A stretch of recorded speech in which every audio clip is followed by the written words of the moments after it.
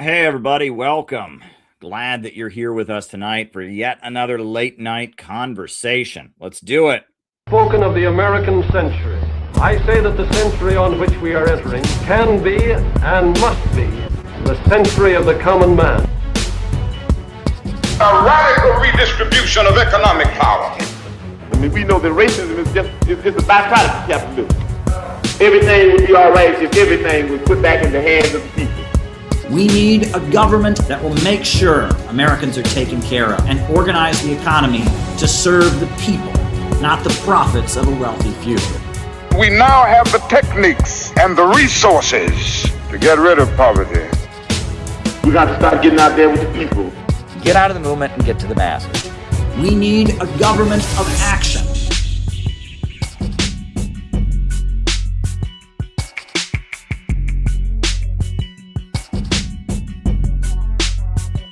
Welcome, everybody. We're going to have yet another great late night conversation. We'll be following our normal format tonight, which is that I give my opening remarks, and then after that, we do the roll call. And then after that, I answer your questions for the remainder of the night. So if there's something you would like me to talk about in the second half of the show, go to buymeacoffee.com/Caleb Maupin and send me your question. I can answer questions about whatever you want. Best way to do it is buy me a coffee.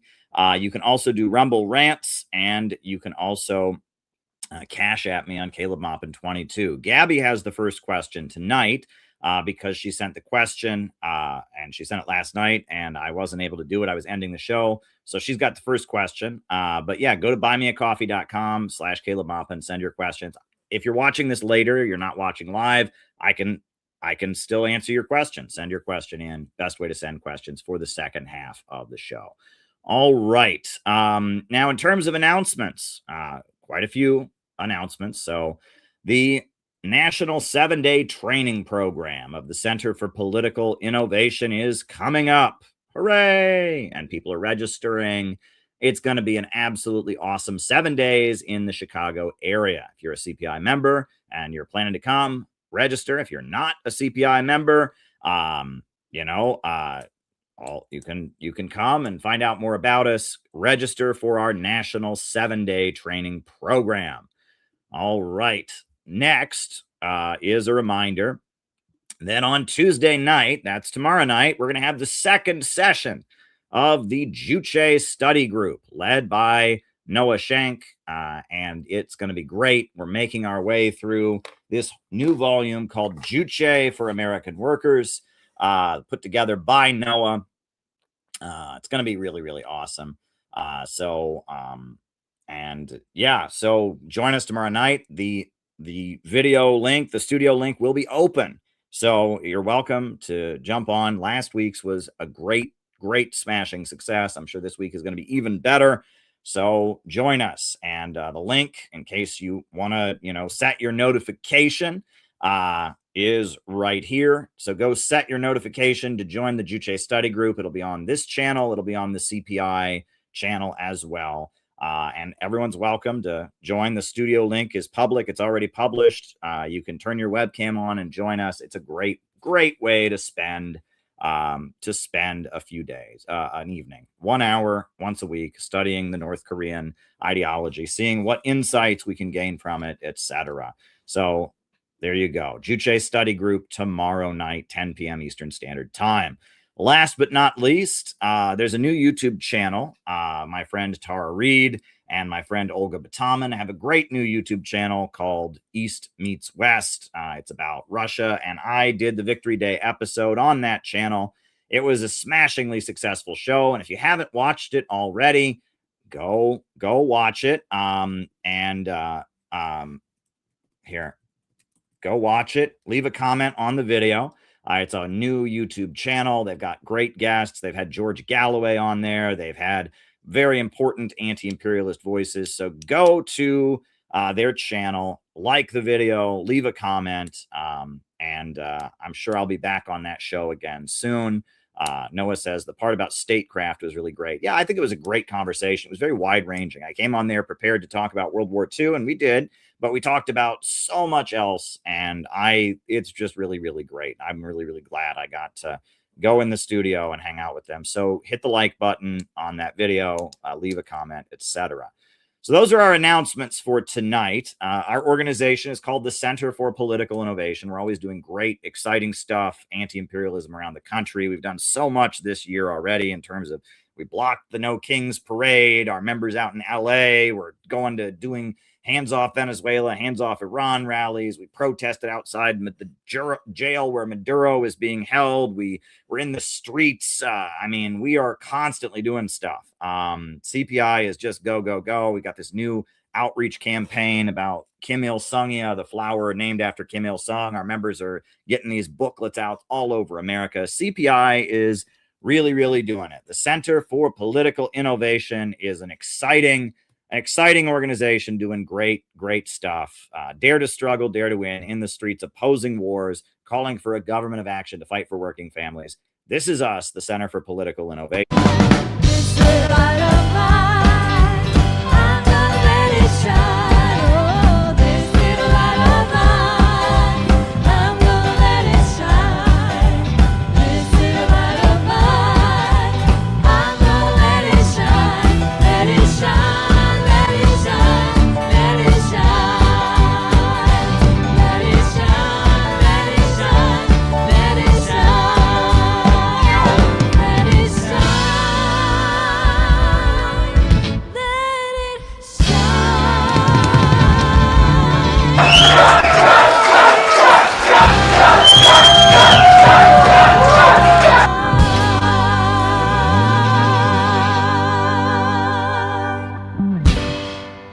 Yeah, that's the Center for Political Innovation, CPI, a great, great group of people that are dedicated to building the anti-imperialist movement this country desperately needs.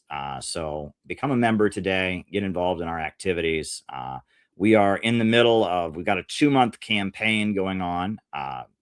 We're doing some exciting activities to raise the funds and et cetera that we need for July and August. And so part of that, phase 1 was launching the Juche study group. Phase 2 is almost done. I accomplished a lot for phase 2 this afternoon, had a free afternoon, and I got a lot done for phase 2. The Center for Political Innovation is marching ahead. So yeah, I'm looking forward to all that we're doing. If you're part of CPI and you're part of our operations that are currently taking place, Godspeed to you. You're doing great work. And yeah, we're doing great stuff. So that is the Center for Political Innovation. That's what this channel is all about. I'm not trying to win the internet and get likes, clicks, and shares. One real activist is worth 1 million likes, 1 million shares. We need to build a real movement. So dare to struggle, dare to win. The Center for Political Innovation is marching ahead. So as I said before, if you have got any questions for the second half of the show, or if I'm talking about something and it makes you want to ask a question, anything you'd like me to do for the second half of the show, go to buymeacoffee.com/Caleb Maupin. Send me a question. Get me talking in the second half of the program. It is your responsibility and your patriotic duty. I'm just kidding. It is great to ask me good questions. So there we go. So tonight, lately I've been doing these slideshows. The people really like the slideshows I've been doing lately.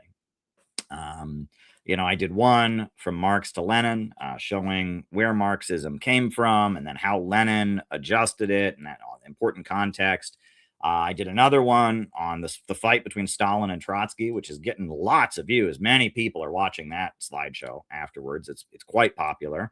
I did one the other night about the neocons and the origin of the neocons. That's going to premiere as a slideshow on this channel on Friday, I believe, and or maybe later. I scheduled it to premiere. And these slideshows I'm doing are causing a good stir. People are amused by them. They're interested in the information that I'm sharing. And I'm doing them for an organizational purpose related to our 2-month campaign and a lot of things going on with CPI. And so we're moving right along to slideshow number 4, right? The first one is from Marx to Lenin in this series. The second one is Stalin versus Trotsky. The third one is where did the neocons come from? Now we're getting to slideshow number 4 in this series, the 4th of the model slideshows. Tonight's slideshow is Divisions in the ruling class, the movement we need. Folks, right now, if you look at our politics, it's very clear the elite are fighting with each other.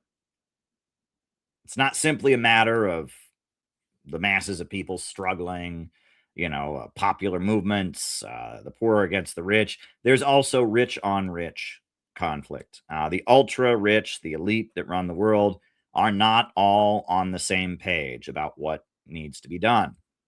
And understanding the divisions in the ruling class and the basis of those divisions is extremely important if you'd like to build a movement to demand a government of action that fights for working families, to end the British Empire system and its wars, to unleash human growth and creativity. If you want a whole new world where human growth and creativity is unleashed and the artificial restraints and divisions that hold humanity back are ripped asunder, why you're going to have to understand what the elite are fighting about. And that's an important thing to grasp. Now, the idea of a shadow war among the elite is an idea that many in Western civilization, and especially modernity, when we talk about modernity, we're talking about from the time of the French Revolution, the modern world, so to speak, until now. Many in modernity have sensed there is an intense divide among the elite and tried to explain it. And there have been various attempts to explain it. One very popular attempt to explain it was a novel published by the occultist Aleister Crowley, right? Aleister Crowley was this, this sorcerer, this magician, this guy who was into all kinds of esoteric and mystical and some say satanic religion, who was quite popular among rich people in Britain in the late 1800s and the early 1900s. And around the time that World War I broke out, Aleister Crowley published a novel called Moonchild. And the novel was all about how the governments of Britain and America and France and Germany and Austria were infiltrated and secretly controlled by wizards. And there was a group of wizards called the White Wizards, and there was a group of wizards called the Black Wizards. And when the White Wizards and the Black Wizards went to war, that's where World War I came from. Kind of an interesting conspiracy theory. Not clear if he intended it to be true. What is true is that Aleister Crowley apparently did have links to British intelligence, and there were many, many wealthy people in Britain who joined his kind of mystical secret society movements that he formed. So, that was one attempt, white wizards versus black wizards, to explain what led to World War I, the fighting among the elite. Then, if you go back a little bit further, from the time of the French Revolution all the way up until modern times, you've heard people talking about Freemasonry and the Illuminati. And especially as the Catholic Church felt it was very much under attack on the European mainland, right? The French Revolution was very anti-Catholic. France is a historically Catholic country, but the French Revolution, abolished religion at one point and, outlawed the Catholic Church. And you had, the British and, they were Protestant. And the Catholic Church is an important institution and has been a very important institution in Europe for a long time. Now, the Catholic Church is actually much more influential outside of Europe. And for the first time in history, the majority of Catholics in the world are not white people. Catholicism is far more popular in South America, in Asia, in Africa than it is in Europe, where it started. And as the Catholic Church was losing its power, the Vatican, starting in like the late 1800s, began condemning Freemasonry. And Masonry is, it's a lodge, a club that Catholics are not allowed to join. That has, it has certain wisdom associated with it. There's a level of like religious skepticism and certain values that are kind of the Masonic worldview. The Catholic Church, as it was losing influence in the late 1800s, and especially up into the 19 teens and 20s, the Vatican began condemning Freemasonry and talking about how Masonry was being weaponized against the Catholic Church. And you also started having more conservative Catholics that were very anti-communist and very, very much anti-liberal, I guess you could say. They were opposing the wave of social liberalism, begin talking about the Illuminati, right? I guess in Bavaria in the 1700s, a group of anti-Catholic activists, atheists, a secret society had been formed called the Illuminati, and the practitioners of it had been arrested and executed. And many conservative Catholics began arguing that the influence of the Catholic Church eroding, the various revolutions and instability that was spreading through Europe in the late 1800s up into 1900, so etc., was a plot by the Bavarian Illuminati. That this secret society that had been discovered in Bavaria was still afoot, and they were secretly there. And that kind of thinking is still around. I mean, there's, for years when I was doing outreach in the Black community, people would tell me about the Illuminati that secretly ruled the world. Alex Jones loves to talk about that. And that kind of, talk about the Freemasons and the Illuminati controlling the world. The origin of those theories is Catholicism, is the Vatican did talk about Freemasonry. I don't think the Vatican's ever spoken about the Illuminati, but it was conservative Catholics that were opposing, modernity and opposing liberalism, began talking about the Freemasons and the Illuminati. And it was in the 1920s and 30s, those theories got popular, and they're still quite popular. I've heard people say that if you go to prison in America, one book you can definitely get your hands on is called Behold a Pale Horse. And it's a book about the Illuminati secretly controlling the world. And that if you're in the U.S. military, those kind of books get passed around as well. And this kind of stuff, talk about the Freemasons and the Illuminati, is actually quite popular in the Middle East. Interestingly, in the Middle East, you have a lot of people that talk about Masonry. Most Islamic countries outlaw the Freemasons. They believe that the Illuminati secretly runs the world. So, that interpretation, the idea there's some secret society of Freemasons and the Illuminati that runs the world, that's out there as well as another attempt to explain the divisions among the elite. Now, the first major attempt, the first major attempt to explain a division among the elite of the Western world came among communists, I should say. The first communist attempt to explain it that was widely circulated and widely believed came in 1935. In 1935, you had the World Congress of the Communist International, the Seventh World Congress, and that's where the communists of the world adopted the Popular Front strategy, arguing that the communists should be at the center of the fight against fascism. And Georgy Dimitrov, the Bulgarian communist who was an anti-fascist hero, had been arrested by Hitler and acquitted in a very famous and widely publicized trial. Georgy Dimitrov, at the Seventh World Congress, put forward the theory of the democratic bourgeoisie versus the fascist bourgeoisie. And he said the communists should build a people's front or a united front against fascism. That was the Seventh World Congress. So the idea that the elite are fighting among themselves and that there are secret societies among them and secret plots and different factions, this is something that is very, very widespread. And that, there's a phenomenon that I like to call kindergarten communism, of people that call themselves communists and they don't want to hear any of that. As far as they're concerned, it's just the workers and the capitalists. They have, they have absolutely no interest in any division in the ruling class. It's just, there's the capitalists that are the ruling elite, and then there's the working class that sell their labor, and it's just that simple. And that's, of course, very silly.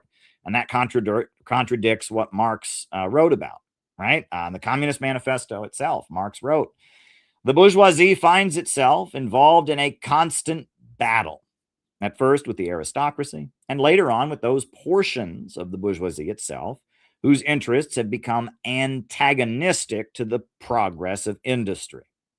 At all times, the bourgeoisie of foreign countries. In all these battles, it sees itself compelled to appeal to the proletariat, to ask for help, and thus to drag it into the political arena. The bourgeoisie itself, therefore, supplies the proletariat with its own elements of political and general education.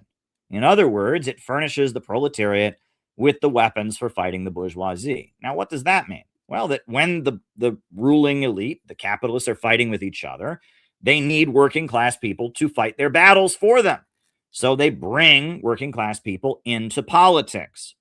and working class people get political education. They get involved in political activism. And in the process, they're given the weapons with which they can fight against capitalism itself. This is as far back as 1848. Karl Marx wrote this, that the conflict within the ruling class is how revolutionary movements begin. And then he goes on to say, finally, in times when the class struggle nears the decisive hour, the progress of dissolution goes on within the ruling class. In fact, within the whole range of old society, assumes a violent, glaring character that a small section of the ruling class cuts itself adrift and joins the revolutionary class, the class that holds the future in its hands. Just as, therefore, at an earlier period, a section of the nobility went over to the bourgeoisie, so now a portion of the bourgeoisie goes over to the proletariat, and in particular, a portion of the bourgeois ideologists who have raised themselves to the level of comprehending theoretically the historical movement as a whole. So basically, he says that, there's going to be divisions among the ruling class, and in the process, the working class will it'll get the weapons through which to defeat the bourgeoisie itself. And then when the crisis becomes such an extreme point, even sections of the ruling class will come over to the proletariat, and that's how the revolution begins. That's Marx himself. That's back in 1848. He says it, and pretty much everywhere that you've had some kind of socialist revolution, it has been a class collaborationist united front. And I've pointed this out many times, but it's very important. This is the Chinese flag. What do the stars on the Chinese flag stand for? The big star stands for the Communist Party of China. And the four smaller stars, they represent the block of four great classes that the Communist Party formed to fight the imperialists. And those classes are the workers, the peasants, the urban merchants, the urban middle class, and the national capitalists, right? And so, China, they didn't have a workers versus bosses revolution. They had an all of society against imperialism revolution. And if you look at the various countries where you've had some kind of socialist revolution, that has generally been how the revolution comes about, is that in order to defeat imperialism, the rule of the world by the big monopolies, a coalition that includes workers, peasants, middle class people, even some wealthy people, comes into existence, right? So a lot of, kindergarten communism is, we're against all capitalists, all rich people are bad. Well, it's not that simple, right? There are divisions among the ruling elite. And the struggle is for popular power and control of the means of production. And divisions among the ruling class become very, very important when you talk about that. So that's why we're talking about divisions among the ruling class. And if you want to talk about divisions among the ruling class in the United States and in the West in general, there are 4 books I recommend. Now, keep in mind, I do not endorse all the content of all of these books. The first book I recommend is called Fascism and Social Revolution by R. Palm Dutt.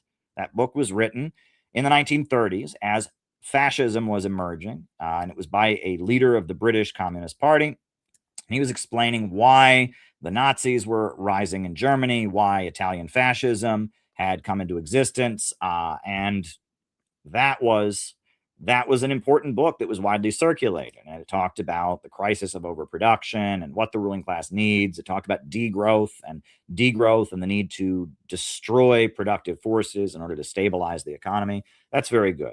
There's another book that is not written by a Marxist. It's written by someone who was actually a really good friend and mentor of Bill Clinton. And that is the professor Carroll Quigley. Carroll Quigley, the American academic and historian. He wrote a book called The Anglo-American Establishment. And the book made a lot of people angry in the 1960s because it said a lot of things about the American political system and the way things were changing. And it argued that there is an entrenched circle of power in America that is tied in with Britain.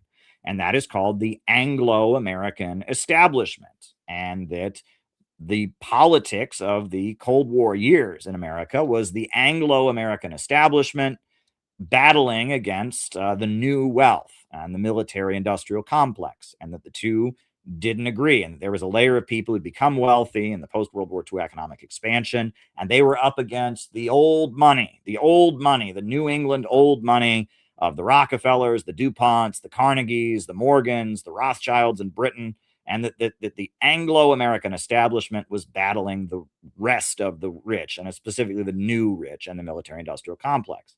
It's a very good study. It's a very good book from Carroll Quigley. And if anybody, had any credibility on which to base it, Carroll Quigley certainly did. He was somebody who was very influential among America's political elite, and he had a lot of connections, and he understood how the ruling elites operate, etc.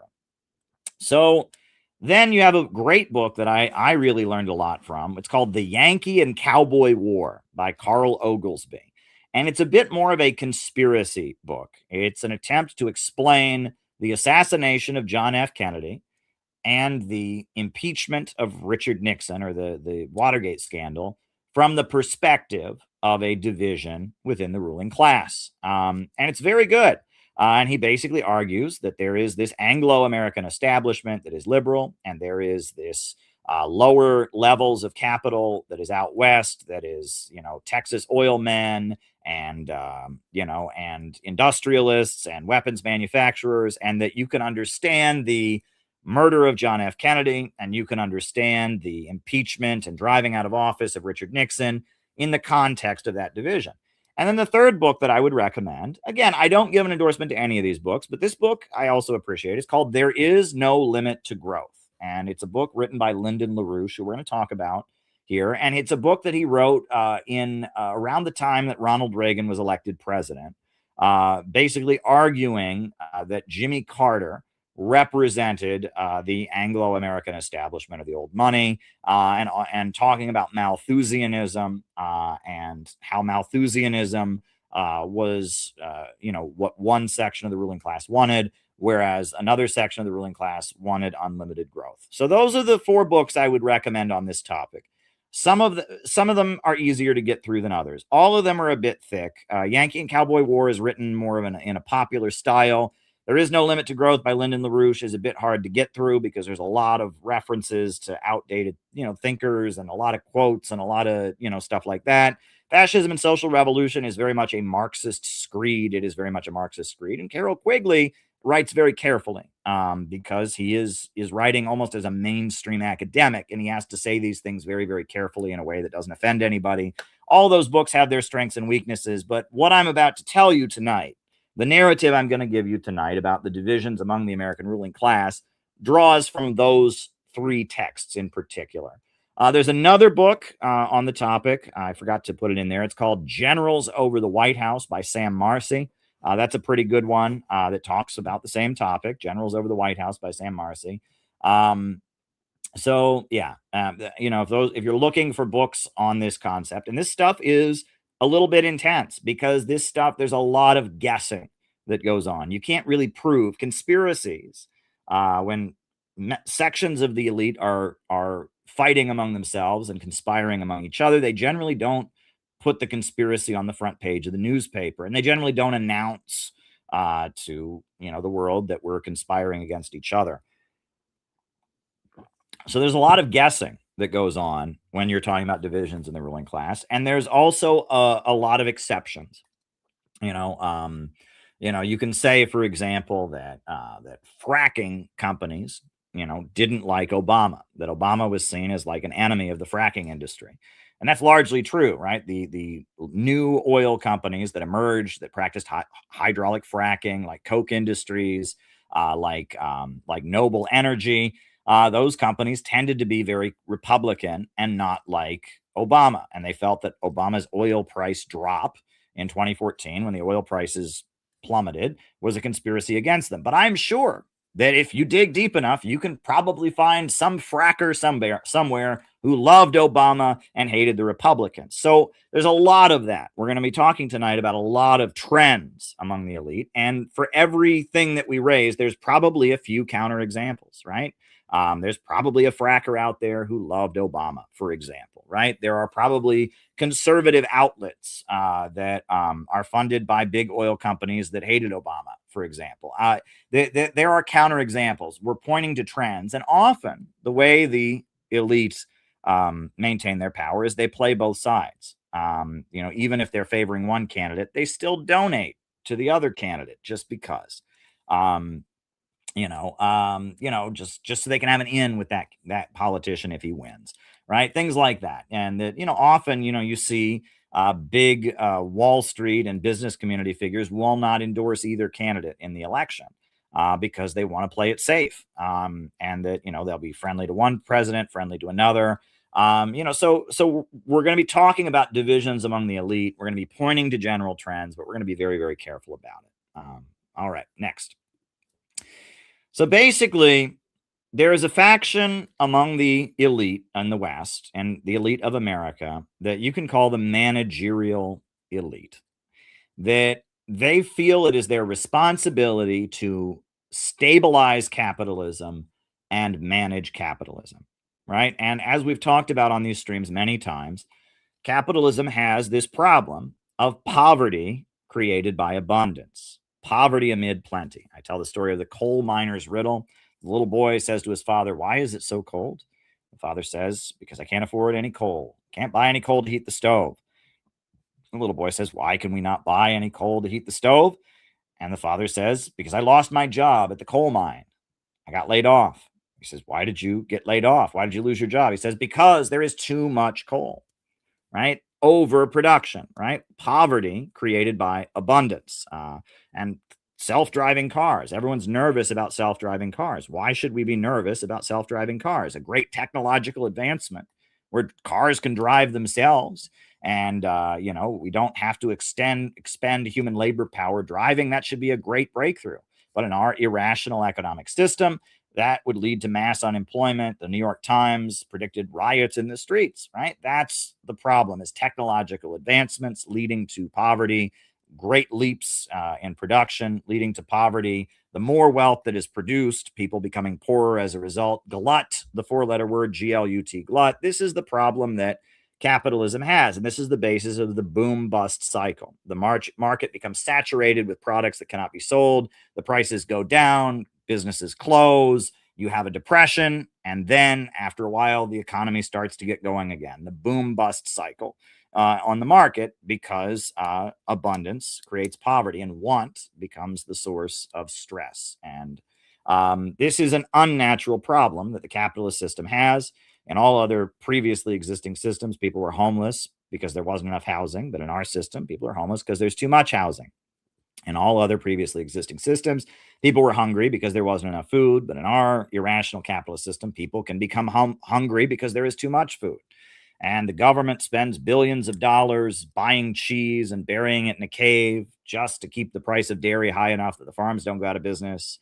And, we have a military industrial complex spending huge amounts of money on weapons and bombs and tanks just to keep the economy rolling.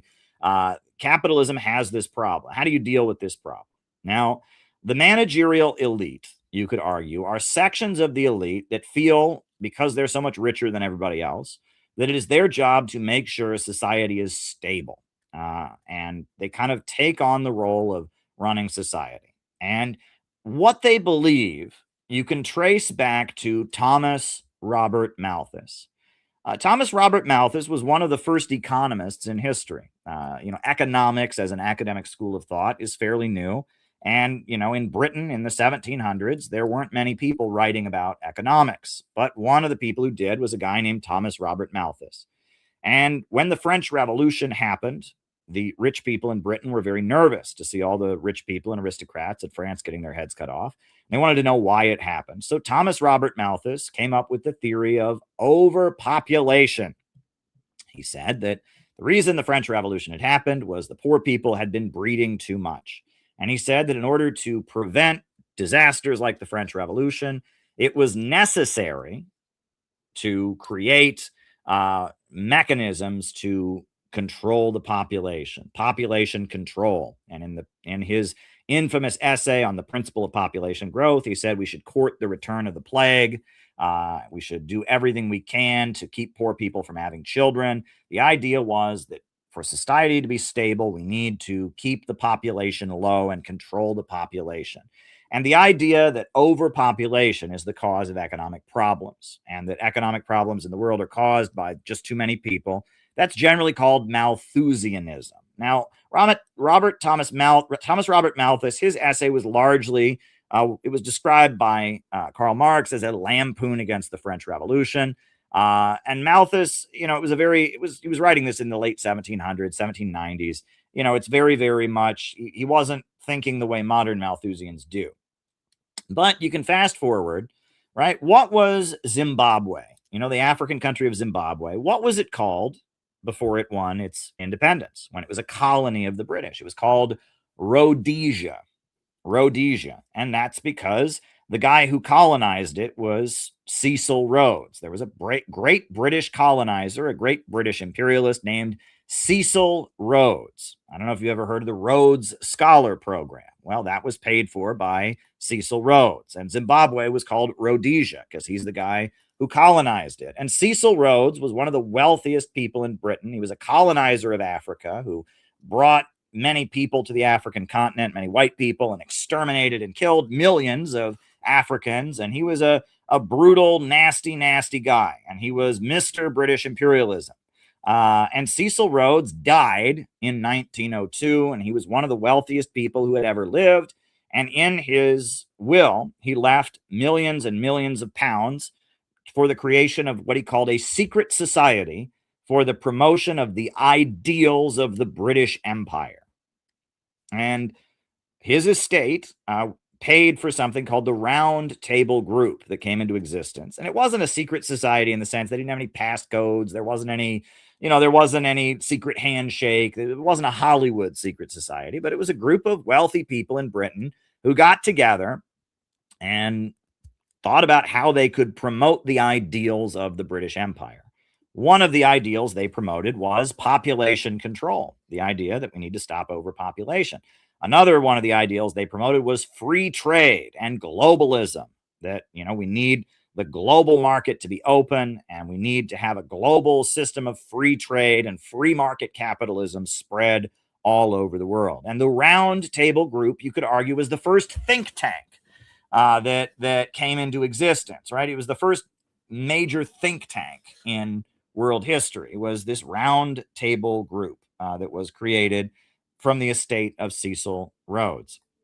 Now, the Round Table Group existed. In 1884, you had a group of British intellectuals that emerged they called themselves socialists, but they were very much against Karl Marx and very much against Marxism. And they were also very, very wealthy. And they called themselves the Fabian Society. And they'd previously been known as the Fellowship of New Life. And they were atheists and humanists. They did not believe in God. And they also had a Malthusian worldview. They were like Malthusian socialists, so to speak. And they were called the Fabian Society. They're still around. And they got tied up with the Round Table Group. And Cecil Rhodes and others, the Rhodes Estate and the Round Table Group provided funding. And a lot of very famous British writers and intellectuals became associated with the Fabian Society. In the 1920s and 30s, the Fabian Society affiliated with the British Labour Party. And one of the most important thinkers of the Round Table Group and the Fabian Society was a guy named H.G. Wells. I don't know if you've ever seen the movie or read the book, The Time Machine. That's H.G. Wells. H.G. Wells was a Fabian socialist, and he wrote a book around the time of World War II, and it's called The New World Order. And if you read the book, it's very much a socialist book. It argues that we need to have the economy planned and controlled to some degree or other, but it should be planned and controlled in order to let the smartest people rise to the top because they are the natural superiors, and it should be planned and controlled in order to keep the poor and inferior stock from breeding. And you read it, it's very much a very much calling for kind of a police state, calling for all kinds of social engineering. The Fabian Society and H.G. Wells, they're part of the managerial elite, and they called themselves socialists. And, they very much were opposed to the Soviet Union, opposed to Marxism, but they were socialist in the sense they wanted the government involved in the economy to stabilize things. They were Malthusians in the sense that they wanted to control the population. That was H.G. Wells. That was the Fabian Society, and that's still part of British politics. Now, you also have in America in the 1890s a family that emerges to be one of the wealthiest families that has ever lived, and that's the Rockefeller family. John D. Rockefeller was the founder of Standard Oil. And many people say he's the richest man in all of human history. There's never been anyone who is rich as him that ever lived. If you do, you adjust for inflation, he had the most money. The Rockefeller family is to this day one of the richest families in the world. And it's interesting. There's a very good book by Ferdinand Lundberg called The Rockefeller Syndrome. And I have the book over here. And the book actually goes into detail about how no one knows how much money the Rockefellers have.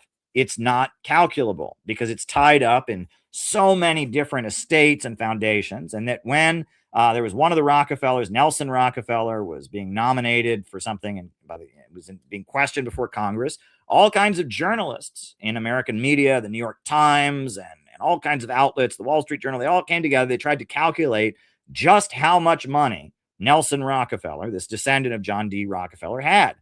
And no one could figure it out because there was no way to tell. He owned shares in Chase Bank. He owned different trusts and foundations. He was on the board of directors of so many different institutes. Nobody knew how much money the Rockefellers had. They are one of the wealthiest families that ever existed.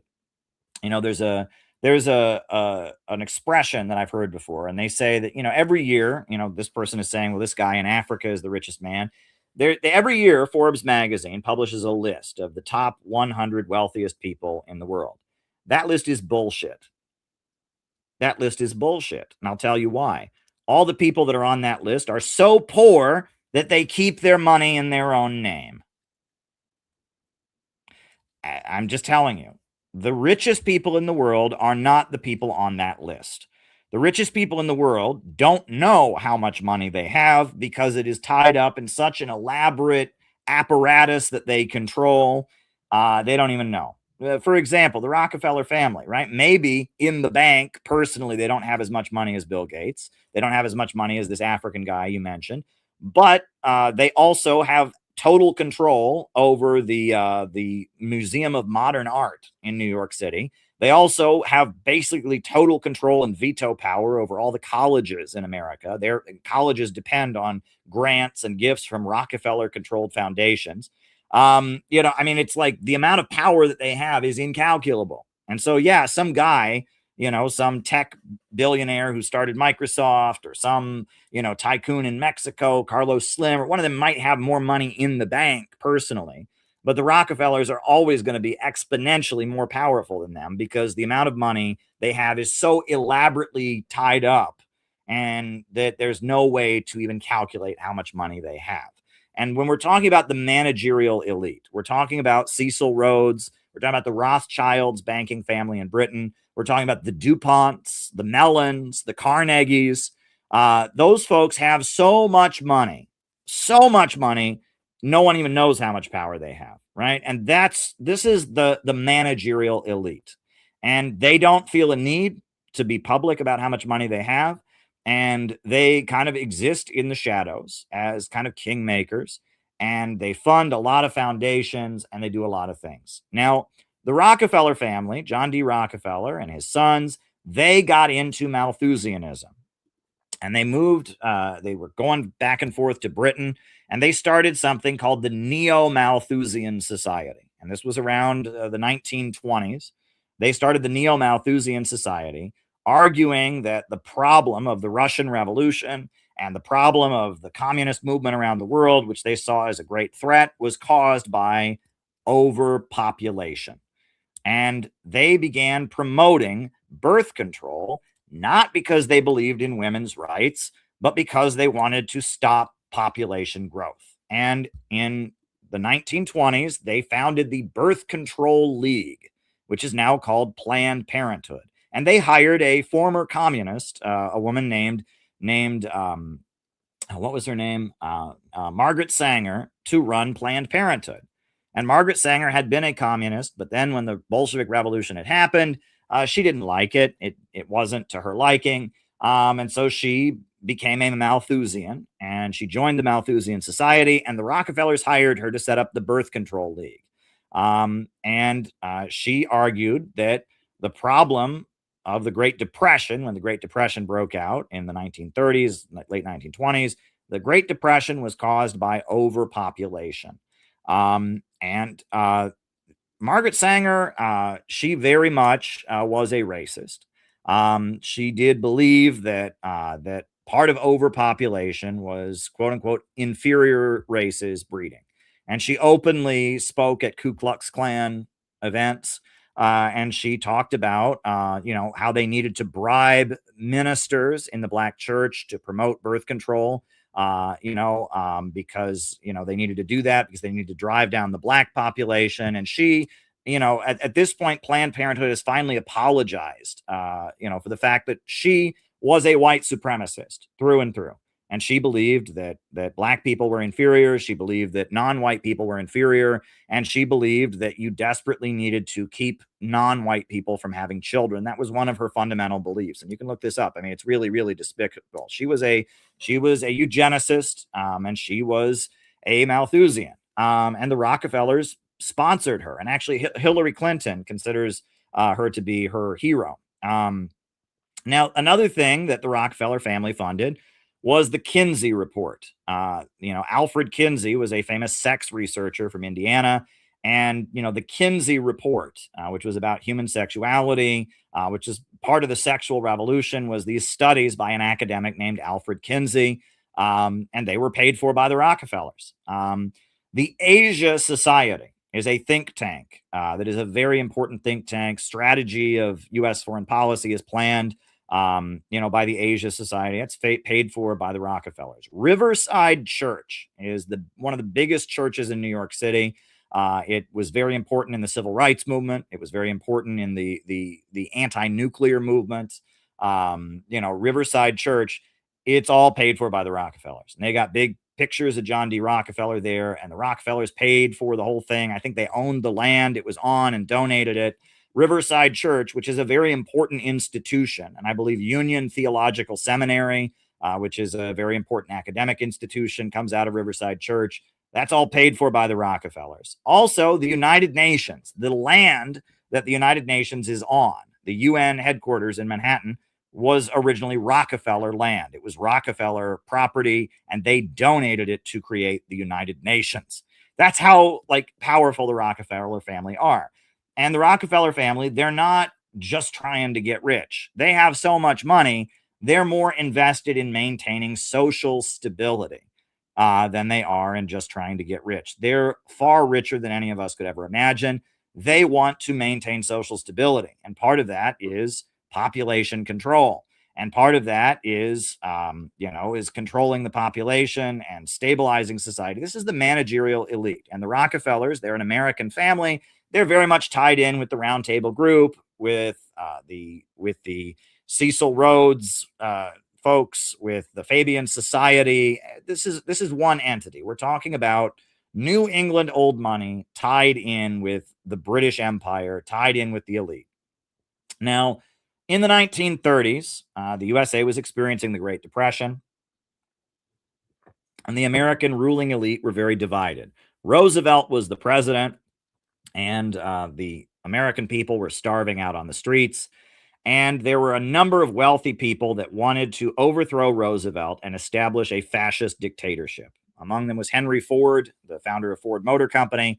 Another was J.P. Morgan, the head of General Electric and a Wall Street banker. And the organization was the National Association of Manufacturers, the NAM. And they wanted to overthrow Roosevelt because they thought that the labor movement was out of control. And these National Association of Manufacturers, they were industrialists, they owned factories, and they thought the labor unions were out of control. They wanted to overthrow, right? They wanted to overthrow Roosevelt. Roosevelt, on the other hand, he felt that labor unions were a good thing, and he aligned himself with labor unions, and he had the support of the Rockefellers. And the Rockefeller family had been one of his biggest supporters. They're from New York. They're very, very wealthy. Roosevelt had been the governor of New York prior to being president. And the Rockefellers supported Roosevelt mainly because they were not factory owners. They were in the oil business, and they wanted to control the global oil business. They were tied in with Britain, and they saw Nazi Germany as a rival and a competitor. And they were more threatened by Nazi Germany than they were by the Soviet Union. And, factories having to sign union contracts was not the end of the world, but Nazi Germany, German imperialism reemerging and threatening to drive England off the European mainland, that was a big threat to the British Empire. Originally, there had been British support for Hitler, but then as Hitler came to power, he, very much was reasserting the power of German imperialism. He was aligned with a banker called Hjalmar Schacht. And the rise of Hitler was very much a threat to Britain. And eventually Britain aligned with the Soviet Union to defeat Hitler. And Roosevelt was aligned with the Rockefellers against the National Association of Manufacturers. And there was an attempt, a coup d'etat against Roosevelt called the Business Plot. And it was revealed in congressional testimony. And there were a number of American industrialists and rich people who didn't want to fight Hitler in the Second World War. And they were called the America First Committee. And they were industrialists largely. Their spokesperson was Charles Lindbergh, the famous aerial pilot who was German. And they didn't want America to go to war in the Second World War against Hitler. They said America first. And the Rockefellers did want to fight Hitler because they saw Germany as a threat to their profits, and they weren't as threatened by the labor movement. And the Popular Front strategy of the communists was largely aligning with the Rockefellers against the industrialists. Originally, the Soviet Union had supported the industrialists and said that social democracy, people like the Fabians and the Labor Party were the main threat.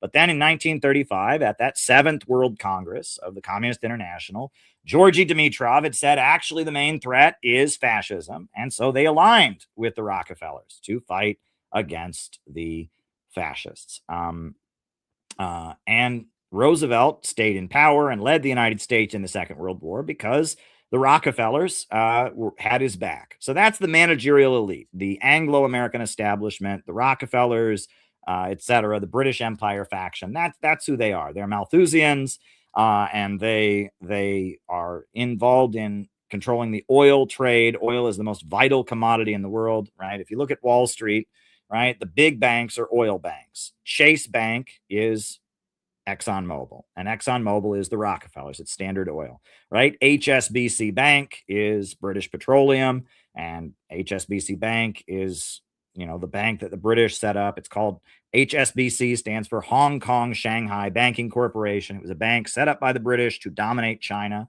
And if you look at Wall Street, the rich and powerful banks tend to be oil companies. Oil is the most valuable commodity in the world at this time. The world runs on oil. If you get in a car, oil. If you get in a plane, oil. If you have anything plastic like this pen, that's oil. The world runs on oil in our time. Petroleum, black gold, Texas tea is the most valuable commodity in the world. Our world runs on oil. And what is one major threat to oil? Nuclear power. Nuclear power makes oil and burning oil for electricity irrelevant. And if we can have fusion energy, oil is done. And oil is very much what the world runs on. And the richest people in the world and the Western financial elite are oil bankers, largely. Okay. So after World War II, during the Second World War, you remember the Soviet Union and America had been allies against Hitler. And the Communist Party of the United States was a major political force. They were part of the Roosevelt coalition. And they controlled city council seats. They had members of Congress. And the Soviet Union was America's ally. And the vice president, Henry Wallace, said a lot of great things about Stalin, about the Soviet Union. And, that was just part of the World War II thing, was that we had a communist section of the American government. It was considered that, we had Henry Wallace, the vice president. We had communist labor leaders running the labor unions. That was just how it was. And the Communist Party They temporarily dissolved to be the Communist Political Association during World War II, and they were just part of the government. And there were many U.S. government officials who went over to Russia and were friendly with Stalin and were friendly with the Soviet Union. That was just how it was. After World War II, the Cold War began. And when the Cold War began, when the Cold War began, obviously things had to change. And they couldn't have a whole section of the American government that was friendly to communism. That, couldn't be. Communists were the enemy. So after World War II, you had what was called McCarthyism. And that was a mobilization against communism all throughout America. And they say McCarthyism and the Cold War began with the Iron Curtain speech from Winston Churchill. Winston Churchill was speaking, I believe, in Missouri at a college. And he said, "There's an iron curtain that has descended upon Europe, an iron curtain." That was his speech. And the Soviet Union was the enemy. Now, in order to fight against the Soviet Union, they had to purge from the American government all the people who had been very close to and friendly with the Soviet Union. One of those people was Henry Wallace, the vice president of the United States. He was basically kicked out of the Democratic Party. He had to form his own party. 1948, he formed the Progressive Party and ran against Harry Truman as the anti-war candidate. And Henry Wallace had been Roosevelt's vice president, but he was made into, persona non grata because he wanted to be friends with the Soviet Union. Another person was Alger Hiss. I believe Alger Hiss I think he was the first ambassador to the United Nations. The UN was formed at the end of the Second World War. Alger Hiss was this well-known Roosevelt guy. He helped build the United Nations. He was just a well-known Roosevelt Democrat. And Alger Hiss was accused of being secretly a member of the Communist Party. That was never proven. But they ended up imprisoning him for perjury because in the process of being questioned about his membership in the Communist Party, allegedly, he lied. And so Alger Hiss ended up getting sent to prison. And Alger Hiss was a very, very prominent government official. Like, he was a really, really important figure in the Roosevelt coalition. Whittaker Chambers from Time magazine claimed that he had been in the Communist Party and he knew that Alger Hiss had secretly been a Communist Party member. That's never been proven. Alger Hiss went to prison. And it was basically a purge of the Democratic Party. That the Roosevelt wing of the Democratic Party had a lot of communist sympathizers in it, a lot of people that were close to the Soviet Union in it, and they had to be purged. And that's how McCarthyism started. And largely it was the urban political machines, right? The Democratic Party has always been the party of the urban political machines. In New York City, you have Tammany Hall. In Philadelphia, you have Rizzo. In Chicago, you have Mayor Daley and the Daley machine. And in San Francisco, you got the Pelosi machine, very corrupt politics there. And that major cities in America tend to be run by these kind of nepotistic, corrupt political machines that are run by the Democratic Party, right? Biden's family have been running Delaware and their politics for a long time. And that's how it works. And these urban political machines tended to be Roman Catholic, and many of them had been anti-Roosevelt. And for example, I don't know if you know, every year during the elections, there's something called the Al Smith dinner in New York City. And that's after a very famous Democrat in New York City, a guy named Al Smith. Well, Al Smith hated Roosevelt. And even though he was a Democrat, Al Smith, this prominent New York City Democrat who was Irish American and Catholic, he formed the American Liberty League and called Roosevelt a communist traitor. And that these Catholic Democratic Party urban political machines, including the Kennedys, mind you, the Kennedy family in Boston, right? Papa Kennedy, the father of John F. Kennedy, was on the House Un-American Activities Committee, was a huge supporter of McCarthy. And the Catholic political machines of the Democratic Party started purging the Democrats of communist sympathizers. And what's interesting is that it was also in the labor unions. They had what they called Catholic trade union federations, right? So to be a Roman Catholic in these days, you could not be a Communist Party member. The Communist Party was very anti-Catholic in these years because they saw the Catholic Church as having collaborated with Hitler. And the Catholic Church was very anti-communist in this period, right? That changed in the 1960s with Vatican II. But in the 50s, the Catholic Church was very, very much, you could not be a Catholic and be a Communist Party member. They were very much at odds with each other. And so the Catholic trade union associations were banning communists from labor unions. And it was Catholics versus Jews, largely, right? Jews were an ethnic group that was overrepresented in the Communist Party and in the Roosevelt wing of the Democratic Party. And the urban Catholic machines tended to be anti-Roosevelt. And so it was it took on an ethnic component of Catholics versus Jews. And of course, the big leader of McCarthyism was Joe McCarthy, an Irish Catholic from Wisconsin. And it started out as the Democratic Party purging all of the Roosevelt Democrats who wanted to maintain friendship with the Soviet Union. However, things started to shift. You had the Korean War, and when the Korean War happened, Harry Truman was the president, and Douglas MacArthur was the general. And during the Korean War, Douglas MacArthur told China he would drop 5 atomic bombs on them if they sent troops to support North Korea. And he did that without asking President Truman's permission. And the law is that only the president of the United States has the authority to threaten to nuke a country. So Douglas MacArthur got fired from being the general because he threatened to nuke China without the permission of the elected president. Now, you would think that everyone would understand, yeah, he threatened to drop atomic bombs on China without the American government's permission. He got fired. However, Douglas MacArthur was made a hero. And after he got fired, the Republicans in Congress brought him to Congress, and he gave a speech to a joint session of Congress condemning communism and saying we need to do everything we can to defeat communism. He was given a standing ovation. And even though Douglas MacArthur was fired for disobeying the president of the United States and threatening to nuke a country, he was made a hero. And mainstream media said that Douglas MacArthur was a hero. And they said that the Democrats had been soft on communism. And the rallying cry of the Republicans became, "Who lost China?" And the understanding was that Roosevelt had made a deal with Stalin and, quote, given Eastern Europe to the Soviet Union, which is ridiculous, right? The Soviet Union was begging for a second front throughout the entire war, and the Soviet Union liberated Eastern Europe from the Nazis. But the narrative became Roosevelt gave Eastern Europe to Stalin, and then Truman lost China as if he owned it. It was his property, I guess. And so he lost China. And that's because Democrats are soft on communism. And then they fired Douglas MacArthur for standing up and threatening to drop a bomb on them.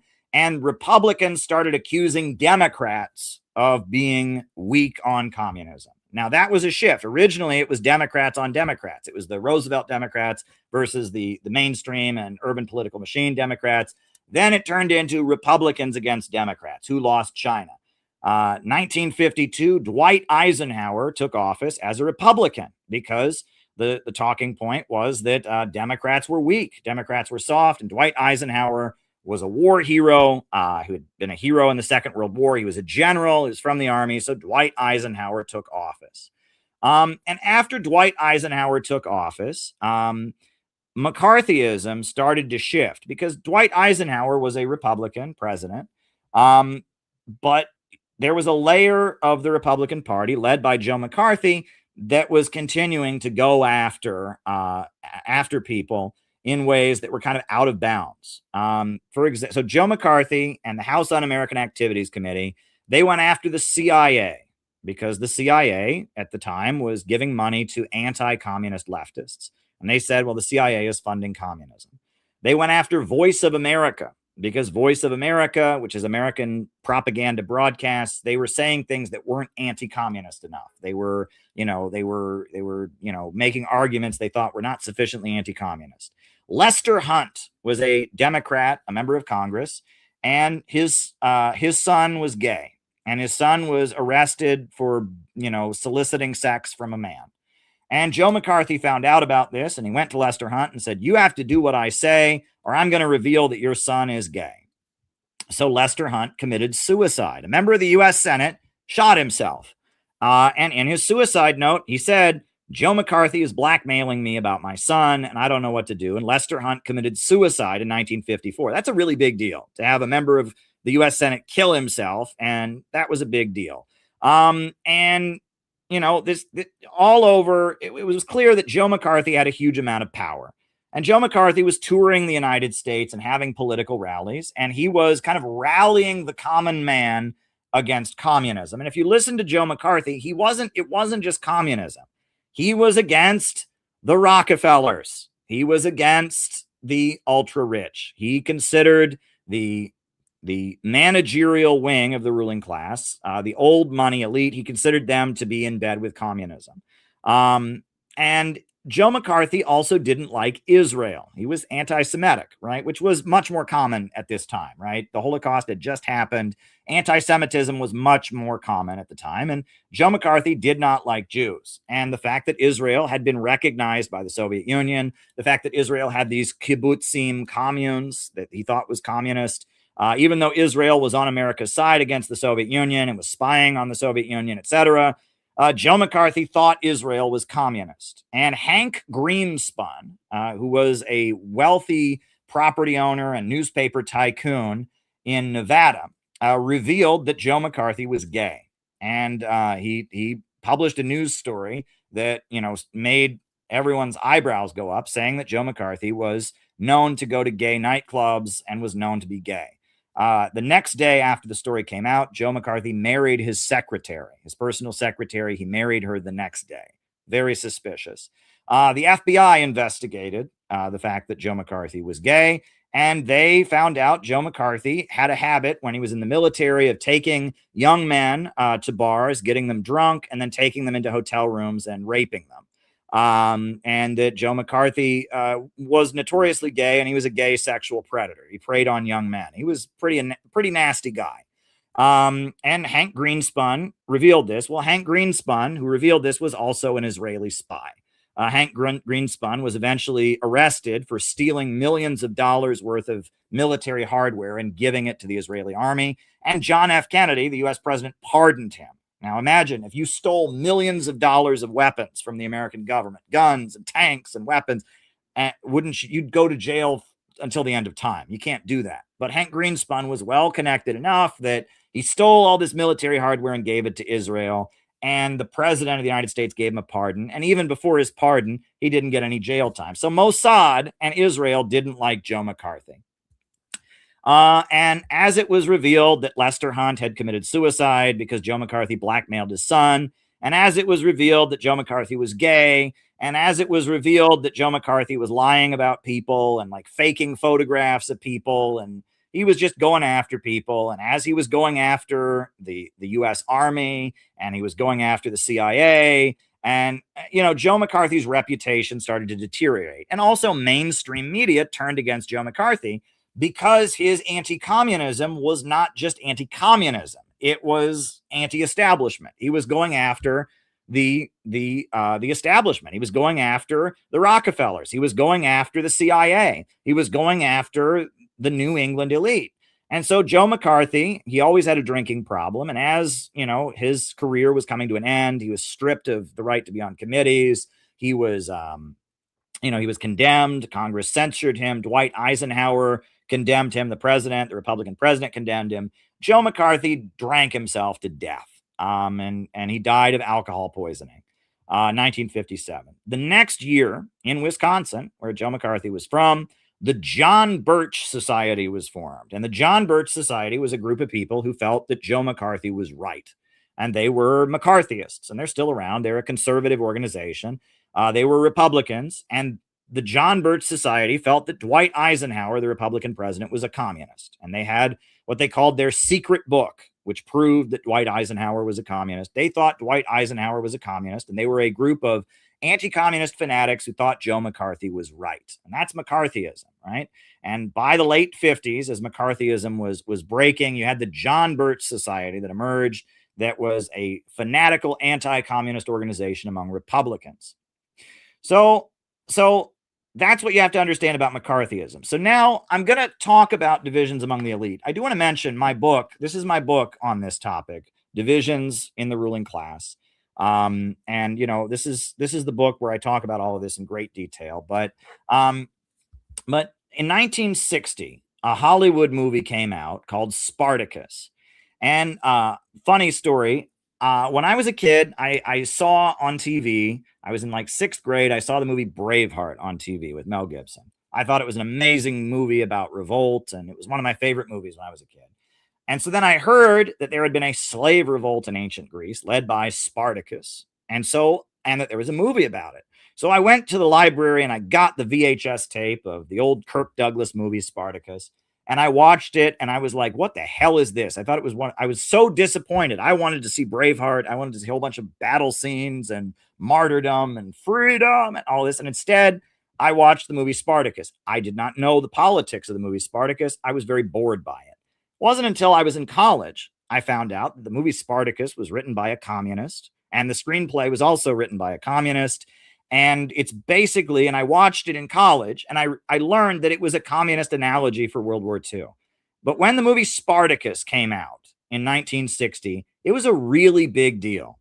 Communists had been banned from Hollywood. You could not be a communist. But a communist screenwriter named Dalton Trumbo, who'd been banned from Hollywood, wrote the script, and a communist novelist named what was the novelist's name? Right, it was the guy who wrote Freedom Road. He wrote the novel of Spartacus. I can't remember his name. You know, it was a communist novelist. You know, Howard Fast. Howard Fast had written the novel it was based on. And it was like a movie written by communists. And it was a movie that was very much a Marxist analogy. And Hollywood had gone from banning communists to making a movie ultimately made by communists. What was going on? This is the trailer for a movie that was a really big deal politically.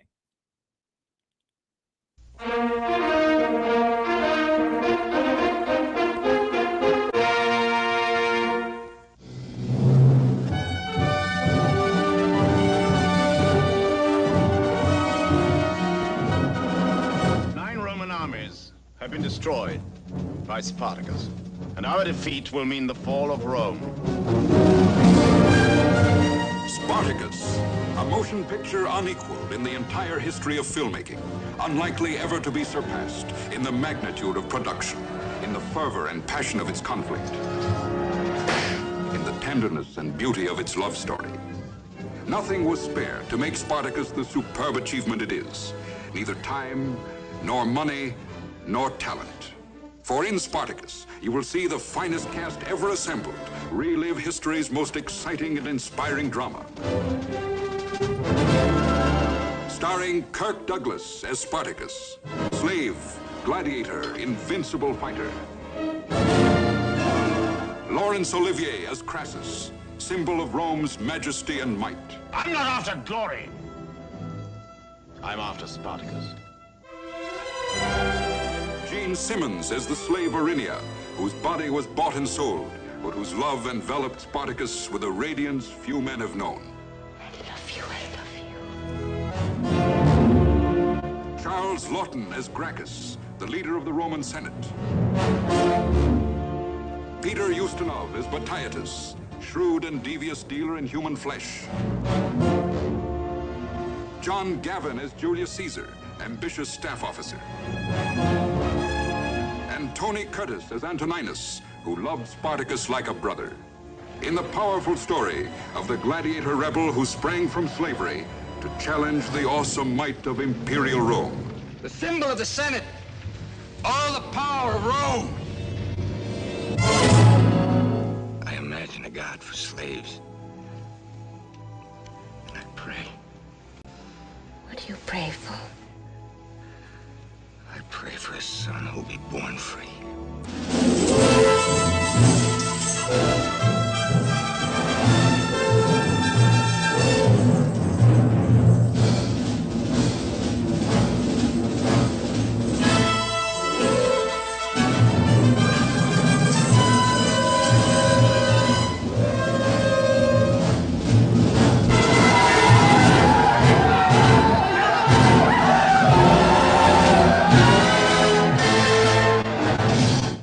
Yeah, it was a really big deal. And the movie came out, and John F. Kennedy was running for president in the 1960 election, and he went and saw the movie, which was also a really big deal, right? He was the Democrat candidate for office. What was going on?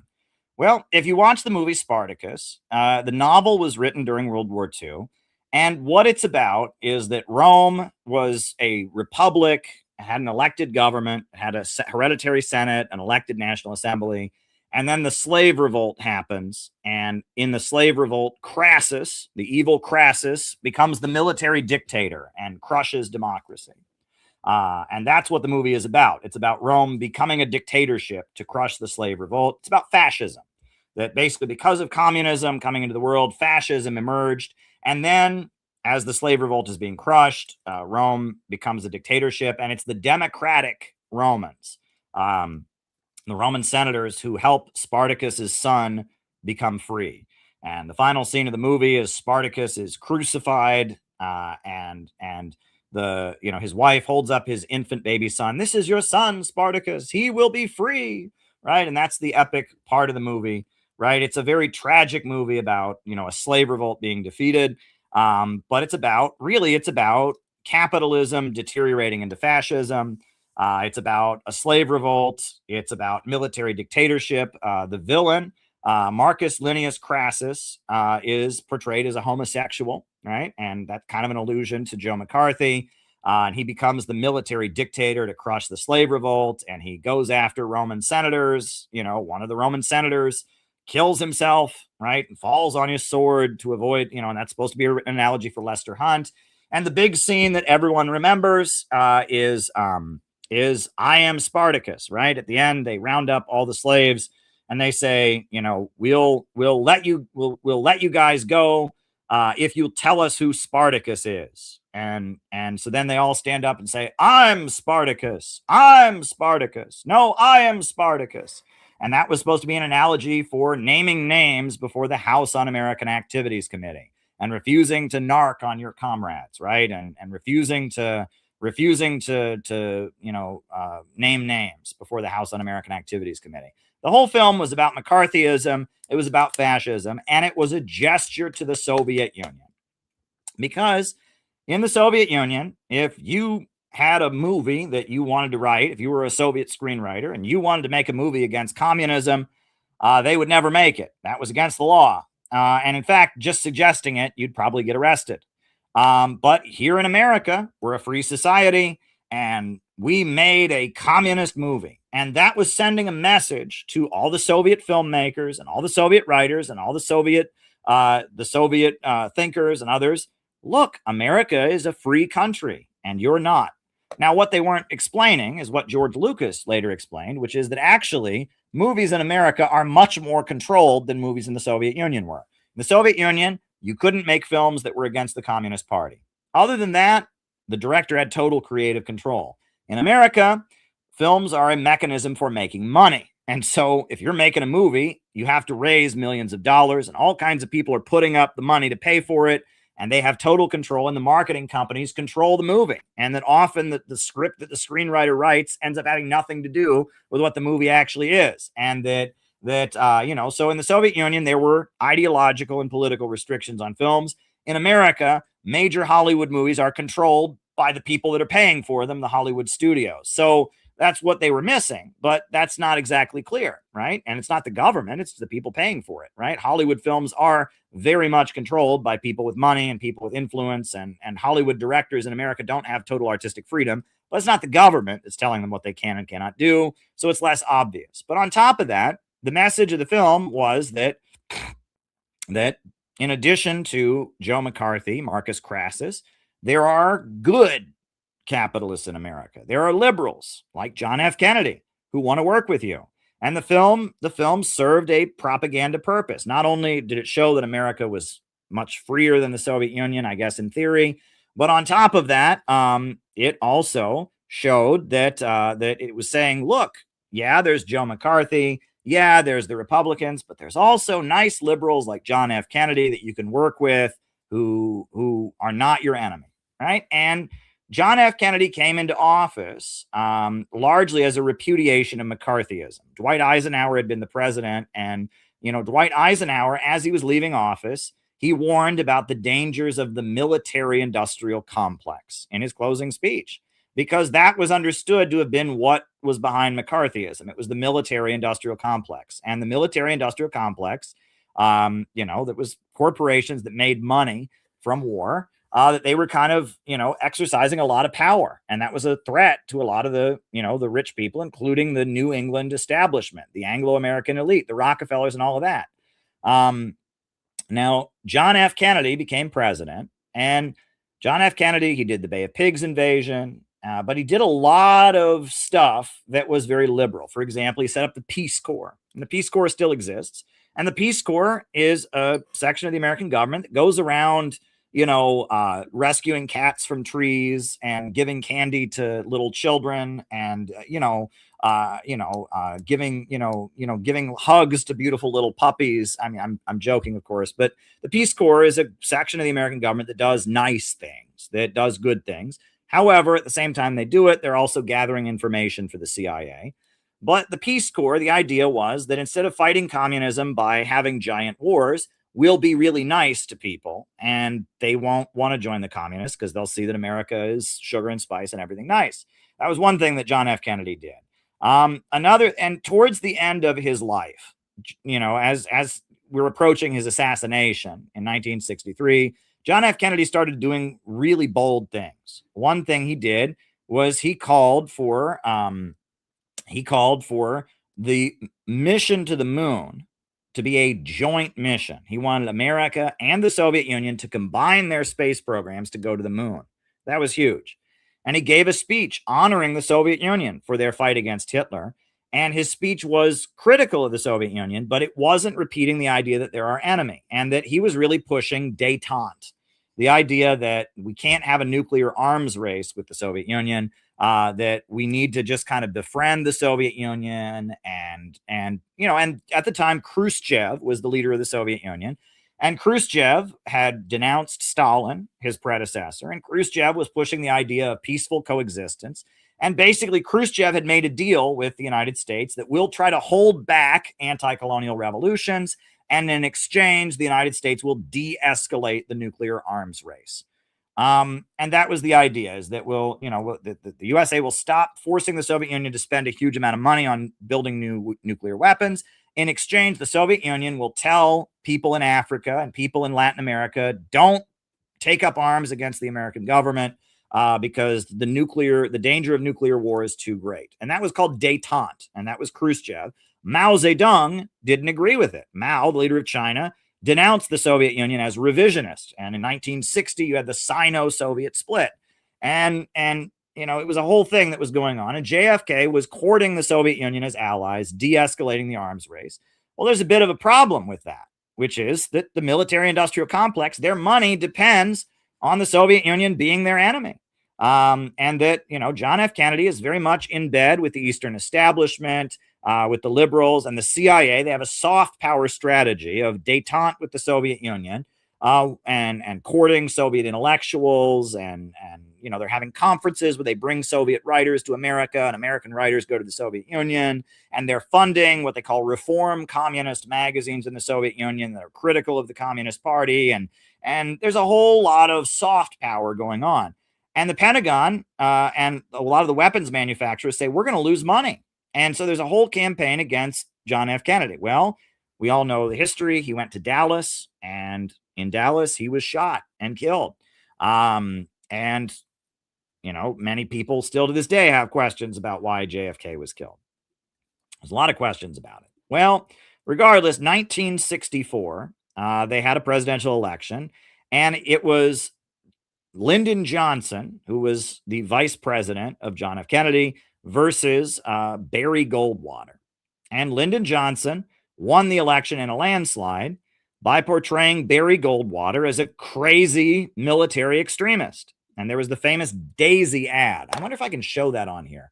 The famous Daisy ad that they had on TV, which was basically saying, if Barry Goldwater wins the election, there will be nuclear war. And this was, it was a TV advertisement that was like a little bit nuts, honestly. Let me see if I can find a version of it I can get away with showing. Yeah. Okay. Let me show it. This is an actual ad that was on television during the 1964 presidential election.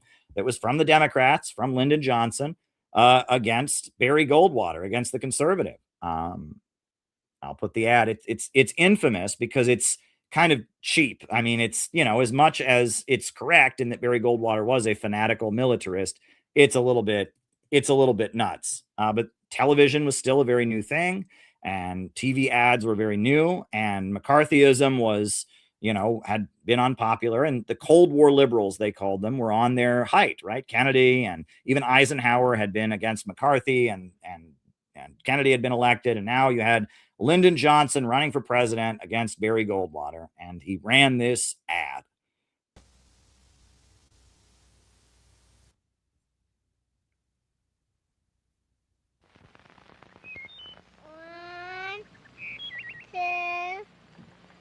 Three, 4, 5, 7, 6,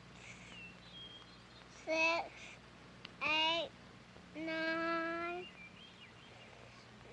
10, 9, 8, 7, 6, 5, 4, 3, 2, 1, 0. These are the stakes. To make a world in which all of God's children can live, or to go into the dark. We must either love each other, or we must die. Vote for President Johnson on November 3rd. That's a little nuts, isn't it? Vote for me, or else the little girl will be blown up by an atomic bomb. It's a little bit nuts, but at the same time, at least people were aware of the danger of nuclear war. Nuclear war is a bit dangerous. Nowadays, we're a lot closer to nuclear war than we were back then, and nobody ever talks about it. But it was a pretty crazy ad. And when the Republican convention happened in 1964, the mainstream media called it fascist. And the John Birch Society was part of it. And Barry Goldwater was this fanatical anti-communist. And the Rockefeller family and others were denouncing the Republican Party as fanatical extremists. And Lyndon Johnson ran for office, and he said, I will never send American boys to do what Southeast Asian boys should be doing for themselves. And then, of course, Lyndon Johnson got elected, and he escalated the Vietnam War, the exact opposite of what he said he would not do. But it was pretty clear that the old money New England establishment felt that the military industrial complex was a threat, that they controlled the Republican Party, and so they were backing the liberals. Now, the new left kind of came into existence during this time. So, we'd had the Communist Party of the United States, but starting with the Cold War, the Communist Party was crushed by the FBI. In 1948, it became officially illegal. You had the Smith Act trial. It became illegal to be a member of the Communist Party, and the Communist Party's national board were all sent to federal prison, and various states also had anti-communism laws that they could enforce. So you had the federal trial in Foley Square, and then you had various U.S. states that imprisoned people. Hundreds of Communist Party members went to prison. The Communist Party was outlawed. Then, it was kind of forced underground, and it was hounded by the FBI. I go into all of that in my history. Morris Childs was a member of the National Committee, and he was an FBI informant, and he eventually was given the Presidential Medal of Freedom by Ronald Reagan for his, informing and controlling the Communist Party. And then 1956, Khrushchev, the leader of the Soviet Union, gave his secret speech. That secret speech, said that Stalin was a monster and kind of denounced the history of the Communist Party. And at that point, most of the Communist Party membership that was still left resigned. About 2/3 of the members quit. And the Communist Party became pretty much an irrelevant political force in America after 1956-57. However, They were still legal. They were legal starting in 1957. The Supreme Court with Yates versus the United States said you can legally be a communist as long as you don't advocate violence. But they were completely controlled by the FBI, and they were completely weak. Gus Hall became their national leader after he got out of prison. Morris Childs, who was an FBI informant, was on the national committee and was controlling it for the FBI. And the Communist Party became legal as a gesture to the Soviet Union, as part of détente with the Soviet Union. It was a favor to the USSR. We're going to legalize your party. But they were controlled by the FBI, and they were not a relevant force. And they had been forced out of the labor unions, and they were very, very weak. However, as McCarthyism started to fade, you had the rise of what you called the New Left. So 1954, you have a very famous case, the lynching of Emmett Till, a young African-American man named Emmett Till, whose family lived in Chicago. He was a teenager. He was 14 years old. And he lived in Chicago, but he went to Mississippi to visit relatives. Allegedly, he whistled at a white woman. Now there's reports that he didn't even do that, right? That was made up. But regardless, he was accused of whistling at a white woman. And so, two white guys came to his home, abducted him, and beat him to death. And it was a horrendous thing. And they were found not guilty in an hour, even though it was very obvious that they had done it. And his body, his mutilated body, was put on display in Chicago on photographs. And it was a horrendous case of lynching. And the mayor of Chicago, Mayor Daley, condemned it and attended the funeral and, was with the grieving mother. And the Democratic Party's northern wing, the Kennedy family and others, started saying, Jim Crow has got to go. Jim Crow segregation has got to go. What was that about? Well, it was about the fact the Soviet Union took the picture of Emmett Till and sent it all over the world. And it was about the fact that the Communist Party had a lot of influence among African Americans. The Civil Rights Congress had been a big organization, and that black people in America were being treated very, very badly at the time. They couldn't vote in the South, and they weren't allowed to drink out of drinking fountains, and they were murdered by police. And the Soviet Union had published a "We Charge Genocide" at the United Nations, accusing the United States of genocide. And all over the African continent, countries were aligning with the Soviet Union. Ghana had a communist revolution. Kwame Nkrumah became the leader of Ghana. And you had many revolutionary movements in South Africa. You had the African National Congress, and all over the African continent, black people inspired by the Soviet Union, given weapons by the Soviet Union, were fighting against America. And America was trying to convince black people in Africa not to support the Soviet Union. And it was really hard to do when, America had no credibility because of the lynchings and all of that. So the Kennedy family and others, starting in 1954, started the modern civil rights movement. Black people have always been fighting for their rights. Let's be very clear about this. From the moment black people were brought here in chains, they were fighting for their rights. Nat Turner and the slave revolts, the slave revolt on Amistad, Frederick Douglass, Harriet Tubman, up into the Back to Africa movement of Marcus Garvey, the Nation of Islam. Black people have always been fighting for their rights. But the modern civil rights movement began in 1954 with the lynching of Emmett Till. And that was really that a section of the American government decided that they wanted to address the race question. And they basically wanted to get rid of Jim Crow segregation. And so mainstream media started doing TV stories about the evils of Jim Crow. There was a TV host who was quite popular, who was on mainstream television, called Lester Crane. And he did, stories against, Jim Crow segregation, supporting the civil rights movement. And there were these foundations that were funded by the ultra rich, the Ford Foundation, the Rockefeller think tanks, that were basically trying to, train largely young white people to go to the South and engage in civil disobedience against Jim Crow segregation. And they had what they called freedom summers, where it was basically young people could get paid to go to the South and get arrested and protest all summer against Jim Crow segregation. And this 1961, 1962, 1964, you had the civil rights movement, which was very well funded. And Martin Luther King Jr. became the face of the modern civil rights movement, and it was being paid for. The Montgomery bus boycott was kind of the first big move, and it was paid for by the United Auto Workers. UAW was a labor union that had banned all the communists from membership, and the UAW funded the civil rights movement. The UAW was also very much tied in with the CIA. After the United Auto Workers banned all communists from membership, then the UAW and the CIA launched a joint nonprofit that still exists today. You can look at their website. It's called the Solidarity Center, and it's basically the CIA's trade union wing. It's a way that the CIA can influence the global labor movement. Solidarity Center, promoting workers' rights worldwide. It's a CIA-funded activist group. And it's funded by the UAW, but they're given money by the CIA, and they go all over the world. And they accuse communist governments of violating workers' rights, and they fund anti-communist labor activists. And the UAW was a CIA-linked outfit, but the CIA are liberals, and they felt that Jim Crow was hurting the American government and was hurting the United States around the world. So the ultra rich were funding the civil rights movement. They were funding kind of liberal activism. They started a campus activist group called Students for a Democratic Society. It was paid for by the UAW, and it was for young college kids who were interested in the civil rights movement. And, it was called Students for a Democratic Society, SDS.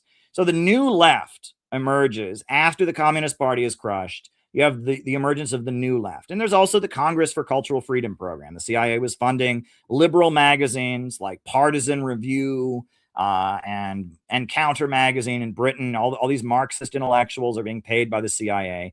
Basically, after communism is crushed, you have the new left that is kind of created by the American government to replace it. And it's largely an entity being used to fight the military-industrial complex by the ultra-rich.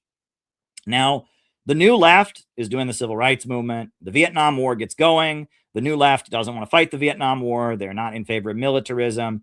All of this leads to the political crisis of 1968 to 1972, when it just gets so out of control that U.S. society looks like it's on the brink of a revolution. It wasn't, right? Most of America was not involved, but the black community was certainly in a revolutionary mode, and young college students were very much in a revolutionary mode, and there were riots in the streets.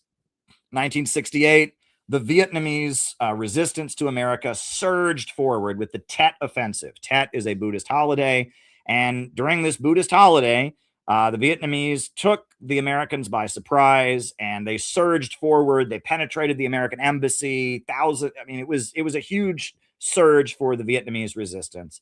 The U.S. government didn't see it coming at all. Right, the Tet Offensive. Then, in April of 1968, Dr. Martin Luther King Jr. was murdered. And after Martin Luther King Jr. was murdered, every major city in the United States went up in flames. The black community went out and rioted in response to the death of Martin Luther King Jr. Then that summer, the Democrats had their national convention. Most Democrats were against the Vietnam War. Especially young Democrats, young people were against the Vietnam War. But the Democratic Party, corrupt machine, nominated a pro-war candidate. Does that sound at all familiar, right? That most Democrats want something, but the Democrat Party somehow, through backroom deals, manages to nominate somebody that they didn't like. Hubert Humphrey became the candidate, even though the majority of Democrats wanted to end the Vietnam War. Eugene McCarthy, who was the anti-war candidate, was out. Robert Kennedy, RFK, Kennedy's brother, was assassinated. And so the Democratic National Convention nominated a pro-war candidate. And outside the convention, there were thousands and thousands of college students rioting and fighting with the police and et cetera. So the 1968 presidential election happened, and Richard Nixon won because he said he spoke for the silent majority of Americans who didn't like the civil rights movement and were tired of the civil rights movement and were tired of the student protests. What's interesting is I used to work for Ramsey Clark, who was the U.S. Attorney General. I was a spokesperson for the International Action Center. That's how I got involved in all of this. And Ramsey Clark was the Attorney General under Lyndon Johnson, and he supported the civil rights movement. And he was constantly trying to stop J. Edgar Hoover, the head of the FBI, from going after the civil rights movement. And, there's recordings of him talking about how J. Edgar Hoover audio records people without warrants and all of this. Richard Nixon said, the first thing I do when I get elected will be to fire Ramsey Clark. And that's what he did. And Richard Nixon fired Ramsey Clark, and immediately the FBI blew up COINTELPRO, and they launched an all-out war specifically against the Black Panthers because they saw the Black Panthers as the greatest threat. They said the biggest danger to the security of the United States was what they called the rise of a Black Messiah, right? If some kind of Black revolutionary figure emerged that would lead the Black movement, the USA would have internal security problems. They said that the free breakfast program that Fred Hampton of the Black Panthers had invented was the greatest threat to internal security because all these young kids were getting a free breakfast while being taught communist ideology. They said that was the greatest threat. So December of 1969, Fred Hampton, the leader of the Chicago Black Panthers, was murdered. I mean, it was cold-blooded murder. I mean, he was sleeping in his bed, and they stormed into his bed and blew him away. The Black Panthers arranged tours of the apartment where you could see that the bullets, the bullet holes supposedly were nail holes. They had not shot one. There had not been one shot in self-defense. It was just an act of cold-blooded murder against the Black Panther leader. Then the following spring, Richard Nixon got on television and announced that the Vietnam War had expanded. It had gone from just being in South Vietnam to being in Cambodia. The USA was bombing Cambodia, at which point there were student protests. You had the Kent State Massacre of May 4th, 1970. And the country was in an overall state of unrest. And basically the new left, which had been started by the New England establishment trying to control McCarthyism, the new left had gotten out of control. And U.S. society was just at a turning point. So what happened next? Now, Richard Nixon was the president, and he centralized a lot of power in his hands. And he took a lot of very dramatic moves as president. He was kind of a Bonapartist. One thing he did is he went to China, and he visited China. China and the Soviet Union were not getting along. China was a communist country. And Richard Nixon visited China in 1972. And, that was an important move. And China's foreign policy started shifting to aligning with U.S. foreign policy. In addition to that, 1973, you had the Trilateral Commission. So there are two thinkers, two U.S. foreign policy strategists who were groomed by the Rockefellers. One was named Henry Kissinger, and the other was named Zbigniew Brzezinski. Zbigniew Brzezinski taught the anti-communism school at Columbia University, or the Center for Communist and International Studies at Columbia University. That was Brzezinski. And Henry Kissinger was a well-known foreign policy strategist as well. And they formed something called the Trilateral Commission. And it was basically, as the USA was losing the Vietnam War, they were trying to figure out why the USA was losing the Vietnam War. And there's a very important book by Brzezinski. It's called Between Two Ages, America Enters the Technotronic Era. And if you read this book, Brzezinski, who's on the payroll of the Rockefellers, teaches at Columbia University, he basically says that the new left, the campus protests, they are not the threat of communist revolution. They just represent the fact that the culture is changing in response to changes in information technology.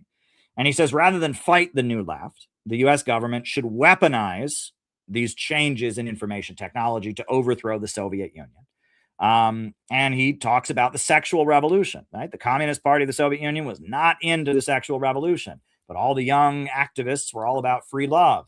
And he talks about how, a lot of the rock and roll and all this stuff that's popular with the hippies and all that can be weaponized to overthrow actual communist governments. And that's what the book is about. And he says that the USA should place itself at the center of the information revolution in order to, quote, Americanize the world and spread American values around the world. That's the strategy of the New England establishment. The Rockefellers that created the Birth Control League, that funded the sexual revolution, and their strategy is basically we're going to use the new left as a vehicle to bring down communism.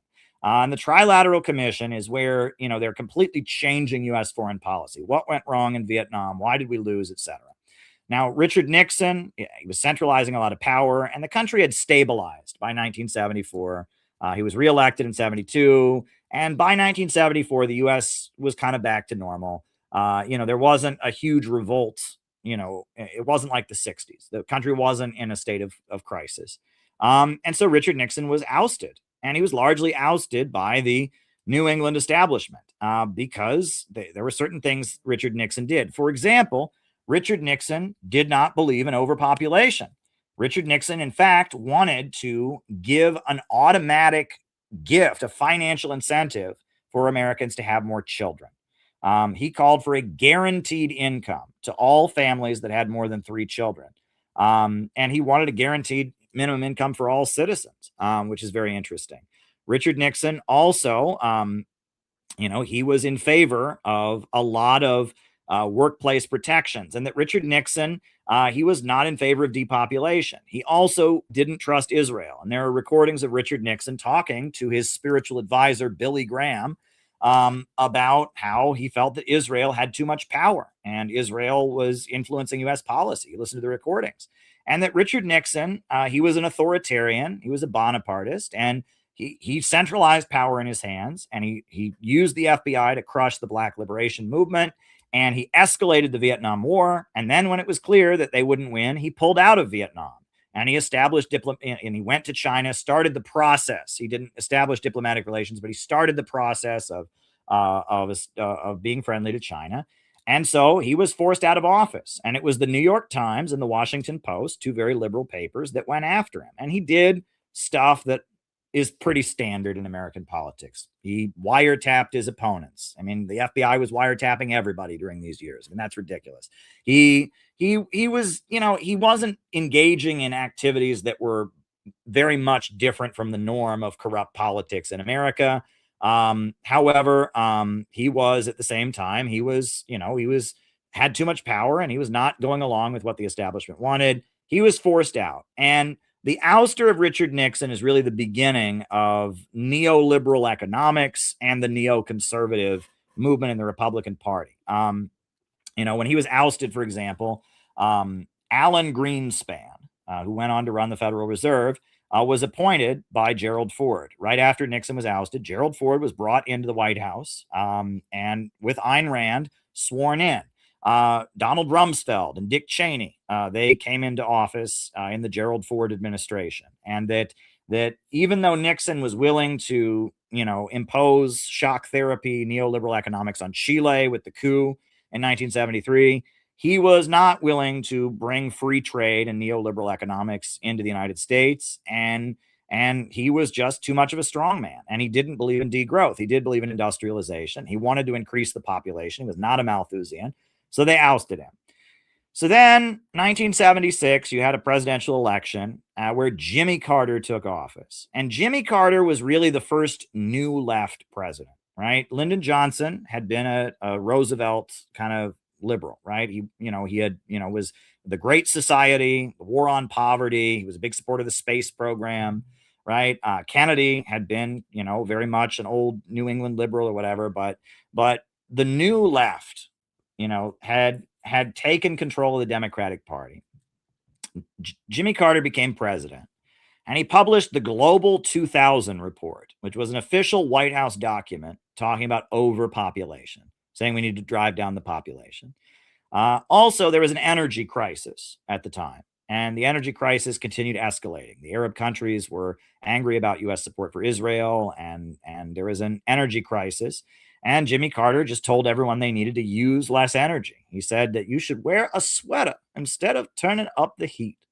And he was really into identity politics. In 1977, the U.S. government sponsored a feminist conference, the National Women's Conference, and it was sponsored by the American government. And it was a conference all about women's rights and, patriarchy, and, it was very woke. Even though he was the first fundamentalist Christian president, right? He was a fundamentalist Baptist president. He met with a gay rights delegation. He said he was opposed to homosexuality, but he brought a group of gay people to the White House and let them talk to him and took photos with them. And that Jimmy Carter was the first new left president. And during his administration, they were talking about passing the Equal Rights Amendment, which would have been an amendment that would have guaranteed, equal rights for women. And there was like a whole push for this kind of identity politics. At the same time, they're pushing degrowth. And that was Jimmy Carter's presidency. And the U.S. economy was doing very, very badly because the price of energy and the gas prices went through the roof. And because of the fact that Jimmy Carter put Paul Volcker in charge of the Federal Reserve, and they got rid of usury laws. In most states, there was a maximum amount of interest that a bank could charge. It was called a usury law. Well, Paul Volcker was put in charge of the Federal Reserve, and Jimmy Carter got rid of the usury laws. And there was a federal law that said banks can charge as much interest as they want. And so these high interest rates where people get ripped off in their loans became legal in every state. Another thing that went on under Jimmy Carter was that that Jimmy Carter started going after Democrats who believed in nuclear power. And it was called Abscam. I don't know if you've ever seen the movie American Hustle, but in American Hustle, it's a fictionalized version of what Jimmy Carter did. Was there were various Democrats in New Jersey and in other parts of the country who were Democrats who were close to labor unions like the Teamsters and who believed in nuclear power. And Jimmy Carter sent the FBI to frame them, as if they were getting bribed. They had a guy dress up as an Arab sheik and try to bribe them. And in many cases, the politicians would push the suitcase of money away, but they still would go to prison. It was Abscam. It was a purge of the Democratic Party, of anyone who was pro-economic growth and didn't go along with the Malthusian ideas that were becoming dominant in the Democratic Party. And that was Abscam. And there were other things that the Carter administration did. During the Carter administration, you had the Church Committee. That it was like Truth and Reconciliation, where they revealed the crimes of the FBI and CIA. They revealed COINTELPRO, and they testified about COINTELPRO. They revealed Project MKUltra and how the CIA had been distributing drugs throughout the country. And they revealed the mind control experiments the CIA had done. And it was kind of a moment where it's like, we're going to admit that the American government has done these things as a way of like showing people that we're different or something like that. It was the Congressional Church Committee. All of this was going on. The economy was worse. The American public was being made aware that the FBI had murdered Fred Hampton and the FBI had been going after civil rights leaders, and the economy was getting worse. Then 1979, the Islamic Revolution of Iran happened. And Iran, had an anti-colonial, anti-imperialist revolution. And when that happened, that was very much seen as Jimmy Carter being weak, and the military-industrial complex started organizing rallies against Iran. And they'd have big rallies where they would burn the Iranian flag. They had T-shirts that young punk rock and biker people would wear. It said Iran sucks, and it was like Iran is anti-American. And Iran, they took the embassy. There was the hostage crisis. They seized the U.S. embassy. And Jimmy Carter tried to rescue the American hostages in the embassy, and he failed. And it was like Jimmy Carter was like, America's economy was doing very, very badly, and America was falling apart. And so Ronald Reagan said, "Let's make America great again." And Ronald Reagan called for increasing the military budget. And there were a whole bunch of generals who took out an ad in the New York Times saying, "Vote for Ronald Reagan." And that really the Pentagon fired Jimmy Carter. And that's what, if you read Sam Marcy's pamphlet, Generals Over the White House, that's what it's about. The Pentagon and the military-industrial complex couldn't stand Jimmy Carter. And the degrowth policies he was pushing on behalf of the ultra-rich and the liberal CIA, they were making the country poorer. And so there was kind of an upsurge among the population against degrowth, but it was also pro-military industrial complex. It was complicated. Now, Ronald Reagan was kind of a John Birch Society right-wing populist, but as a compromise, he was forced to put Bush Sr. on the ticket as his running mate. So Ronald Reagan was president, Bush Sr. Was his vice president. And Bush Sr. was an old money, like Connecticut liberal or Connecticut Rockefeller. He was a Rockefeller Republican. And 1980 election, Ronald Reagan won in a landslide. It was the Reagan Revolution, they called it. Well, that's when you could say the late Cold War normal began. Now, right after Ronald Reagan took office, he was shot. And he didn't die, but the shooting is very suspicious. The guy who shot him was somebody who was, connected to the Bush family and their oil stuff. And Ronald Reagan's presidency was very much America going back to normal. And the new normal in America, it's very interesting. It was kind of a compromise. So first of all, they made Martin Luther King Day a national holiday. And, you know, Martin Luther King Jr. Day became a national holiday. And basically the policy of the American government was racism is bad and we are a colorblind society. It basically, in about during the Reagan years, it became unacceptable to go around saying some races are inferior. You couldn't say that. America suddenly said, we don't believe in racism anymore. It was not sincere. There was still a huge amount of discrimination. There was still police brutality. There was still all kinds of issues. But officially, the American government said racism is bad. In addition to that, Christianity was the norm, right? You couldn't be elected president if you weren't a Christian. And it was kind of unacceptable to not believe in God in public, right? You know, there were people who didn't believe in God, but if you didn't believe in God, that was seen as like you were not a good person. Christianity was pretty mainstream. Democrats and Republicans were both Christian. You had your occasional Jewish member of Congress or whatever, but for the most part, Christianity was considered acceptable. Republicans were the hardline party of the military and the religious conservative movement. And there was a big upsurge of the religious conservative movement in the late 70s, the religious right, they called it, Jerry Falwell, the moral majority, etc. And the Democrats basically believed the same thing, but they believed like a moderate version of it. One thing that you really started hearing in these years, people would say, America is the greatest country in the world. That became a common mantra. America is the greatest country in the world. And this late Cold War normal, this was how America was until about the Obama years. Until really about 2008, this is how American politics was. Racism is bad, you know, is the general statement. Christianity was kind of the acceptable norm. Republicans were the religious military party. Democrats were the moderate opposition. And everyone knew America is the greatest country in the world. And if you disagreed with that, you must be brainwashed, right? Because everybody knows that America is the greatest country in the world. And communism doesn't work, right? It just doesn't work. And you look at all these communist countries, they're poor because communism just doesn't work. The war on drugs. Ronald Reagan launched the war on drugs. So in the 70s and in the 60s, the US government had been promoting drug use, right? The Project MK Ultra, the CIA was distributing drugs all through the college campuses. All the major rock bands on television were encouraging people to use drugs.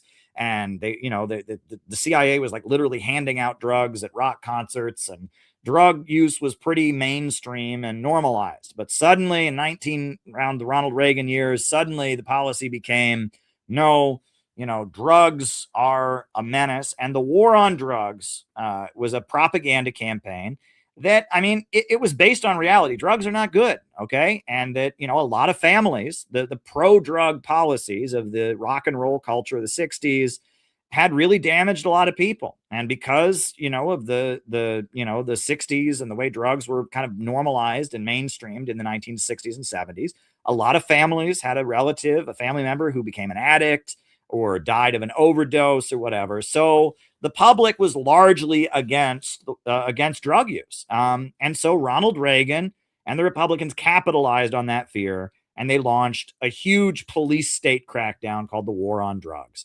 And the war on drugs was largely a war against black people. That's really what it was. It was mass incarceration of black people. And the imprisonment rate in the country started going through the roof, and long prison sentences, etc. Also during this period, labor unions started gradually losing influence, right? PATCO, the air traffic controllers, they went on strike, and Ronald Reagan invoked the Taft-Hartley law and fired them all. The labor unions had Solidarity Day, which was the first national demonstration ever called by the AFL-CIO, demanding that labor union rights be protected. And during these years, Ronald Reagan famously said, "We're all friends after 6 o'clock."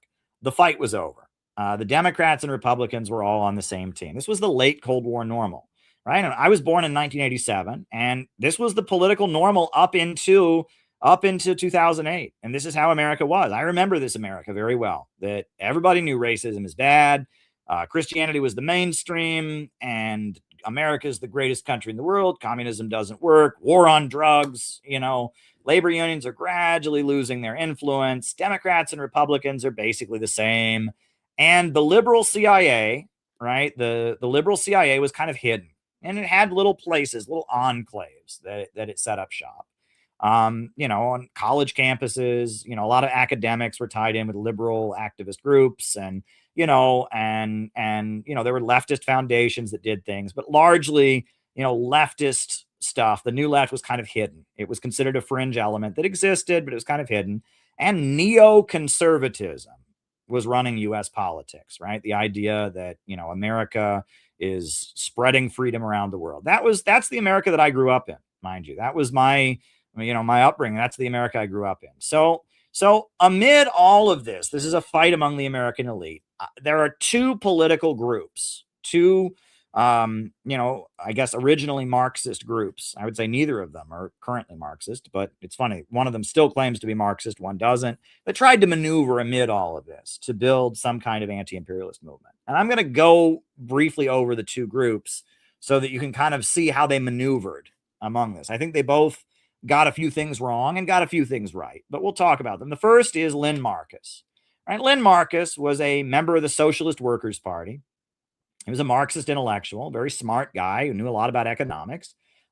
He was in the Socialist Workers' Party, and when Jerry Healy and followers of Jerry Healy quit the American Socialist Workers' Party, he resigned. He was in the Workers' League for a while. He was in the Spartacus League for a while, and eventually he just started giving his own classes at Free University of New York. In New York, there was a building like a nonprofit called the Free University of New York, and anybody who wanted to teach classes about communism could sign up and teach classes. And Lynn Marcus was a guy. His real name was Lyndon LaRouche, but he went by Lynn Marcus in these days. And he was a really smart guy who knew a lot about economics. And he was from a Quaker family in New England. He had been in the Second World War in the military. He just started giving classes at the Free University of New York. And eventually his students formed the National Caucus of Labor Committees. And that was the name of their group. Originally, they joined Students for a Democratic Society, and they were known as the SDS Labor Committee, like a wing of Students for a Democratic Society that wanted to do labor work. Eventually, they became the NCLC, the National Caucus of Labor Committees. Their defining belief was they were anti-Malthusian. That Lynn Marcus discovered and couldn't get over the fact that Marx was opposed to Malthusianism and that leftist activism was being paid for by Malthusians, and that Malthusian economics, the idea that growth is bad, was becoming the belief of the left. And Lynn Marcus believed in economic growth and economic progress. And if you read the old articles that he wrote when he was still a member of the Socialist Workers' Party, he wrote endlessly about how Marxism believes in growth. Marxism believes in technological progress. And as Malthusianism came to dominate the left, he taught his students the opposite. He taught them the labor theory of value. He taught them about the tendency of the falling rate of profit. And he was a Marxist in these days, but he just wouldn't go along with the belief that Malthusianism was what should be espoused. And he preached that the Ford Foundation and the Eastern establishment were the main threat, that he didn't buy the idea that Republicans were the main threat. He said that the main threat was the liberals. And that, of course, made a lot of the Marxists angry because they were supporting the liberals and they thought Republicans were the main threat. So then in New York City in 1968, the teachers went on strike in Harlem. And they went on strike because Harlem was trying to implement black community control of the schools. And a lot of the activists that were, promoting that in the black community were getting funded by the Ford Foundation and other groups, and that black community control of the schools would weaken the teachers' unions. It would be a way to, privatize education. Most of the communist groups supported the black community, and they supported black nationalism. They wanted black community control of schools, but Lynn Marcus said, no, the black community control of schools is being pushed by the Ford Foundation, by the Eastern establishment. It's an anti-union thing. And they supported the teachers' strike and the teachers' union. And so members of the National Caucus of Labor Committees were, on the picket line with the racist teachers, right? A lot of these racist teachers didn't want black community control of schools for racist reasons. And so the National Caucus of Labor Committees, they supported the teachers' strike, and most of the communists didn't. And there were fistfights between them and the communists. Lynn Marcus said, you got to support labor unions, and that that black community control of schools is actually a Ford Foundation plot to implement school privatization, which it was. He was right about that. That doesn't mean you shouldn't support black community control of schools. I'm not saying that they were right. It's hard to say because honestly, black community control of schools, black nationalism is a really important anti-colonial movement. I wouldn't oppose that strike, but he was saying true things as he would do it. There's an element, I never met Lyndon LaRouche. Actually, well, let me just put it this way. Lyndon LaRouche, and observing his personality, I see a very big element of a personality trait that is often identified with autism, right? People that are autistic, if something is not right, they just can't let it go. There are all kinds of things in this world that are logically inconsistent, that are just not right. But people that are on the autistic spectrum, they want the rules to be very clear, and they don't like it when things don't match.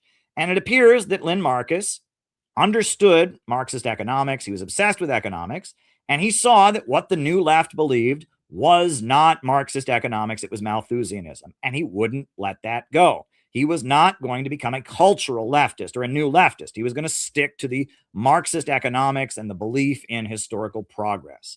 And because of that, he turned against the New Left. Now, in the early 70s, the Communist Party of the United States, they weren't really a big part of the 1968 political turmoil. They thought the Black Panthers were ultra-left. They had a group that was very moderate that opposed the Vietnam War called Negotiate Now. And the New Left was largely Maoists, Trotskyites, and others. But as the 1960s political crisis came to an end, Angela Davis became a very prominent leader of the Communist Party.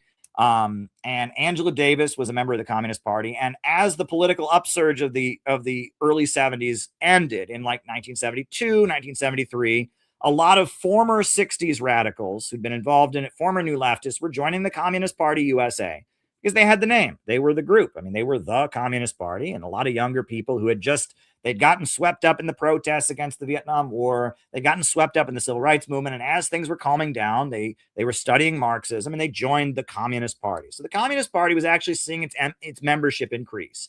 Angela Davis was a national celebrity. She was put on trial and acquitted, in a very publicized trial. And so in 1973, the Communist Party was gaining a lot of influence. And Lynn Marcus discovered, and I mean, this is a fact, the Communist Party was very much in bed with the liberal CIA, right? The Ford Foundation and the Communist Party, they had the Popular Front strategy. They said the Democrats, we got to support the Democrats, Republicans are fascists. That was their belief. And that the Communist Party was in bed with the liberal CIA and with the Ford Foundation and stuff. So because of that, Lynn Marcus and the National Caucus of Labor Committees started basically challenging the Communist Party. And they would go to their meetings and call them out for working with, CIA-funded liberal groups, etc. And the FBI had infiltrated both groups. The Communist Party has always been heavily infiltrated by the FBI since the 1950s. And the National Caucus of Labor Committees was also infiltrated by the FBI. And things started happening. LaRouche people would be out on the street handing out leaflets, and somebody from the Communist Party would come and violently attack them. Members of the LaRouche movement would go to Communist Party events and be very disruptive. And that was possibly, the FBI was involved, getting the two groups to hate each other. So in 1973, Lynn Marcus said, you know what, we're going to do Operation Mop Up, and we're going to destroy the Communist Party. Now, that's a pretty big move, but keep in mind, he thought the New Left was the biggest threat. And that he was opposed to the New Left. He saw the Communist Party as an entity that was kind of attaching the labor movement, et cetera, to the New Left. He has a document where he refers to the New Left, or the Communist Party, as a sleeper. He basically says that if there's a revolutionary crisis in America, the Communist Party is in a position to take control of it and lead it in a bad direction. And he said, we're going to eliminate the Communist Party. So in 1973, they launched Operation Mop Up, and they tried to destroy the Communist Party.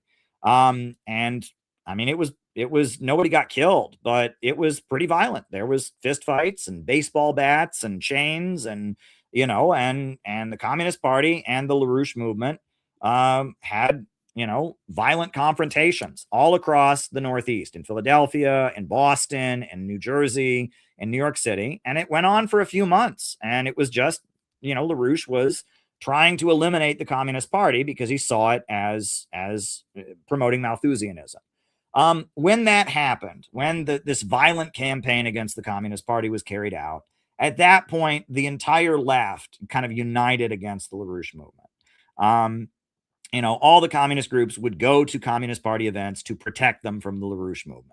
The Workers' World Party, the Socialist Workers' Party, the Maoist groups would all assemble with baseball bats and chains, and when the LaRouche people came in, they would fight them.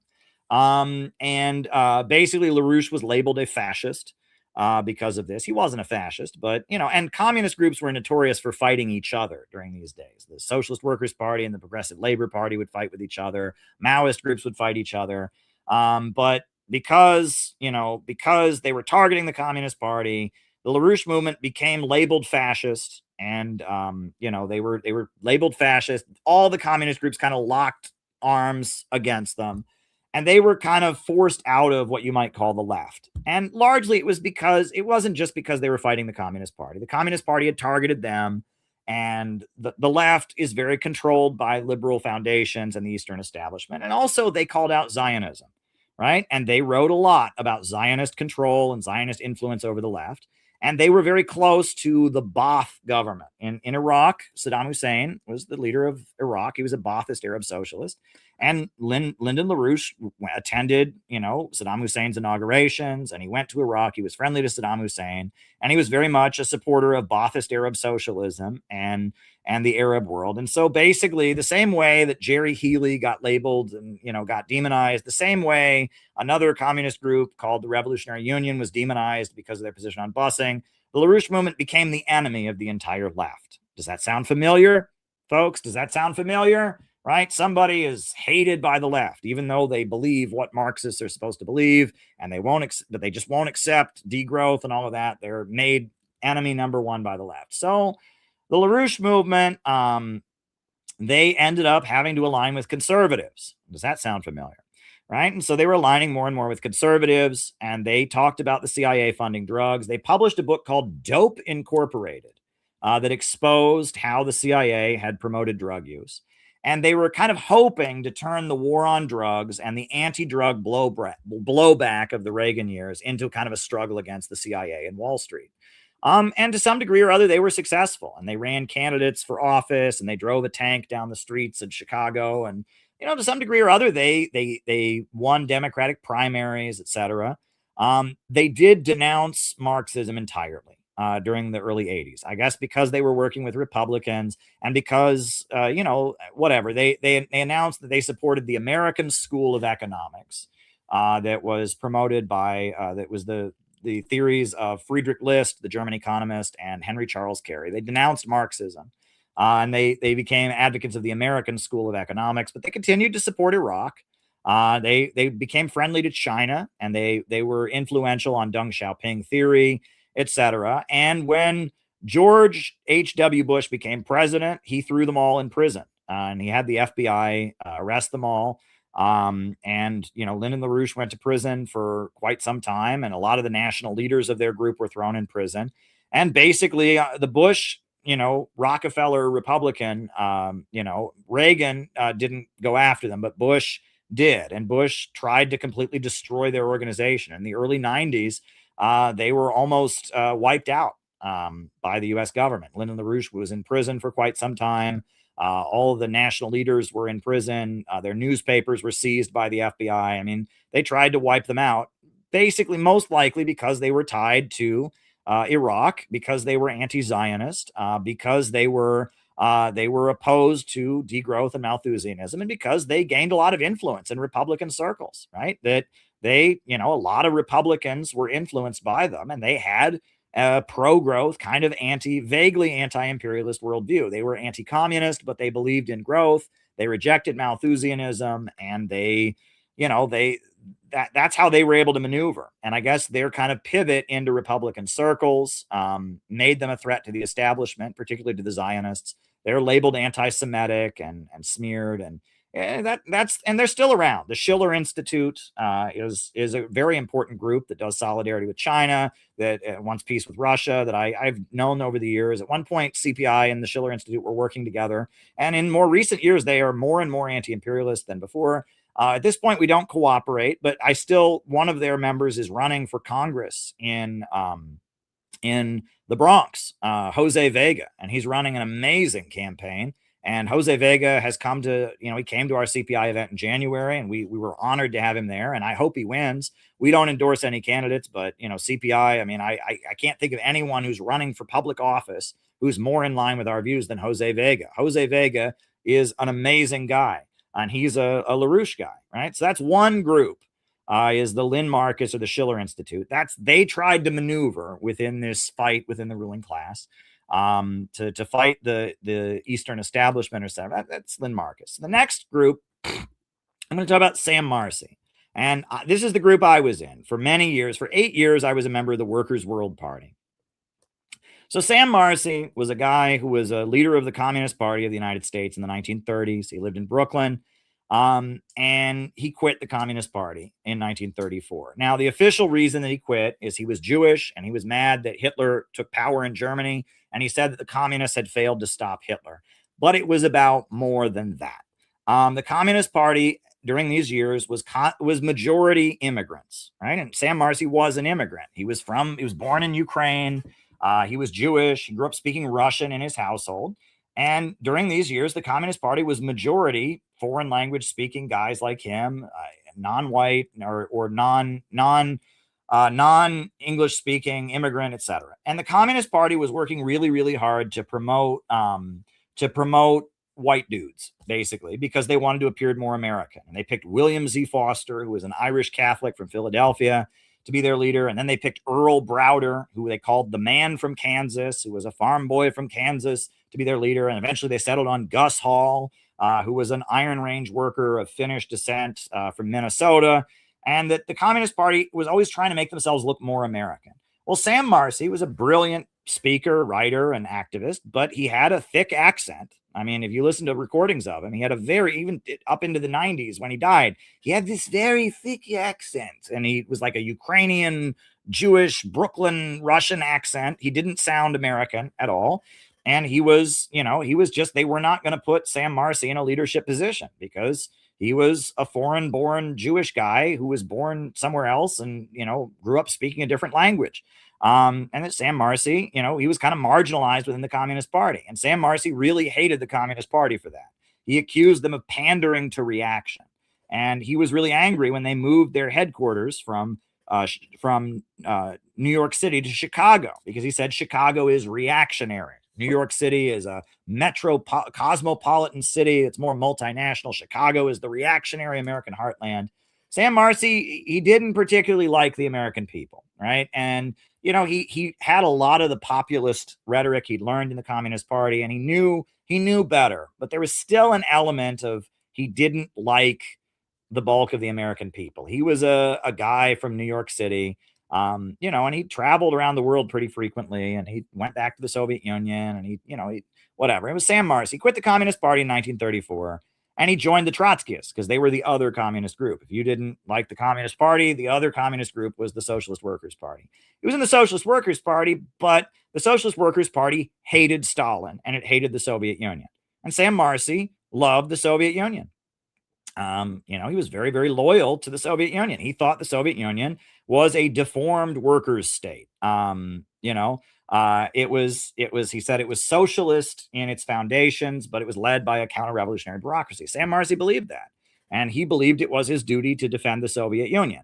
And when the SWP, got more and more anti-communist, he couldn't stand it. He didn't fit in the Socialist Workers' Party. He went to college. He became a lawyer.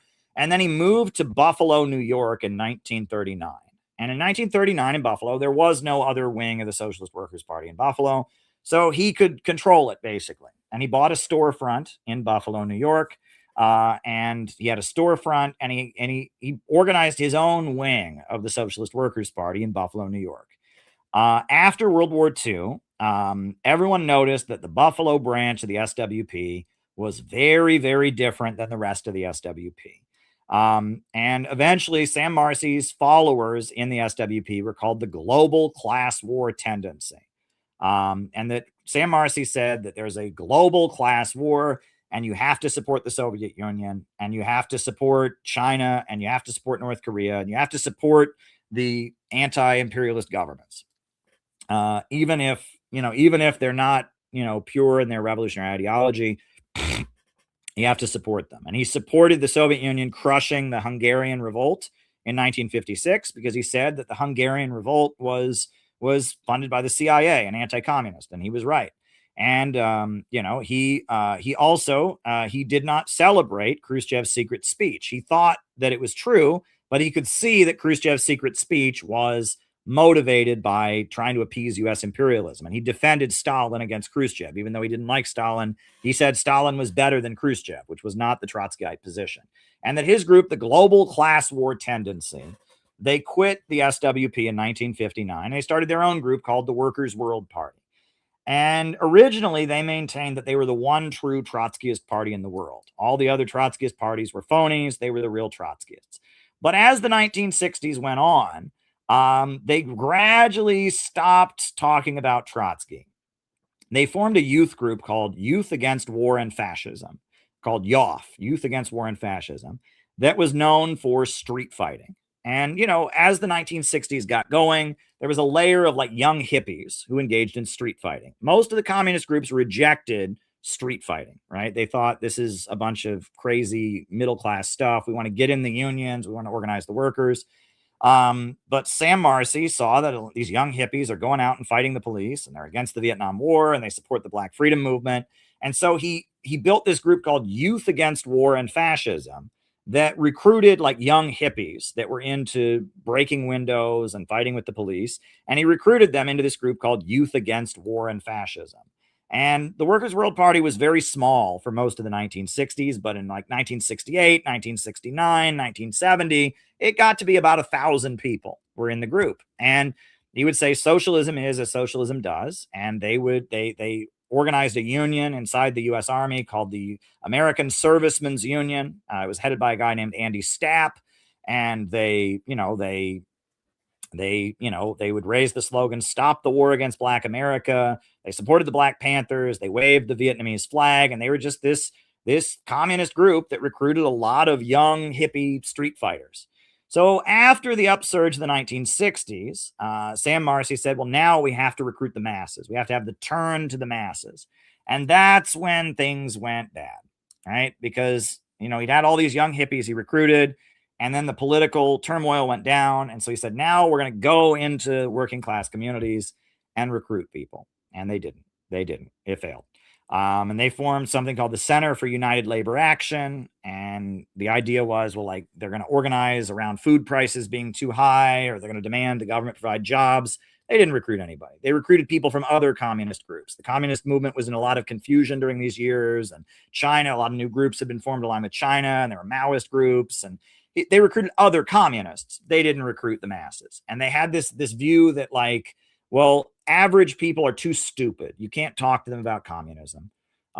So, the headline of Workers' World newspaper was, "We need jobs." And they would walk up to working people, "We need jobs." And, the idea was the working person would be like, "Yeah, I want a job. I'll join your group." And, it didn't work, right? They were trying to do what the Communist Party had done during the 1930s with the unemployment councils, but it didn't work. And what they called the turn to the masses was a big flop. It was a big failure. Because basically Sam Marcy thought average workers were dumb bubbas. He thought average workers were too stupid. And also the USA just had a strong economy. Average white working class people didn't want to join a communist group, right? They didn't, because the US economy was still very good. And you still had a very well-paid industrial middle class of people who worked in factories and had a white picket fence and a house and a car. And your average working class Americans, didn't want to join a communist group. It was they were kind of lost. There's an incident in 1974 in Boston. There were racist riots against busing. The Workers' World Party mobilized, a national demonstration against the racist riots in Boston called "We Say No to Racism." And that was the first time they'd ever completely hidden their communist politics. But they organized this very effective "We Say No to Racism" rally in Boston. And that was kind of the beginning of the shift. And eventually, when Ronald Reagan became president in 1981 is when he was sworn in. A few months later, they organized a very huge protest in Washington, D.C., of about 100,000 people, called the People's Anti-War Mobilization. And it was a huge, huge anti-war protest. And they set up the stage and they got the permits and they organized the rally and they were the bosses and they got to decide who spoke. And that's why it was the first national protest ever to have a Palestinian speaker. It was the first national protest ever to have a gay speaker. And they got really good at organizing national anti-war protests. And at the time, the left of the 1960s was falling apart. And they were a very disciplined communist group. And so they were able to kind of take over anti-war protests or anti-racist protests and insert their politics. And that was their strategy, was take over the movement, right? And they talked a lot about the movement. That's a 1960s thing. Get with the movement, man. We got to get with the movement, brother. So their strategy was we're going to take over the movement. And basically the idea was that whatever the liberals are doing, whatever the latest trendy leftist cause is, we'll set up the stage, we'll get the permits, and then we'll be able to insert our global class war politics into it. As we take it over or whatever, as we lead the protest. They were very key in organizing to support Mumia Abu Jamal in the 1990s. Mumia Abu Jamal would probably be dead if it wasn't for the Workers' World Party.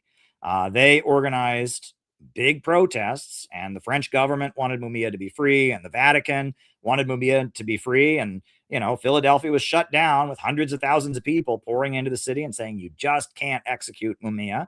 And the execution was stopped. I mean, and they more than any other group are responsible. There's another group that was heavily involved called the Revolutionary Communist Party. And there were a lot of groups, but, more than any other group, they were involved in trying to free Mumia Abu Jamal. 1998, Sam Marcy died. Then after 9/11, they formed something called the Answer Coalition, which stood for Act Now, Stop War and Racism. And they knew, Bush had invaded Afghanistan. There was going to be an anti-war movement. Bush then invaded Iraq, and they knew there was going to be an anti-war movement. So they said, we're going to take over the movement. So they formed the Answer Coalition. And eventually, one of their members who was running the Answer Coalition was a guy named Brian Becker. And Brian Becker, he was a very, charismatic guy. And he realized that the Answer Coalition was doing all the work and bringing in more money. So he quit the Workers' World Party. He started his own group called Party for Socialism and Liberation, PSL.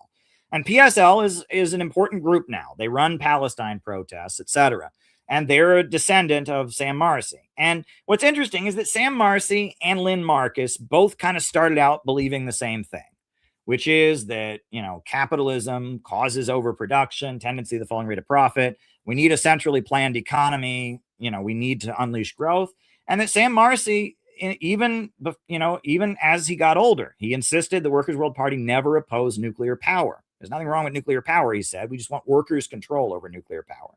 And Sam Marcy, also took a lot of positions that their followers probably don't even know about. PSL is opposed to nuclear power, for example. But Sam Marcy and Lynn Marcus had both been in the Socialist Workers' Party. They were both communists who couldn't fit in with the Communist Party, had gone into Trotskyism, had studied economics, and they both built groups. What made them different, I guess you could say, is that Lynn Marcus, he focused on calling out the new left for not believing in not rejecting Malthusianism, and he saw the new left as the main threat. And so he pivoted into kind of aligning with Republicans. Whereas Sam Marcy, his strategy was to go into the new left and recruit heavily out of the new left and try to use the new left to build an anti-imperialist movement. And I think it's interesting. And you could argue that in a way they both failed, and they're both still around. The Schiller Institute is still around, and the PSL is still around, and there's other Marcyite breakaways that exist. There's a bunch of other Marcyite breakaways. I was never in the PSL. I was in the Workers' World Party. And there's a couple other groups now, Struggle La Lucha and the Communist Workers League of Detroit and the New Orleans Socialist Movement or something like that. And, there's a bunch of Marcyite breakaways. There's something in Virginia, the Virginia Defenders, which is another Marcyite breakaway. they exist. But these were both an attempt to build like a pro-growth anti-imperialist movement in America. I would argue that they both failed, right? They both accomplished something. The Workers' World Party saved Mumia's life. The Workers' World Party built the People's Anti-War Mobilization, opposed racism in Boston. The Schiller Institute, they opposed and exposed the CIA connection to drugs. They did a lot. And they were very influential in conservative circles. And a lot of what Alex Jones says comes straight from LaRouche. The Tavistock Institute, they talk about that. That's very common among, conspiracy people now, as they talk about the Tavistock Institute. That's LaRouche. That started out with LaRouche. And a lot of what, kind of the Alex Jones kind of crowd believes, a lot of their beliefs, if you look at the first people to say them, it was LaRouche, right? And that, anti-Malthusianism and a lot of the the beliefs of what you might call the new right, even though the Schiller Institute doesn't believe in free market capitalism. They want very much a government that invests in communities, and they want a planned economy.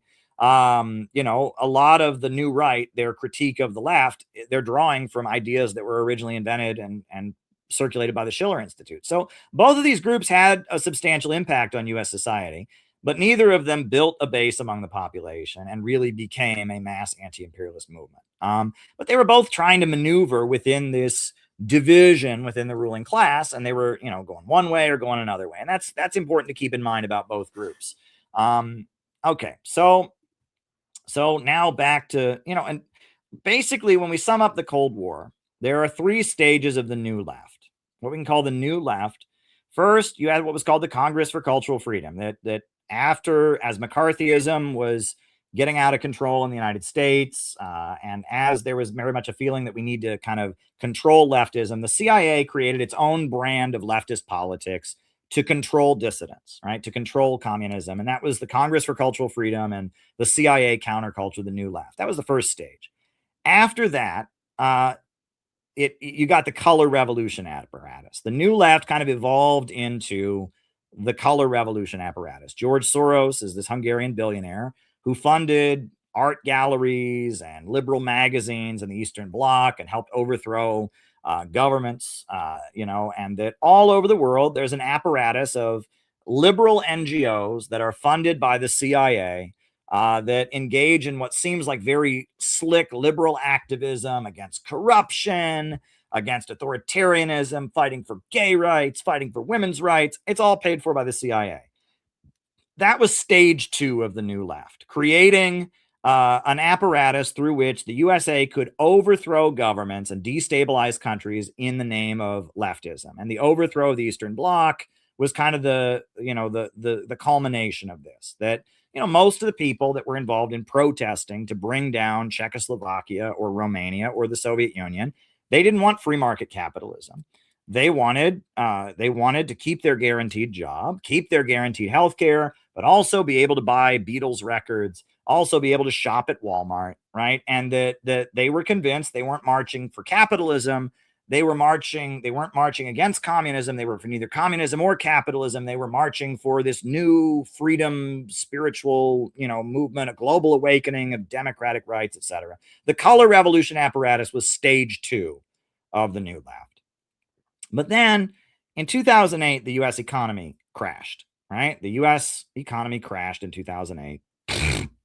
In 2008, at that point, the crisis in the United States intensified. The divisions in the ruling class were back. The U.S. economy was failing.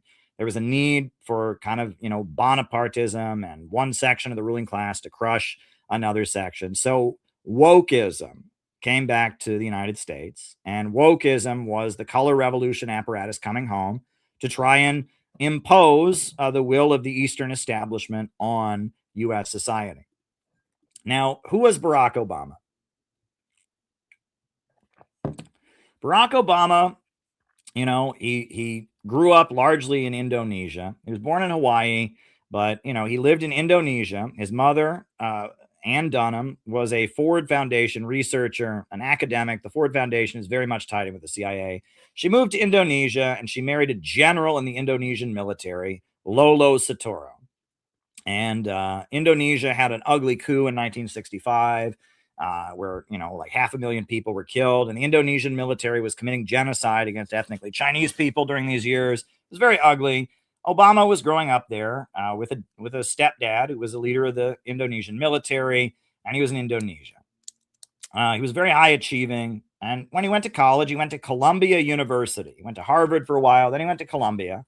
And at Columbia, he studied under Brzezinski. Right? He studied under the Rockefeller trained strategist, Zbigniew Brzezinski. And he studied at the International School, which is a CIA, Brzezinski's place. That's where he studied under. After college, he was involved in a number of kind of activist nonprofits that are paid for by the CIA, the Ford Foundation. Eventually, he was involved with a group called Acorn. You remember Acorn, and that, he was always, he taught classes on community organizing, and he worked for the International Business Corporation for a while that went around putting on seminars about the great wonders of free market capitalism in Africa. And he was just completely part of the liberal wing of American intelligence. And when he first got elected, he was running from the right against Bobby Rush. Bobby Rush was a former leader of the Black Panthers in Chicago.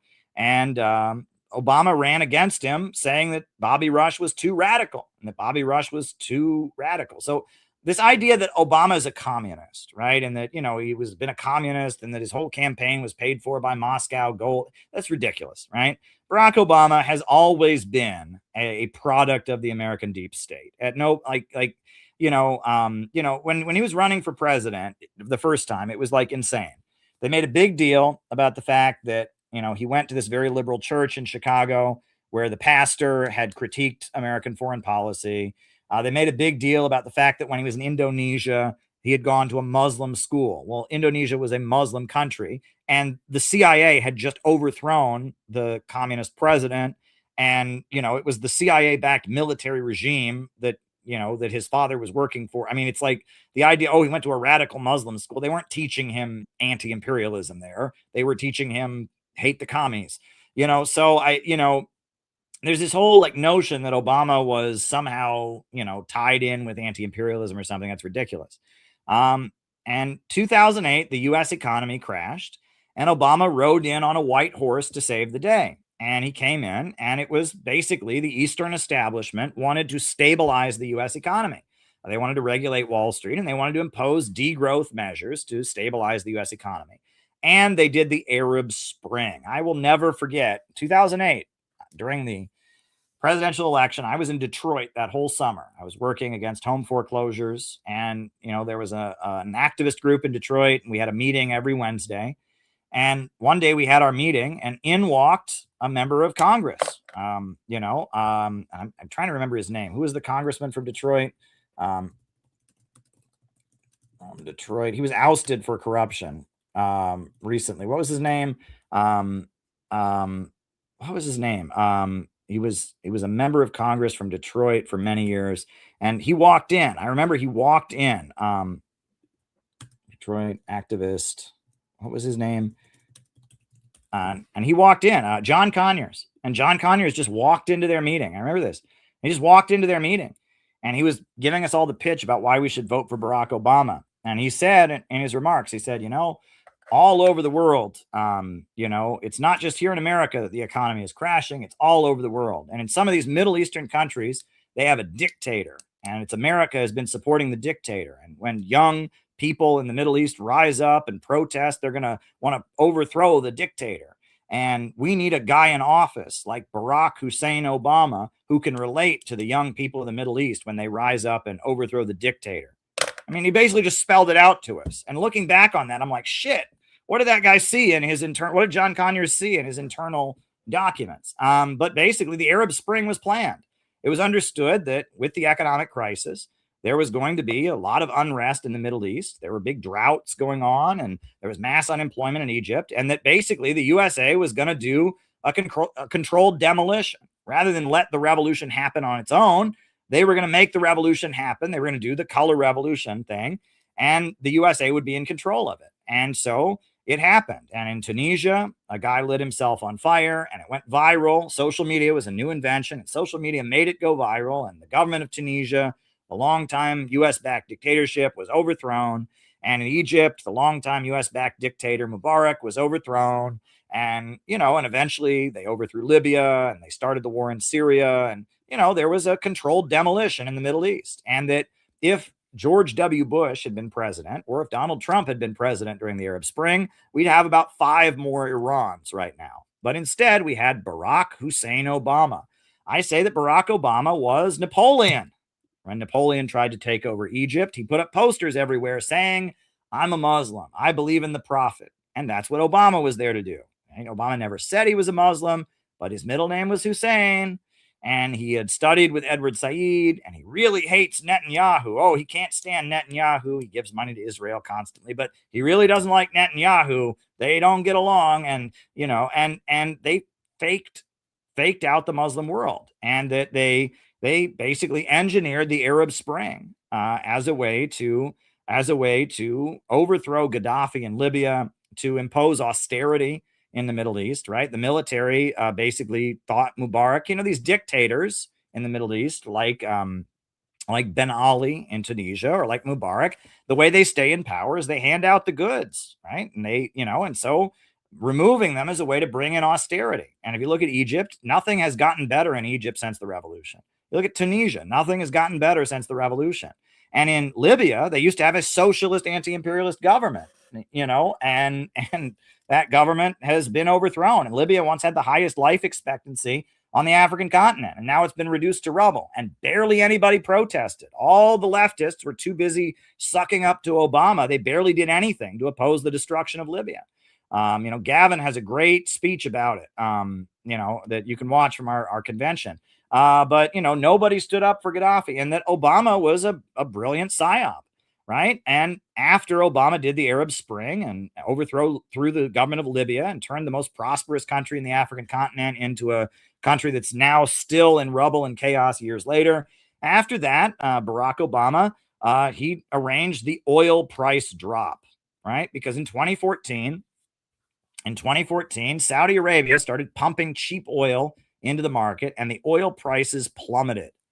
What was this about? Well, Obama's enemies in the Tea Party, they were largely funded by fracking companies.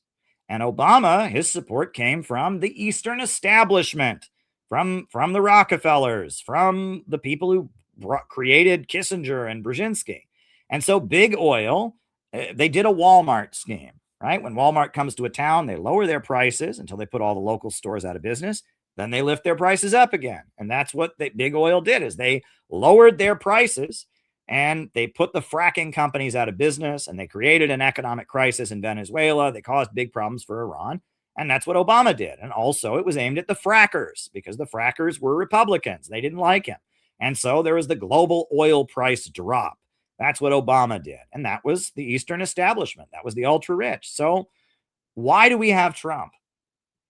Well, as a result of the Arab Spring, there was a huge upsurge in membership in Al-Qaeda, and terrorist groups, and ISIS emerged. And that, there was a lot of people in the military, like Tulsi Gabbard and others, that said, wait a second, we're fighting a war on terror, but actually we're acting like Al-Qaeda's Air Force, because we're overthrowing Saddam Hussein, we're overthrowing Bashar Assad, we're overthrowing Gaddafi, and the terrorist groups are getting stronger. And so there was some pushback on the Obama foreign policy. Also, the degrowth policies crushed the frackers. They all lost money from the oil price drop. And the U.S. economy domestically, the degrowth policies, America is getting poorer. The life expectancy is dropping across America. And diseases of despair. There was an opioid crisis all across the red states. Americans are not reproducing, and Americans are dying, and, conditions are pretty bad in a lot of parts of America. In addition to that, Israel didn't approve of the Iran nuclear deal. Obama's strategy for dealing with Iran was that we'll make a deal with them, and we'll improve relations, we'll slip American influence into Iran, we'll boost Rouhani and the reformists, and we can pull off a color revolution, and we can overthrow the Islamic Republic. But Israel said, no, you can't do that, because we need to have Netanyahu win the elections, playing up the Iranian threat, and we need to make lots of money selling weapons throughout the region. And Israel didn't approve of Obama's strategy of trying to trying to have détente with Iran and have a color revolution in Iran. Israel wanted war with Iran. And Israel, wanted to rip up the Iran nuclear deal. They didn't want Iran to improve relations. And so Trump was kind of a response to, ways in which Obama's policies hurt specific constituencies, namely the Likudniks in Israel, the fracking companies, certain sections of the deep state, et cetera. And that there's a division in the ruling class. But that image there, I have an image of a two-man saw called a whipsaw. This is what you have to remember is the most dangerous aspect of the time we're living in. The way a whipsaw works is that if one guy's pushing, the other guy's pulling. If one guy's pulling, the other guy's pushing, right? And that's what they're trying to do to America. They are trying to get into people's heads that if you are, someone who lives in a blue state, you can only gain by beating down those people in the red states. And if you're in a red state, you can only gain by beating down those people in a blue state. But wherever you go in America, our living standard is going down. Our life expectancy is going down. Our economy and our wages are getting worse. Meanwhile, our freedoms are being taken away. Our right to free speech is being taken away. Our right to protest is being taken away. The government is rounding people up and arresting them for their speech. And, our rights are being trampled on. And at the same time, we're continuing to wage all these wars around the world that are not for the benefit of the American people. Everywhere you go, red states, blue states, north, south, Midwest, rural, urban, everybody knows that our conditions in America are getting worse. Number one. Number two, that our freedoms are being taken away. And number three, that everybody wants these wars to end, but we just keep getting wars. And so what we need now is a movement that demands these things, that opposes the emerging low-wage police state, that demands a government of action that fights for working families, and that wants to protect our freedoms. And, you could wonder, has the Yankee and Cowboy War been reversed? During the Cold War, it seemed like it was the Republicans that were more warlike, and it was Democrats who at least pretended to be more peace-like. That wasn't always the case. And in fact, the Korean War and the Vietnam War were both started by Democrats, et cetera. But regardless, and now it seems like there's a lot of anti-war rhetoric on the Republican side. But now that Trump has taken office, that's kind of shifted. Now, because of, Trump starting the Iran war and Trump targeting and viciously going after Palestine protesters, at this point, there are anti-war people in the Democrat camp. There are anti-war people in the Republican camp. And that really, at the end of the day, the divide in our time is growth versus degrowth. Republicans push degrowth in the form of neoliberal economics and privatizations, cutting wages, cutting union protections, deregulating the economy, cutting funding for schools, cutting funding for infrastructure. Democrats push degrowth in the form of government mandates, right? That they require businesses to not use as much energy. They want to dismantle the power grid and get rid of the power grid with their Green New Deal. And that, the Democrats they have a lot of like government organized degrowth. For example, the National Service Initiative. This is an idea the Democrats keep bringing up, and it's really unpopular and it never goes anywhere, but they keep bringing it up. And it sounds good on the surface. The idea is, okay, after college or after high school, every young person will either go into the military or they'll do 2 years of national service, serving the country. That sounds great, right? Serving the country. But what is it really? It means that either you'll go into the military or you'll do the job of a government worker for free. And they want to get rid of the jobs of all kinds of government employees who have union benefits and have decent salaries, and replace them with young people doing their jobs for free as national service. It's an awful idea. Teach for America. Sounds great, right? Teach for America, right? That will cancel the student debt of young people if they go and teach in a low-income area, after college for a couple of years. That sounds great, doesn't it? Except you're taking the job of a teacher that's in a union. And you get paid jack shit. And instead of hiring a teacher that they would pay a decent salary, who would get health care and benefits, you go there and work for jack shit, and you do the job of a higher paid teacher at very low wage. It's a union busting program. And the Democrats want to invent programs. It's the Green New Deal, where they want to, dismantle the power grid, and they want, they want to, weaken, they basically just want to make the country poorer in the name of saving Mother Earth. The Republicans want to degrow the country by just cutting all government subsidies and just, saying you're on your own, buddy, leave it out to dry, and just getting rid of the government sector. Both parties believe in degrowth. The American people want growth more than anything. They want their living standard to go up. They want their children to have a better life than they have. They want growth. And it is the Malthusian degrowth agenda that the American people oppose. They want growth. And if you talk to people that are libertarian and, they want deregulation, privatization, why? They believe capitalism can produce endless growth. And the essence of what a real socialist movement would be was, look what socialist governments have done around the world. Stalin had 5-year plans. He built up the Soviet Union to grow, right? And that overwhelmingly the American people want growth, but the ultra rich are committed to degrowth. Ultimately, what we need is an anti-monopoly coalition. We need a government of action that'll fight for working families.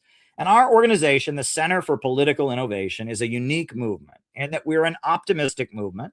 And we're a movement that is trying to bring people together. We're never left. We're not left. We're not right. We're pro-working families. We're anti-war. We're opposing the globalist imperialist system. And in some cases, we might align with leftists. In some cases, we might align with rightists. It's about advancing. We need ultimately a movement to demand growth, a movement to rebuild this country. And doing that means breaking out of imperialism, breaking out of the system where big monopolies and bankers dominate the world and are impoverishing people to stay rich. And we're trying to navigate the divisions within the ruling class and build an anti-monopoly coalition. So yeah, that was a long presentation. I knew it would be, because there's no way to talk about these things and without talking a long time. This is a more complicated subject. But thanks for being here. So names and locations. I'll call you all out as I see you, and then I'll answer people's questions and say goodnight. If you have any questions for the second half of the show, please go to buymeacoffee.com and send your question. I'm happy to answer people's questions. Buy me a coffee. Rumble rants also work. We can do Rumble rants. You can cash at me. But yeah, we got Deep Green, Brentwood, Paul, Trust Science. Very, very good. Names and locations. Who is with us tonight? Names and locations. Who is with us? Lawrence Johnson in Chicago. Very, very good. Finally caught up with the live stream as you wrapped up. Good info. Thanks. Matthew in Melbourne, Australia. Good to see you. Names and locations. Who is with us? Names and locations. Ian in the Yukon. Neil Fraser in Hong Kong. Tim in Cape Cod. Good to see you. Names and locations. Who is with us? Names and locations. Who is with us? Gabby in Chicago is with us, and you get the first question, because you sent it last night and I didn't get to it. So you get the first question. Minnesota. Good to see you in Minnesota. Anybody else want to send a question, right? Any questions for the second half of the show? Questions are always appreciated. If you've got any questions for the second half of the show, please send them in. Go to buymeacoffee.com and send questions. Uhuru. Caleb, Stephen from St. Petersburg, Florida. Oh, good to see you, Stephen. Good to see you. I'm hoping that the video, I was at the Uhuru convention in St. Louis. I'm hoping that video is available soon, because I want to show people how amazing that was. It was really just an honor to be there and be honored by that movement that's been, persecuted by the FBI and, the CPI. We're building a movement, and we stand fully in solidarity with the Uhuru movement. They've got their appeal coming up in July. Their case will be in federal court, and I really hope that they will have their convictions thrown out, because the charges against the Uhuru movement.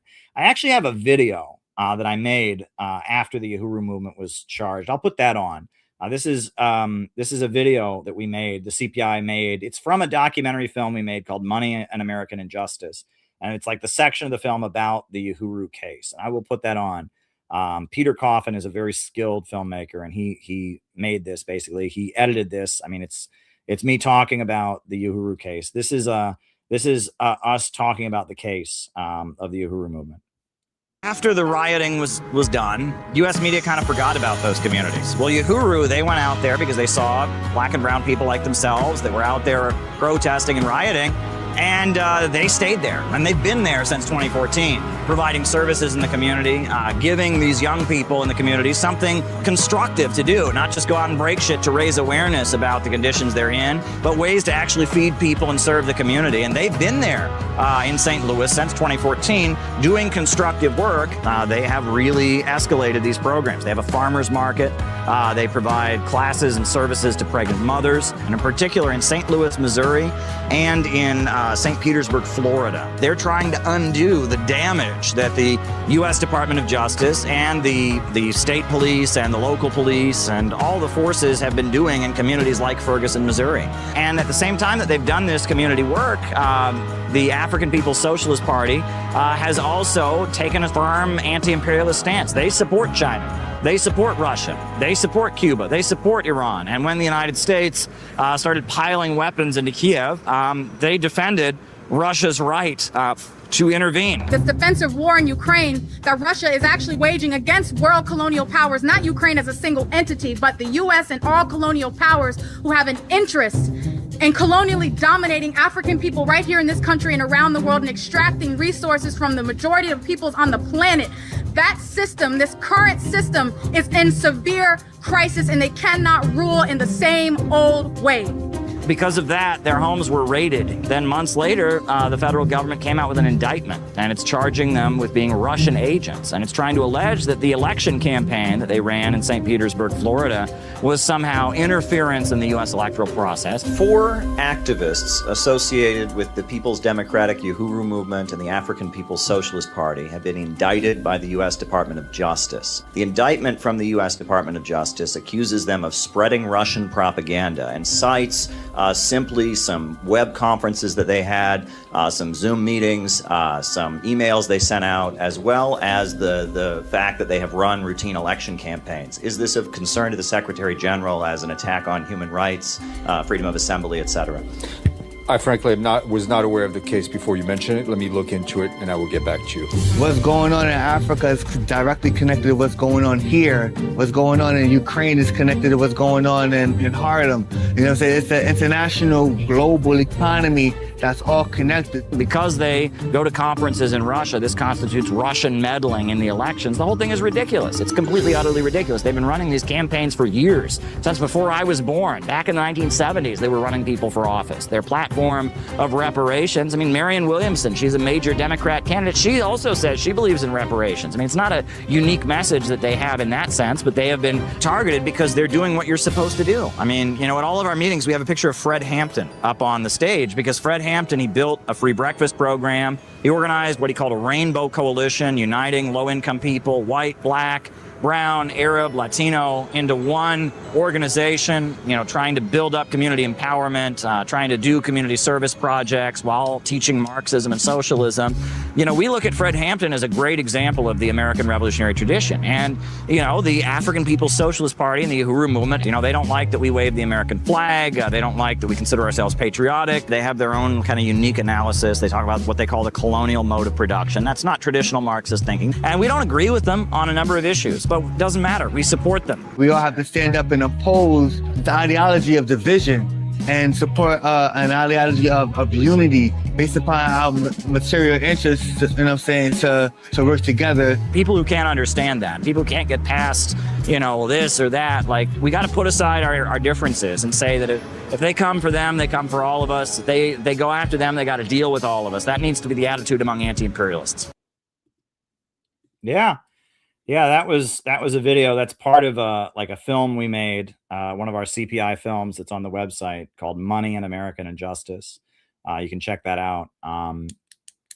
So yeah, the Uhuru case is really, really important. So, all right, if anyone has any questions, you can go to, go to buymeacoffee.com/Caleb Maupin, send your questions.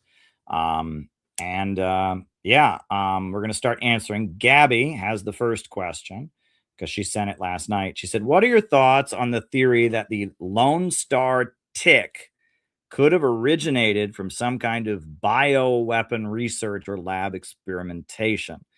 I already know mainstream outlets will probably label it a conspiracy or rumors, but with the explosion of the strange tick-borne illnesses and alpha-gal syndrome, people are starting to question if there's more to the story. Should there be a real transparent investigation into other bioweapons programs? So I actually just don't know anything about this. What is alpha-gal syndrome? Alpha-gal syndrome. What is that? Alpha-gal syndrome is a serious, potentially life-threatening allergy to red meat and mammal products caused by a bite from ticks, most commonly the Lone Star tick in the United States. I have never heard of this. I'll be honest with you. Wow, that's crazy. So you can't eat red meat if you've been bit by this tick. That is fascinating to me. I never heard about this.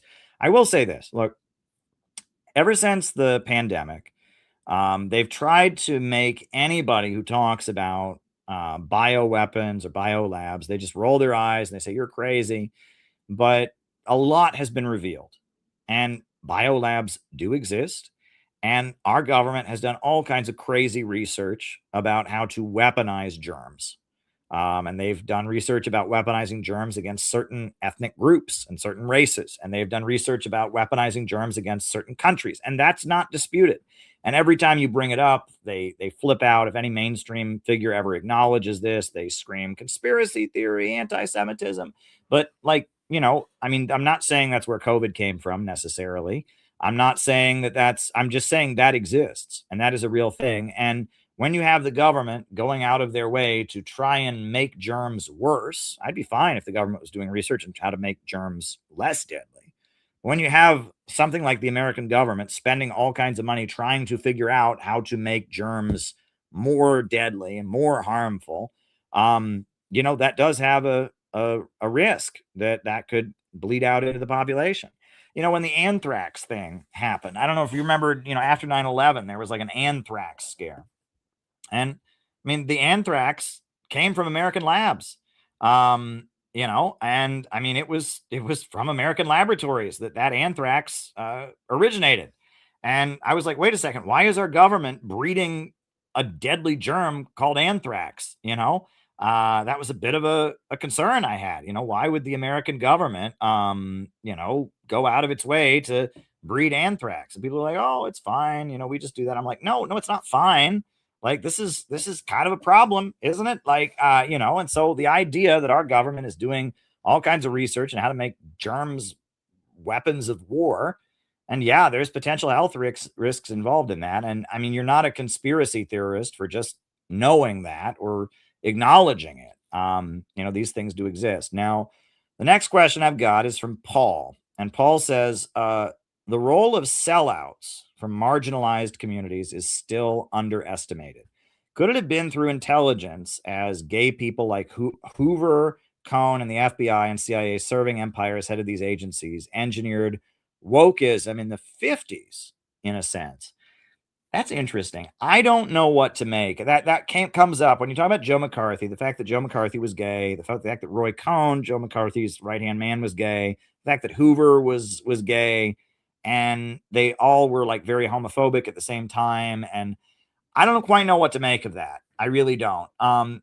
There are, and I don't know enough about it. There are some people that maintain that the San Francisco gay rights movement was started by the CIA, had ties to the CIA. And there are people who maintain that there's a very substantial amount of evidence that was the case, that like the early gay rights movement of San Francisco, there was like a wing of the CIA that was involved.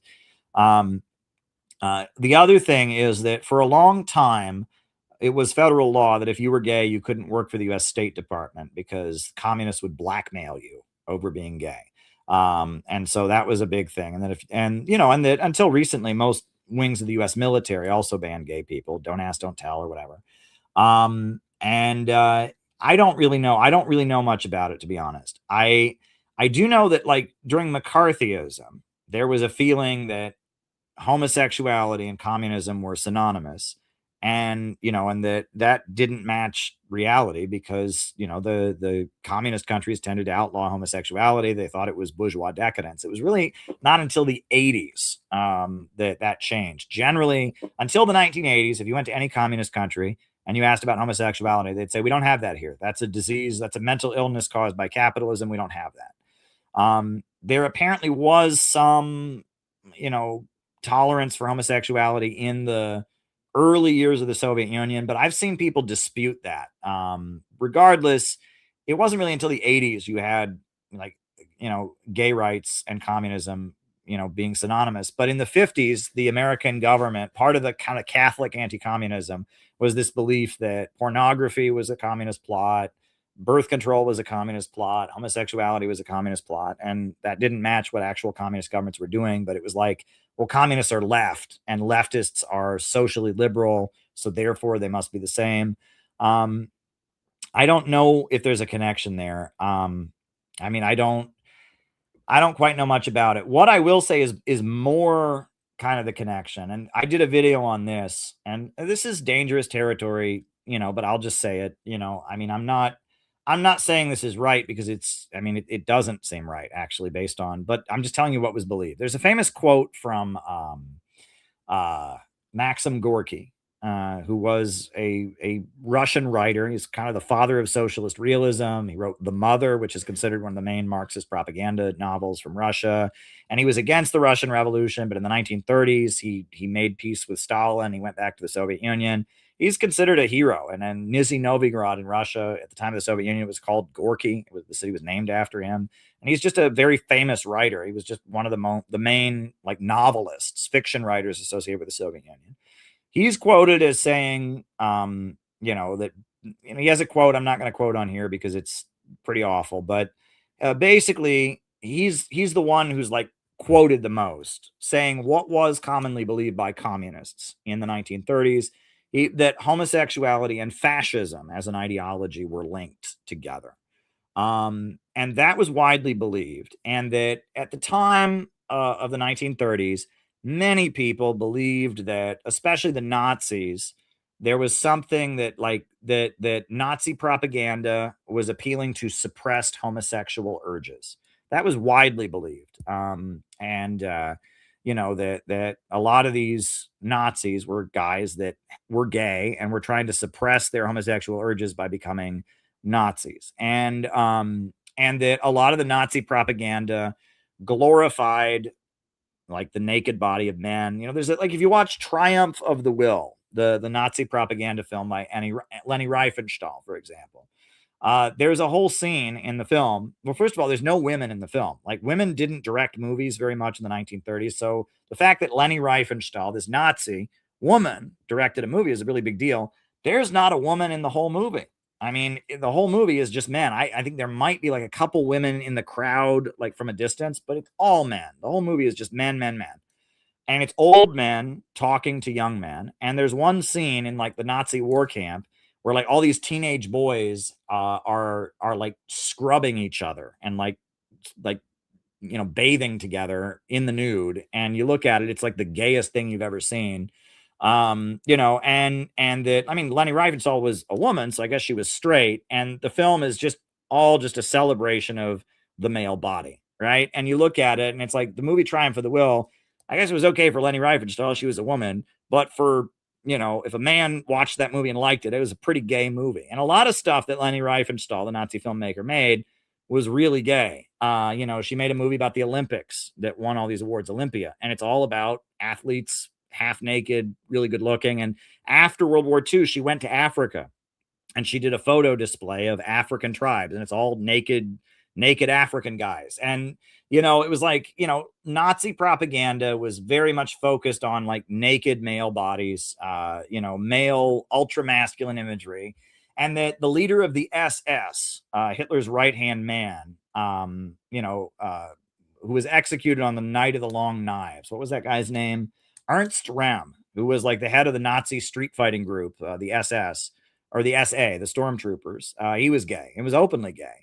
And that early on in the 1920s, that was one weird thing about the Nazis, was that when they took power, they outlawed homosexuality. They said homosexuality was, you know, a mental illness and was Jewish, and they put gay people in prison camps and all kinds of stuff. But in the 1920s, when they were a street fighting group, the Nazis advocated gay rights. There was a gay leader, Ernst Rem. There were many gay Nazis, and that there was this kind of weird admiration for ancient Greece and this kind of like celebration of ancient honor and warrior aesthetics and martial virtue that's very gay. And that, you know, that when people look at the Nazis, they see, you know, that they see a lot of like, you know, they see a lot of guys that are almost kind of feminine in the way they present, but they're trying to be uber masculine, and they're wearing a military uniform and they're yelling, and it's like they're trying to kind of cover up for their own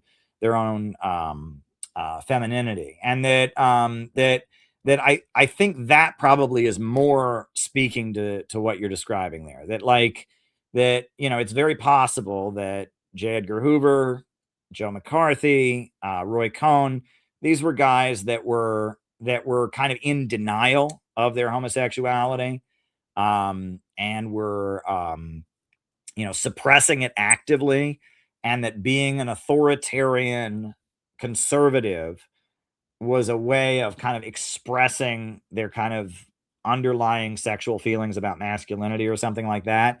And that as they were suppressing their homosexuality, every so often it just kind of came out. But they, you know, and then a lot of these guys like Roy Cohn didn't think of himself as a gay man, for example. Roy Cohn, there's a story of Roy Cohn. Roy Cohn died of AIDS. He was very much known to be a gay man. But at one point he was confronted in the 1980s. He was speaking to a group of college Republicans, and they confronted him. Are you gay? And he said, no. And he said, the definition of a homosexual is somebody who's marginalized by society. And I am very successful. I'm a famous lawyer, and I'm a well-known Republican, so I can't be gay. And that there was like, and that J. Edgar Hoover hated gay people. You read what he wrote. He thought gay people were disgusting. They were awful. And he himself was gay. But he's kind of probably, people like that are generally in denial of their own sexual tendencies. They're like actively trying to combat their own sexual tendencies.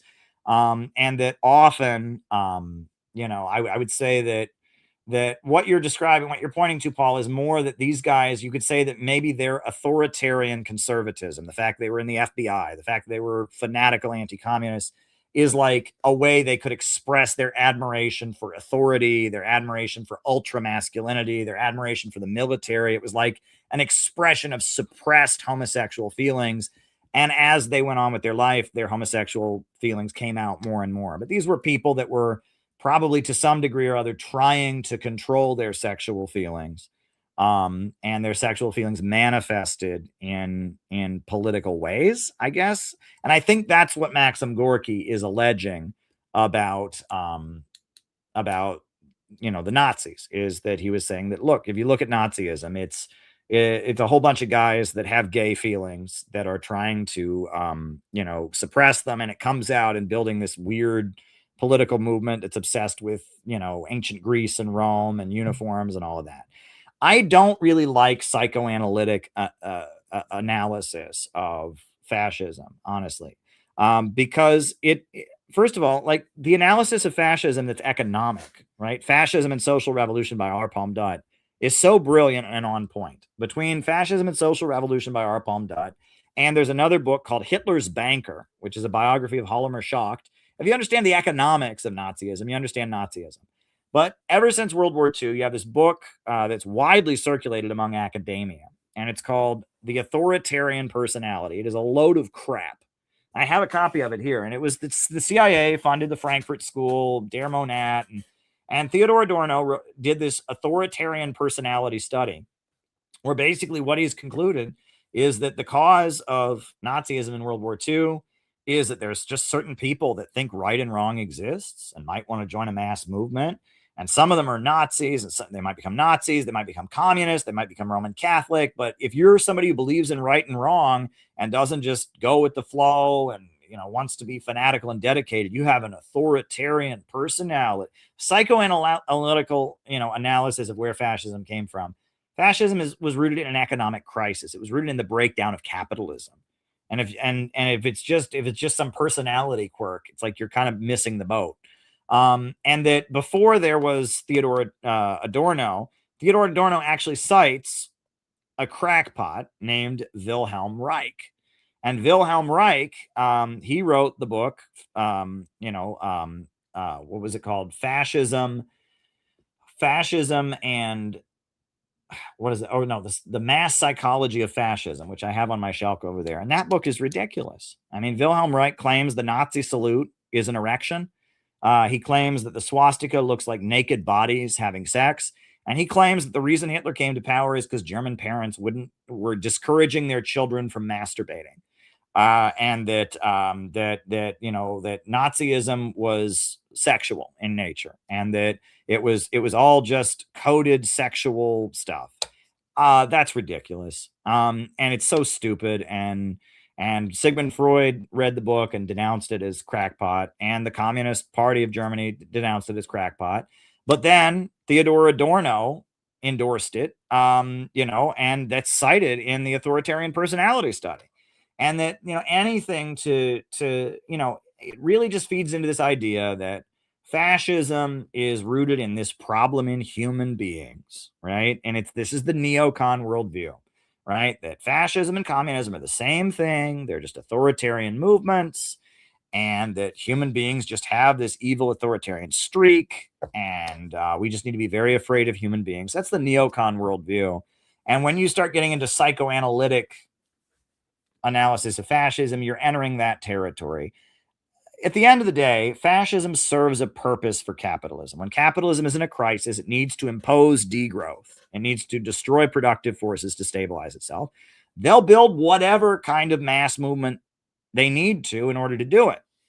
And that mass movement will have slick marketing. And some of that mass marketing might appeal to people's homosexual tendencies. Some of it might appeal to people's suppressed sexual desires. Some of it might appeal to people's longing for a parent figure. Some of it might appeal to people's desire to rebel and overthrow their parent. That Freudianism, right? Freud's, it was one of his relatives was the father of propaganda, Bernays, Edward Bernays. And that, propaganda or mass marketing is always going to appeal to people's subconscious. It's always going to appeal to people's desires, especially suppressed desires that they have. But that's not the issue. The issue is that, capitalism needs a mass movement to reboot the system with degrowth in order to stabilize the system. That's the issue. The issue is not how the propaganda works. And you're not going to get to the essence of what fascism is by understanding the psychology of its propaganda. So that's the point. Okay, so another question. I feel the arm wrestle in global control see the U.S. a disadvantage now with only dropping a nuke on Iran, winning the battle, but losing the world, no country ever taking U.S. serious again. What would happen to Trump if a nuke dropped Israel or the U.S.? I have no idea what you are saying, good sir. That's an anonymous coffee that came in from somebody. And I guess he's saying that would the USA drop a nuke on Iran? I certainly hope not. And I feel like if they did, that would lead to a nuclear war because Iran has allies and friends. And I do think, the USA, Trump is very much, he is very, very much desperate to get out of the conflict. I did a radio interview with WWII today about Trump's trip to China on Wednesday about the Iran conflict. Trump is going to China with his hat in his hands. He's completely, he's wrecked the world economy. The USA is in a completely weak position. Trump desperately needs this Iran war to end. And that's why Iran is rebuffing his offer, because he's not offering them enough, right? Trump started something he can't finish. He started it for no reason other than Israel wanted it. And this whole Iran war is, you want to talk about a horrendous blunder, a horrendous blunder. That's one of them. So yeah. So yeah, there you go. So, okay. All right. So, yeah, if anyone else has any more questions to send, yeah, Iran is winning by far. I mean, this is like, I mean, the United States, Trump is going to be remembered in history as one of the worst presidents we ever had. And it's sad because he said some good things, and that as someone who opposes the U.S. establishment, and as somebody who would like to see better relations with Russia and things like that, and I mean, some of us hoped that maybe the U.S. establishment hated him for good reasons, but no, no, and we were right to boost the anti-war aspect of his campaign during the election. If we hadn't done that, who knows where we'd be? But it's because of our efforts to boost the anti-war messaging in the campaign that we've seen opposition to Trump's war from his own camp, And so, I mean, we were out during the elections, the big banner of Trump and Kim shaking hands. Only peace can make America great again. And Tucker Carlson was on the stage at Trump's rallies, and Marjorie Taylor Greene was, and now they've denounced his war. And I think that we were boosting correctly the anti-war messaging in his campaign. We were being strategic, and that was the right thing to do. Unfortunately, Trump, didn't carry out any of that. He did the opposite of what he said he would do. He hasn't ended the Ukraine war. He has persecuted Palestinian students. I mean, Trump is. This is an awful administration. I'm. Trump's first term sucked, but this term is even worse. And it's not. We're not living in fascism, right? It's not that. This is capitalism in decay. This is. We're not living in fascism, okay? And the like liberal. The Trump derangement syndrome of liberals is a problem because they're not addressing real issues, and it blinds them on issues like peace with Russia or issues like civil liberties, etc. So, the fact that the left the Uhuru movement out to dry, right? Oh, Russia bad. I mean, unbelievable. Like the fact that, if during the Cold War, you had said there's a group of black socialists and the US government arrested them and called them agents of Russia because of their free speech, every leftist, hippie, socialist, communist would have been out there supporting them. But because of Trump derangement syndrome, they were able to subdue and confuse the left. That's a problem, isn't it? And that the left have largely lost their minds. They've become degrowth oriented. They become totally Malthusian. Now, we're in a weird period. For a long time, I come out of the left. That's my background. And as this YouTube channel got going and as I got more popular, the left came at me and I was canceled and smeared. And, it was the left are really nasty folks. But we were able to work with libertarians. We were able to work with other folks. And so, and now we're in a weird period where the left is anti-war again because of Palestine and because of Trump and Iran. And the left is divided and confused. And, we're in uncharted waters. We're not loyal to the left. We're not loyal to the right. We're loyal to a government of action that fights for working families. We're against globalism, imperialism, and that we will do whatever is right to advance that cause. And, supporting the Uhuru movement was the right thing to do. The U.S. government was going after them because they were anti-imperialists, so we had to support them. Right. And the same for Hak Jahan Moon. Right. She's such an important peace voice in South Korea, and her church has played an important role in trying to have a better relationship with North Korea and all of that. And so South Korea is prosecuting her. Her trial's currently on hold. She's, in the hospital and she's 83 years old. We support Hak Jahan Moon. I'm not interested in playing the blue team versus red team game because it's the whipsaw. Right? They want to drive all of our wages down. They want to depopulate. They want to stabilize capitalism with degrowth. And our policy is we need to build up. And I look at the Uhuru movement. That's why they were targeted. They're building. If all Uhuru had been doing was going out and rioting and protesting, they wouldn't have gone after them. It's because they're building and building farmers markets, building community centers, empowering people. That's what's really a threat to the system. Like, Fred Hampton's free breakfast program. Right? That tearing things down, that's what the system's already doing. The system is tearing everything down naturally. That's what they want, degrowth to stabilize the system. Right? They can't handle glut, but we need to build amid their degrowth. As their system is degrowing and collapsing, we need to build. We need to build, and we need to eventually have a government that is pro-growth and invests in communities. That's what we're striving for in the Center for Political Innovation. We want a government that is pro-growth, an anti-monopoly, pro-growth government. That is what we needed. Uhuru, we are winning. Absolutely. And it's an honor to work with them. Chairman O'Malley is a brilliant strategist. And I mean, it was just an honor to be in his presence. And, you know, the Uhuru movement is an amazing group of people. And, you know, and I'm proud to support them. And I'm glad we could do so much to try and popularize their case. And, you know, we were able to connect them with Tara Reid and Tucker Carlson and others. And, you know, that's great. So listen, if anyone has any more questions, please send them in. Do we have any Rumble rants? Oh, we do have a couple Rumble rants. Oh, here we go. All right. But yeah, please go to buymeacoffee.com. Hempcar sent in his Rumble rants, and Hempcar said, did you see clips of Tom Hanks smirking when talking about Malthusianism? No. That's interesting. Never heard of that. Here we go. Tom Hanks smirking when talking about Malthusianism. That's interesting. And he's sending me a clip. That looks very interesting. Yeah, let's put that on. Thanks for sending that, Hempcar. Tom Hanks smirking while talking about Malthusianism. That is amusing to me. Tom Hanks is certainly part of the Hollywood establishment. And so I'm curious. I don't even know the context of this. I think this looks like it's on the Today Show because I see Matt Lauer. But we're going to download the clip. We're going to put it on. Tom Hanks, the actor, right, from Forrest Gump. And yeah, he's one of the most beloved actors in Hollywood talking about Malthusianism. That's interesting. Why is it taking so long?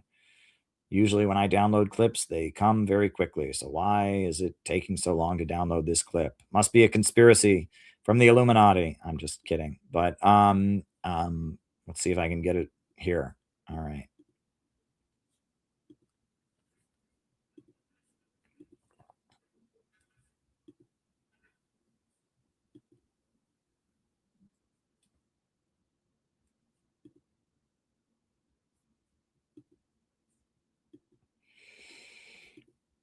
Oh, here we go. All right. All right. Okay, here we go. Tom Hanks. And yeah, it's on the Today Show with Matt Lauer. And Tom Hanks is smirking about Malthusianism. I have never seen this clip before. Hempcar just sent it, and I am taking a look at it. Have you ever heard of Malthusian? They're constantly talking about Malthusian theory. Malthusian theory. I'm sure you are. It says it on one of the coffee cups I was given. You know, when I was at junior college, Chabot Junior College, we finished a history course, and the professor wrote up, you need to learn this word. He wrote up the word triage, which represented, I was told, the concept that eventually the world will have too many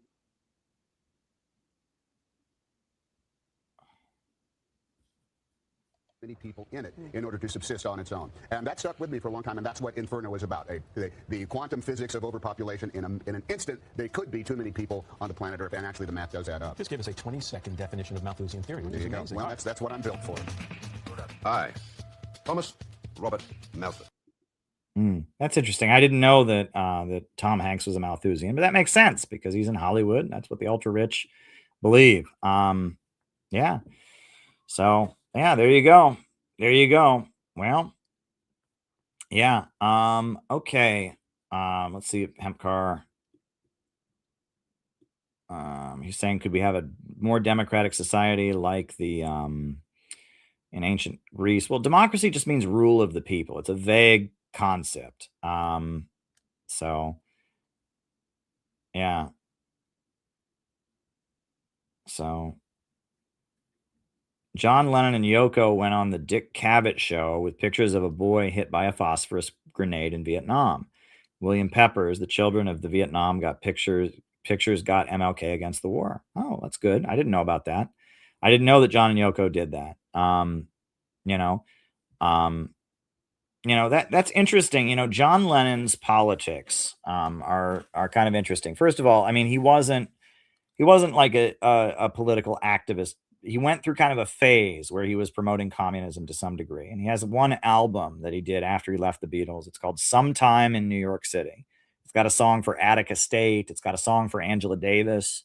It's got a song supporting the IRA on it. And, I mean, I would say they're not the best songs he ever wrote. But they're activist-y kind of songs. And I know he gave a lot of money to the Workers' League which was Jerry Healy's group. He also gave a lot of money to the Black Panther Party, and it looks like he did give some money to the IRA. But, his politics kind of evolved and shifted. And there are some who claim that at the time of his death in the late 70s, he was becoming a Republican. I don't know if that's true or not. Generally, I guess part of the issue with his immigration case was that he was planning to perform at the protests of the Republican convention in 1972. And I guess he reached a deal with the Nixon administration that he would not perform at the protests of the Republican convention in 1972 in exchange for, being able to maintain his legal status in the country, which is interesting. So yeah, I don't know. The John Lennon stuff is interesting. The Beatles generally are central, and that there are some people that maintain that Yoko Ono was some kind of intelligence asset, right? That, and that who was Yoko Ono? She was just this wealthy, like, experimental artist in New York City, and she got access to him, and then he was kind of under her spell, right? And there's a lot of questions there. I know there's a guy in New York City who I've seen at rallies for years who's like a Green Party activist, and he published a book. I actually got an email from somebody. He published a book about the John Lennon assassination, maintaining that, that there's more to it. And the timing of the John Lennon assassination is interesting. It was right as Reagan was coming into office, December of 1980. Reagan had just won the election, and then John Lennon was killed right before Reagan took office. Very odd timing. So I don't know. I really don't know.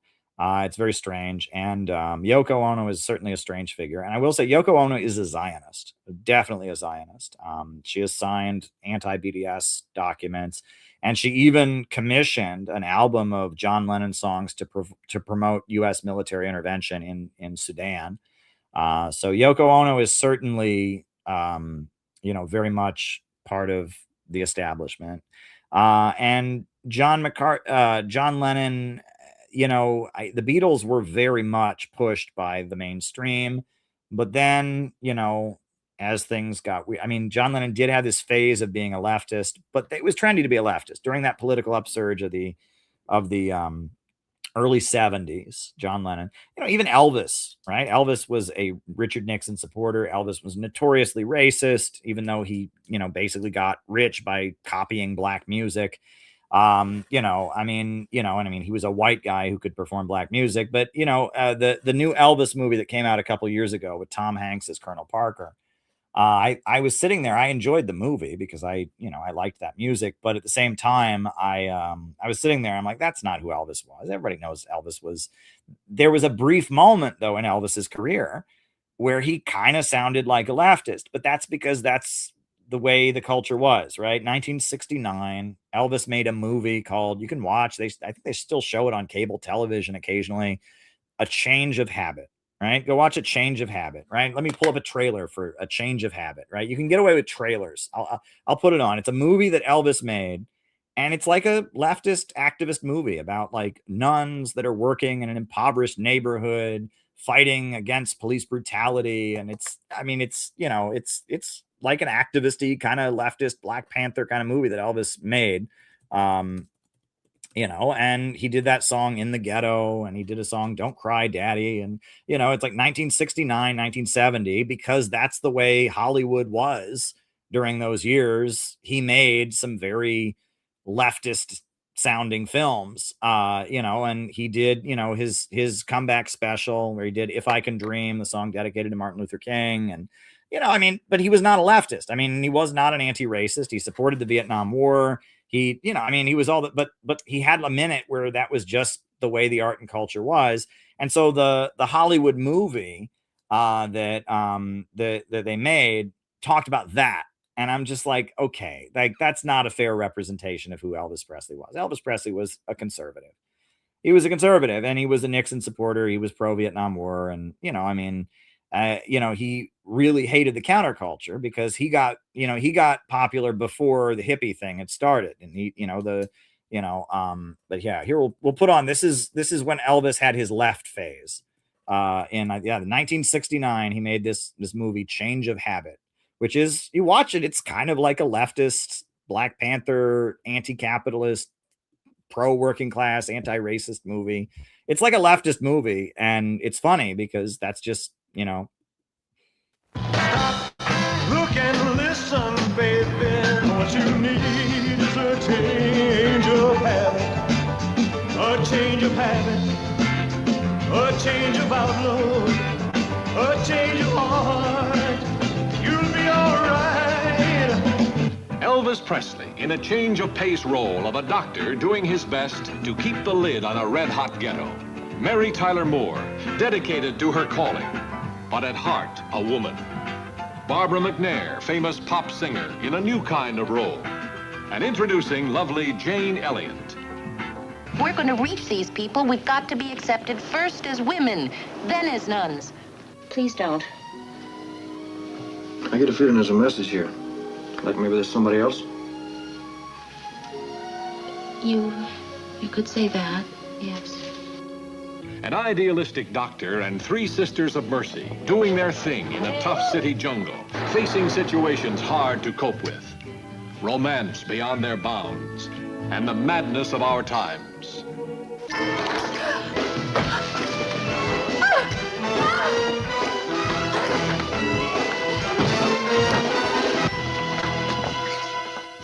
Late parties, profane music till all hours.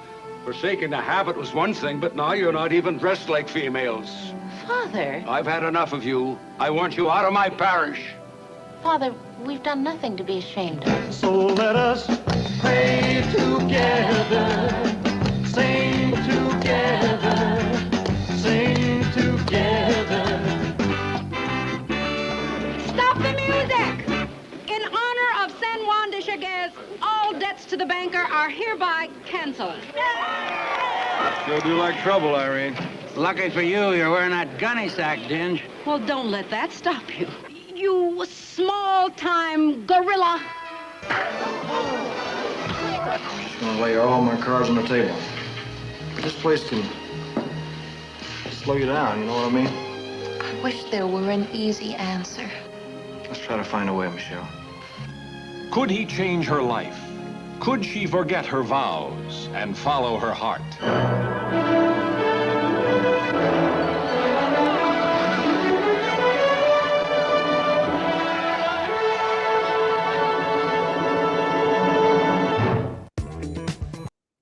Yep. That's, you watch it and it's actually much more political than it appears. I mean, it's hokey, it's stupid, but it's just, there was just like a, you know, that was kind of trendy at that moment, right? There was a fight in the ruling class, and the Eastern establishment was very much promoting leftist sounding things because they were at war with the military industrial complex. And like, you know, I don't want to give too much away. If you're going to watch the movie, I don't recommend it. Honestly, it's not a very good movie, but it's very much activisty. Let me just put it that way. It's very much pandering to like kind of a Hollywood stereotype of what a leftist activist would have been if you watch it. So, oh boy, wild times. Well,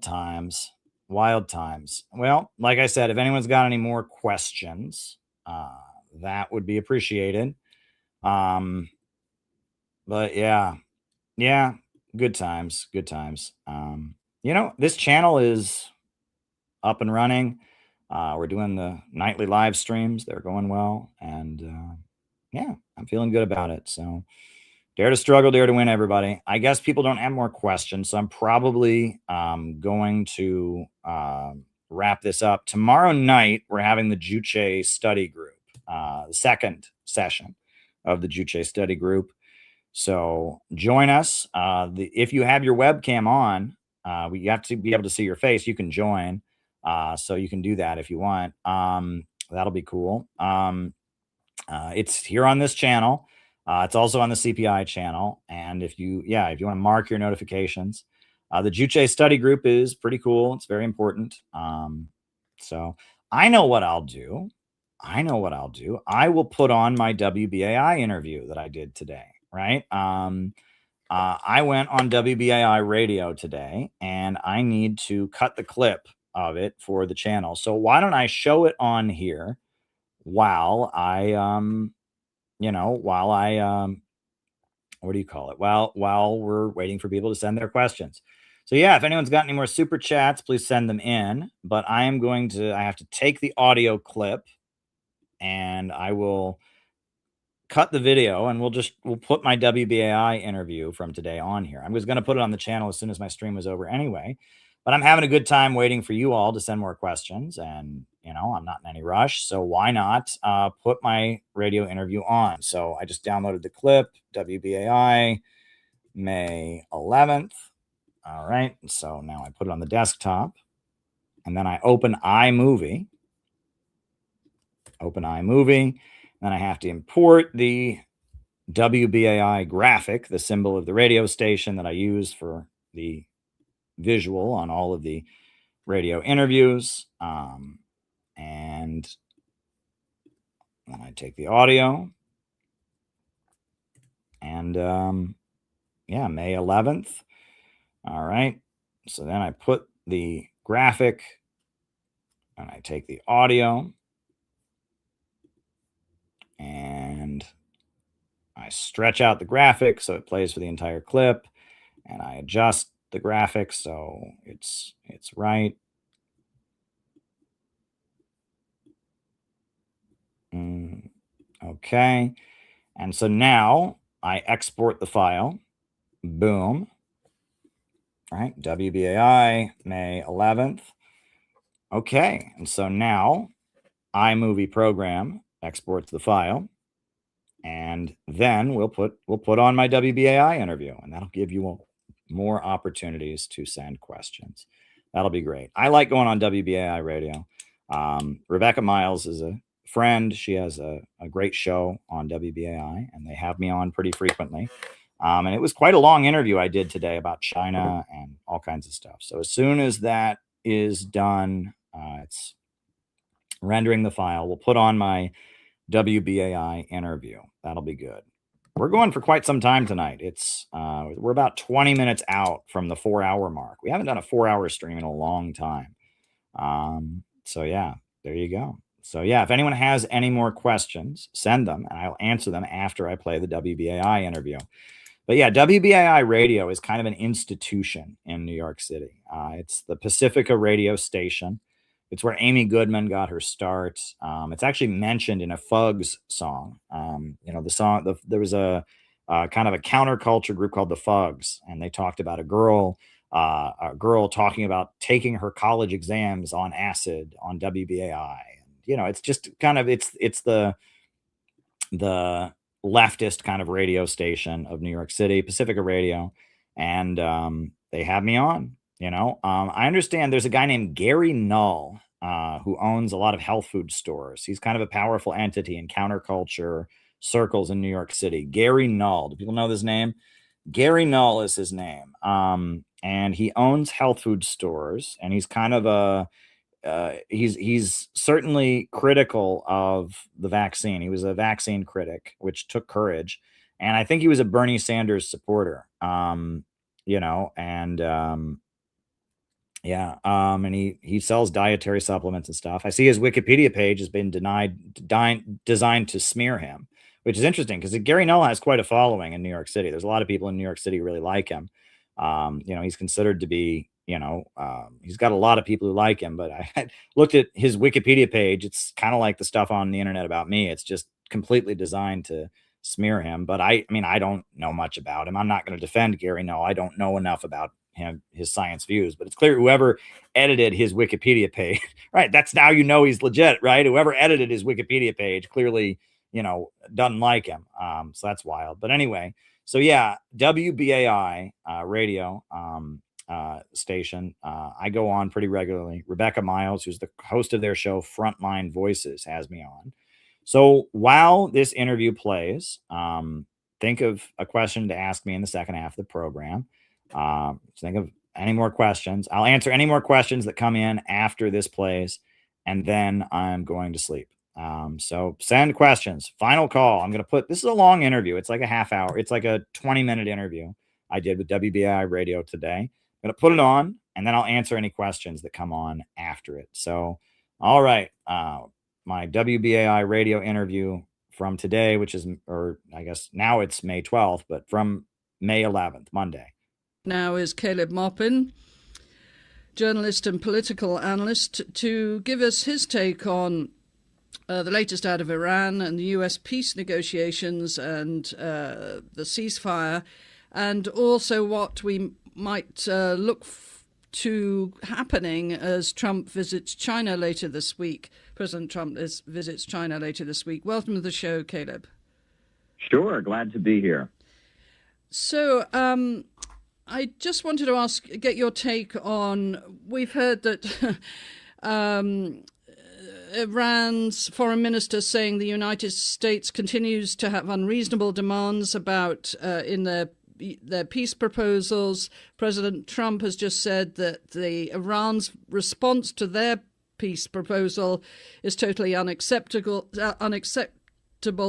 There seem to be sort of two areas here. One, that Iran would like to have a ceasefire, the end of the war and the Strait of Hormuz to be open, but the Trump administration is pushing for it to, and the end of the hostilities in Lebanon, Israeli hostilities in Lebanon.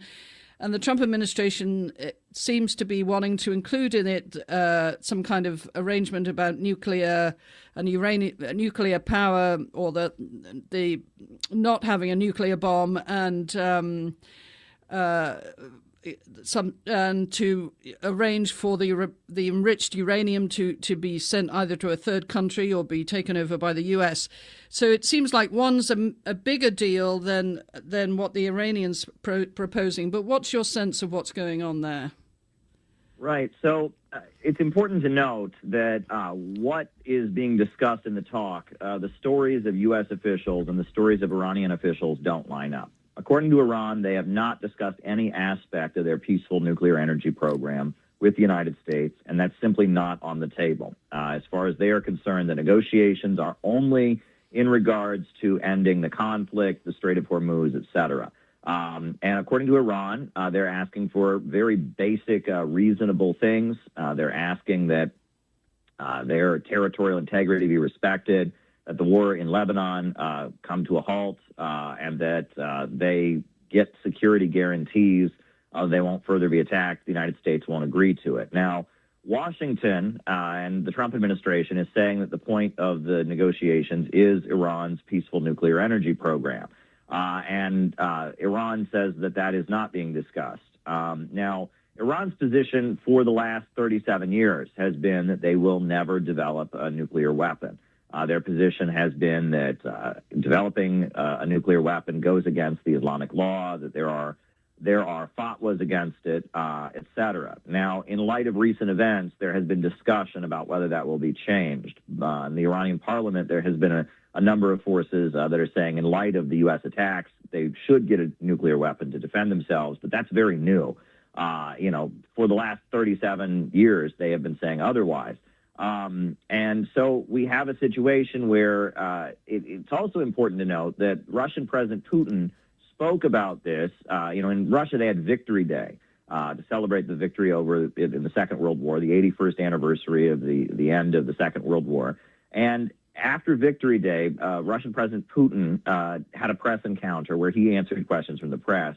And when he spoke on the Iran issue. And he said that many times Russia has offered to enrich Iran's uranium for them. So Iran wouldn't enrich their uranium in-house. The idea was that, the USA is concerned that if Iran is able to enrich their own uranium and has the capacity to do that, they could then make nuclear uranium.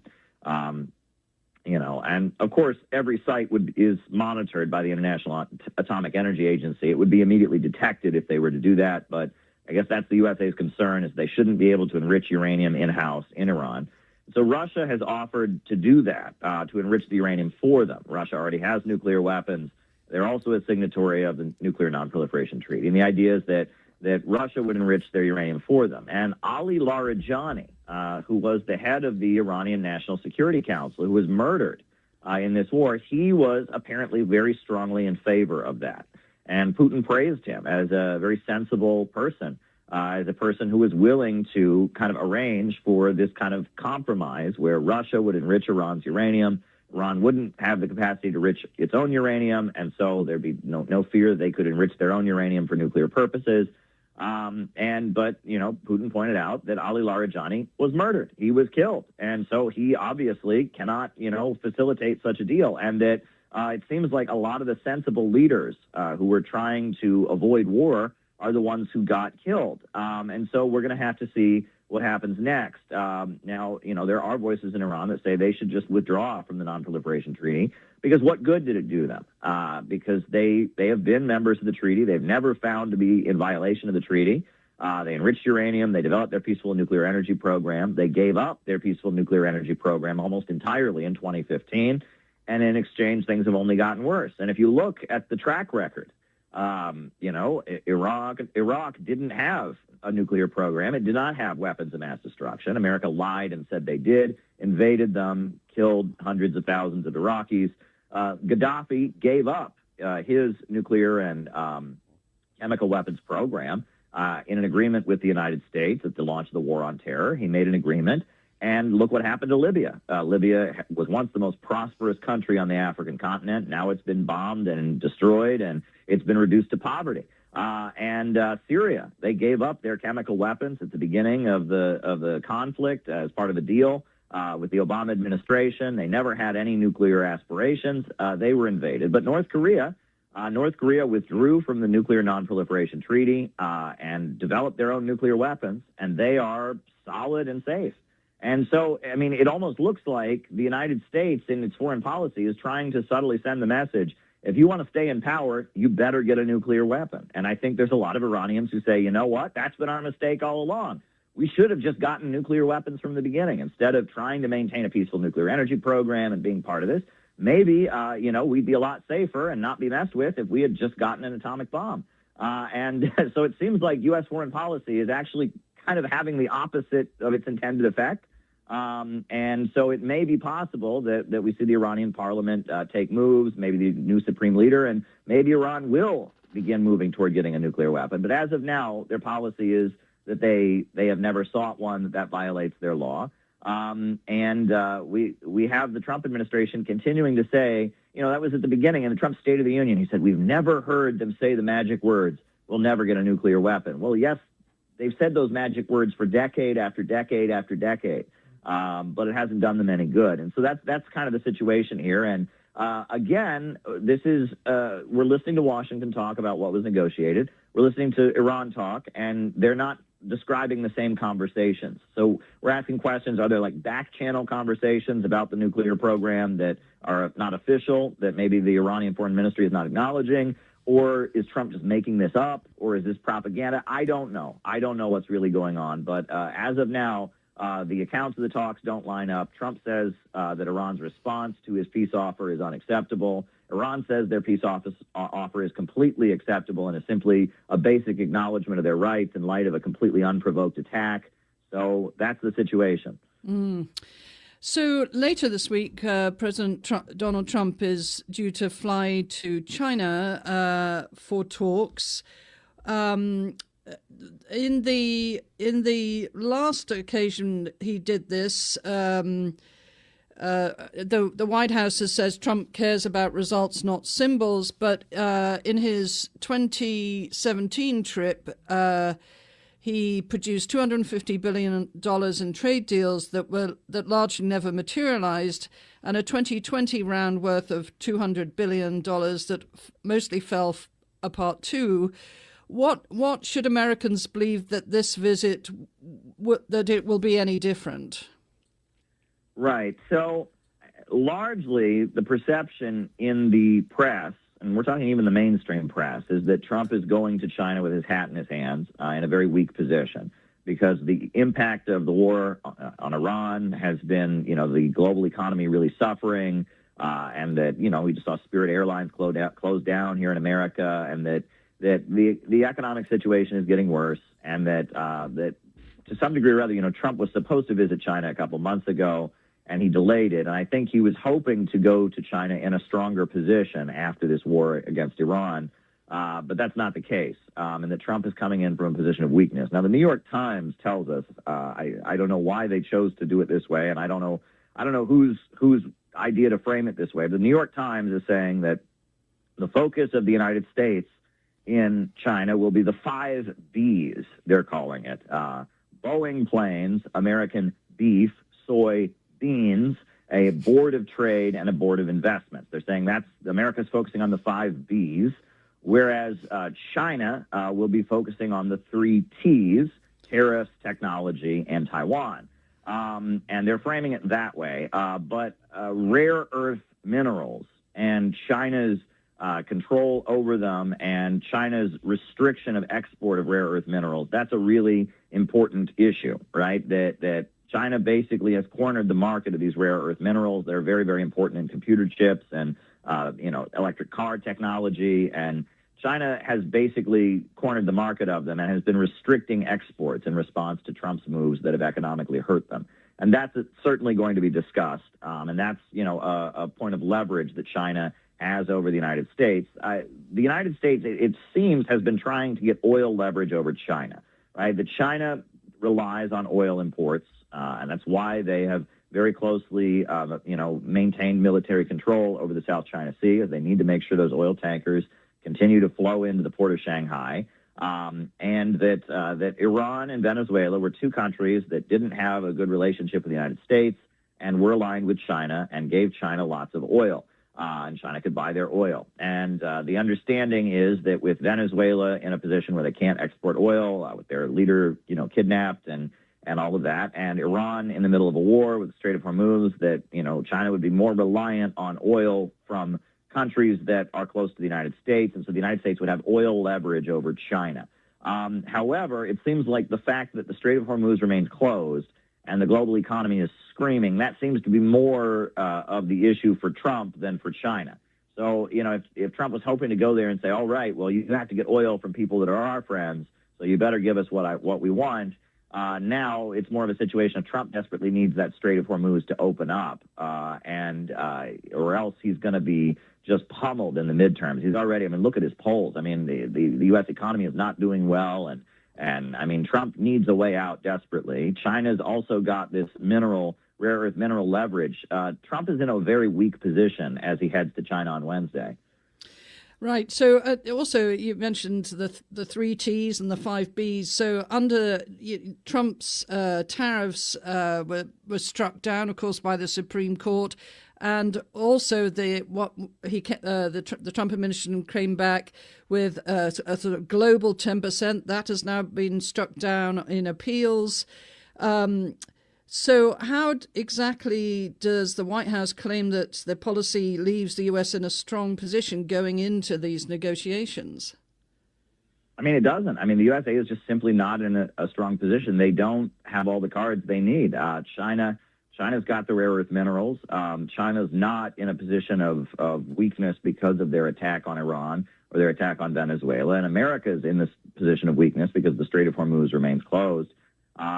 This is, in terms of geostrategic calculation, this has got to be considered a blunder. Whoever came up with this strategy for dealing with China in coordination with Venezuela and Iran and conflict in both countries, whoever came up with this strategy has really failed because the United States is not in a strong position. Trump was supposed to visit China, right before this Iran conflict sparked off.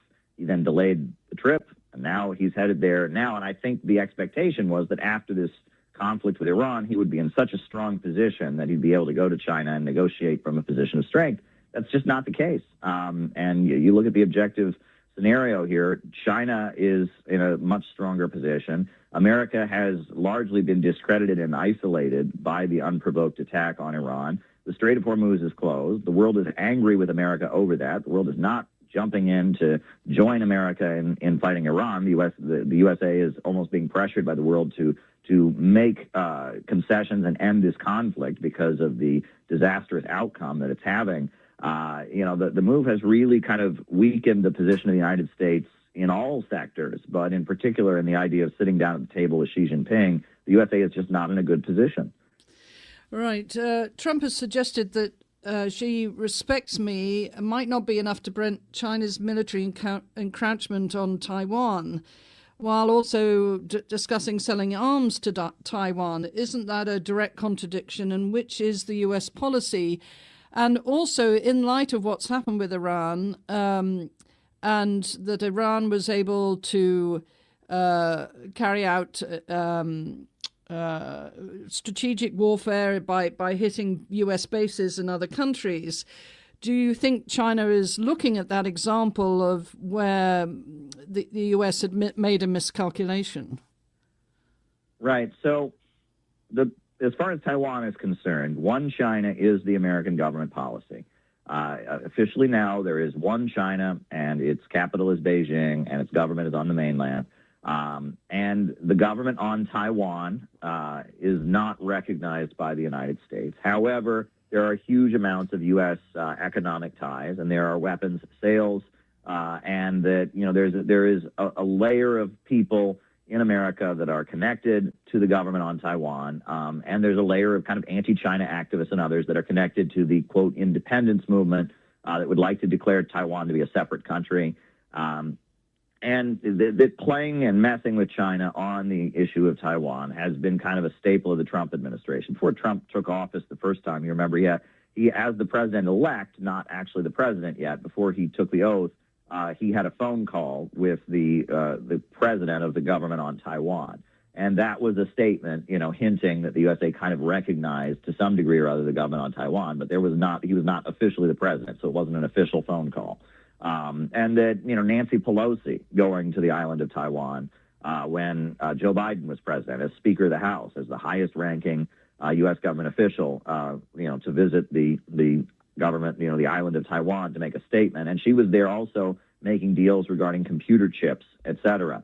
That there is an effort to, inflame and cause tension with China over that issue. And that, again, Western audiences often don't understand the issue because, China is a country that has come up from poverty in the last 40, 50 years. I mean, millions, hundreds of millions lifted out of poverty, 800 million, 900 million, according to some studies. But prior to that, China was a very, very poor country. They endured the century of humiliation in which death of malnutrition was routine, in which there were horrendous, episodes of malnutrition, and, opium addiction was routine. Shanghai was the center of child prostitution. And, it was just, China was really, really suffering. The two opium wars that were waged by the British Empire, forcing them to accept free trade and accept, British and Western domination of their country, and, the French concessions and the German concessions, the Western countries just took chunks of China for their own and claimed them. And, they suffered a century of humiliation. And coming out of the century of humiliation, the way that China was able to build itself up was by unifying, not having, separate governments, not having territories controlled by warlords and territories controlled by a republic, not having Taiwan be a separate country or dominated by Japan, not having Tibet be a separate kingdom, and, not having Hong Kong as a British concession. But the idea of one China, one unified China, that is how China has been able to lift itself up. And that is an achievement that the Chinese Communist Party bases its credibility on. We have kept the country together. I think Deng Xiaoping, he said China used to be a heap of loose sand until the Communist Party came into power, but now we are solid as a rock, and it's under the Communist Party's leadership that we have solidified. So Taiwan separatism and the idea that Taiwan is a separate country is an affront to the understanding of one China. And it is reminding and bringing up the bad old days, the century of humiliation, where the imperialists were able to divide China. And so the Chinese public takes great offense to the idea of China being separated, and not just, on Taiwan, but Hong Kong separatists, Tibet separatists, any separatism is viewed as an attack on China and its ability to rise up. And so that in order to maintain its credibility, the Chinese government has to respond swiftly to any notion of breaking China apart. So, it's one thing to have a government on Taiwan that calls itself, the actual name of Taiwan is the Republic of China, right? It's one thing to have a government on Taiwan that says, yes, we're part of China, but we're the old Chiang Kai-shek KMT government, and eventually we'd like to, come to an understanding where we're the same government, but we're the same country, just two different governments. That's one thing. But to have a government on Taiwan that says Taiwan is not China, we're a completely different group of people, that is so much a threat to the Chinese government and its understanding and its credibility. They have to respond to that militarily. And if Taiwan were to actually declare itself to be an independent country, declare it's not part of China, at that point, there would have to be a military response from the Chinese government in order for it to maintain its credibility. So that's why we need to understand that Taiwan is a sensitive issue in which the United States likes to kind of needle and threaten China around it, and China has to respond. And that this is a game that is being played, and it's kind of a dangerous game. But you know, if this continues, the results will be devastating. You know, and if there ends up being some kind of war, that would be certainly a huge, you know, tragedy for the world, and a lot of people would die on the island of Taiwan, and the global community would suffer as a result. And that's not what anyone wants. But threatening that and escalating against China and creating tensions that might lead to it is a way the United States has learned to kind of push China, to aggravate China and get what they want. And it's a very dangerous game they're playing. Mm-hmm. Just one more question before I let you go. Polling has cited that most Americans believe the U.S. went too far in Iran. The GOP, the Republicans, are focused on retaining Congress. Is this visit to Beijing partly designed to project foreign policy strength ahead of the midterms rather than necessarily trying to achieve substantive gains? Well, if Trump is able to make some kind of agreement with China that somehow gets the economy in a better space, that would certainly benefit Trump. But at the moment, I don't see how that's possible. You know, Trump is in a bad position. This war that nobody voted for, this war that had absolutely no provocation whatsoever. I mean, Gray Zone has put forward the theory that the FBI convinced Trump that Iran was trying to kill him, and that's how they got him to do this. But there was no justification for this. There was nothing caused this. It was simply a war. If there's ever been a war of choice, it was this war, this attack on Iran. That Trump, who said no new wars, created a war completely out of nowhere. It's very unpopular, according to all the polls. Everyone, it's like 70-80% say it was not the right move to take. And we're now suffering the economic consequences of the Strait of Hormuz being closed, et cetera. So now Trump goes to China, and, you know, the idea that he can trade with China and he's the art of the deal and he's the negotiator and he's tough with China, that has been part of Trump's selling point before. So if somehow he was able to go there and make some kind of deal that actually improved the economic situation for America, actually improved America's global standing, that would be a huge win for Trump if he were able to do it. I just don't see how that's possible. You know, that would be, you know, some kind of miracle, I guess you could say, if that was possible. And I, you know, who knows? Maybe they have something up their sleeve that we're not aware of. Maybe there's an aspect of the negotiations and the trade talks that we're not aware of. But I don't see how Trump can turn this into a win. I see him going to China in a very, very weak position. Caleb Maupin, thank you as always for your political analyzing and your insights on Iran and China. Grateful that you came on the show this afternoon. Sure thing. Yeah, so that was my WBAI interview. Yeah, I put the link in the chat if you want to tweet it out. I put it on Twitter as we're on here. So, yeah, there you go. There you go. But yeah, if anyone has any more questions, by all means, send them in. But it looks like it's late. We're way past the 4-hour mark. It's 4 hours and 6 minutes we've been streaming. These streams are getting longer. Tonight's slideshow was long. I mean, there was no way to do it and not talk for a long time, because the topic of divisions in the ruling class is a big one. I actually managed to cram it all into this little pamphlet. So if you want to learn about divisions of the ruling class even further and more about Spartacus and more about the neocons, and you can read this. And there's an audiobook of this on the YouTube channel as well. It's probably, you know, a really important piece if you want to think about what's going on now. But anyway, folks, listen, it's been 4 hours we've been on here. It's past 1 a.m. So I'm probably going to start wrapping this up. So thanks, everybody. You know, hey, good to be here. Good to be here. Yeah, tomorrow night is the Juche study group. Check that out.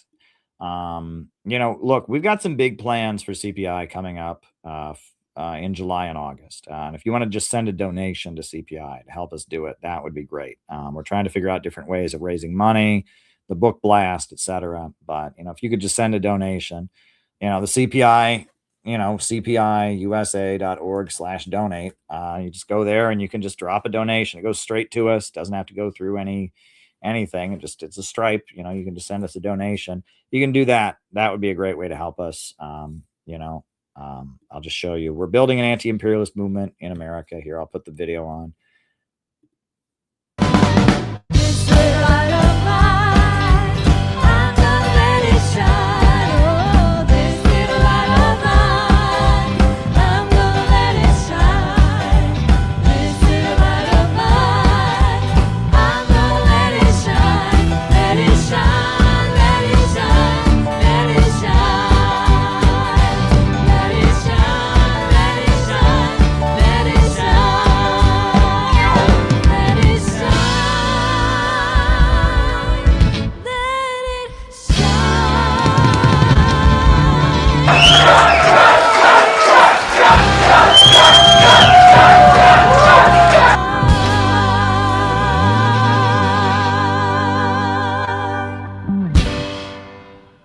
Yep, that's us.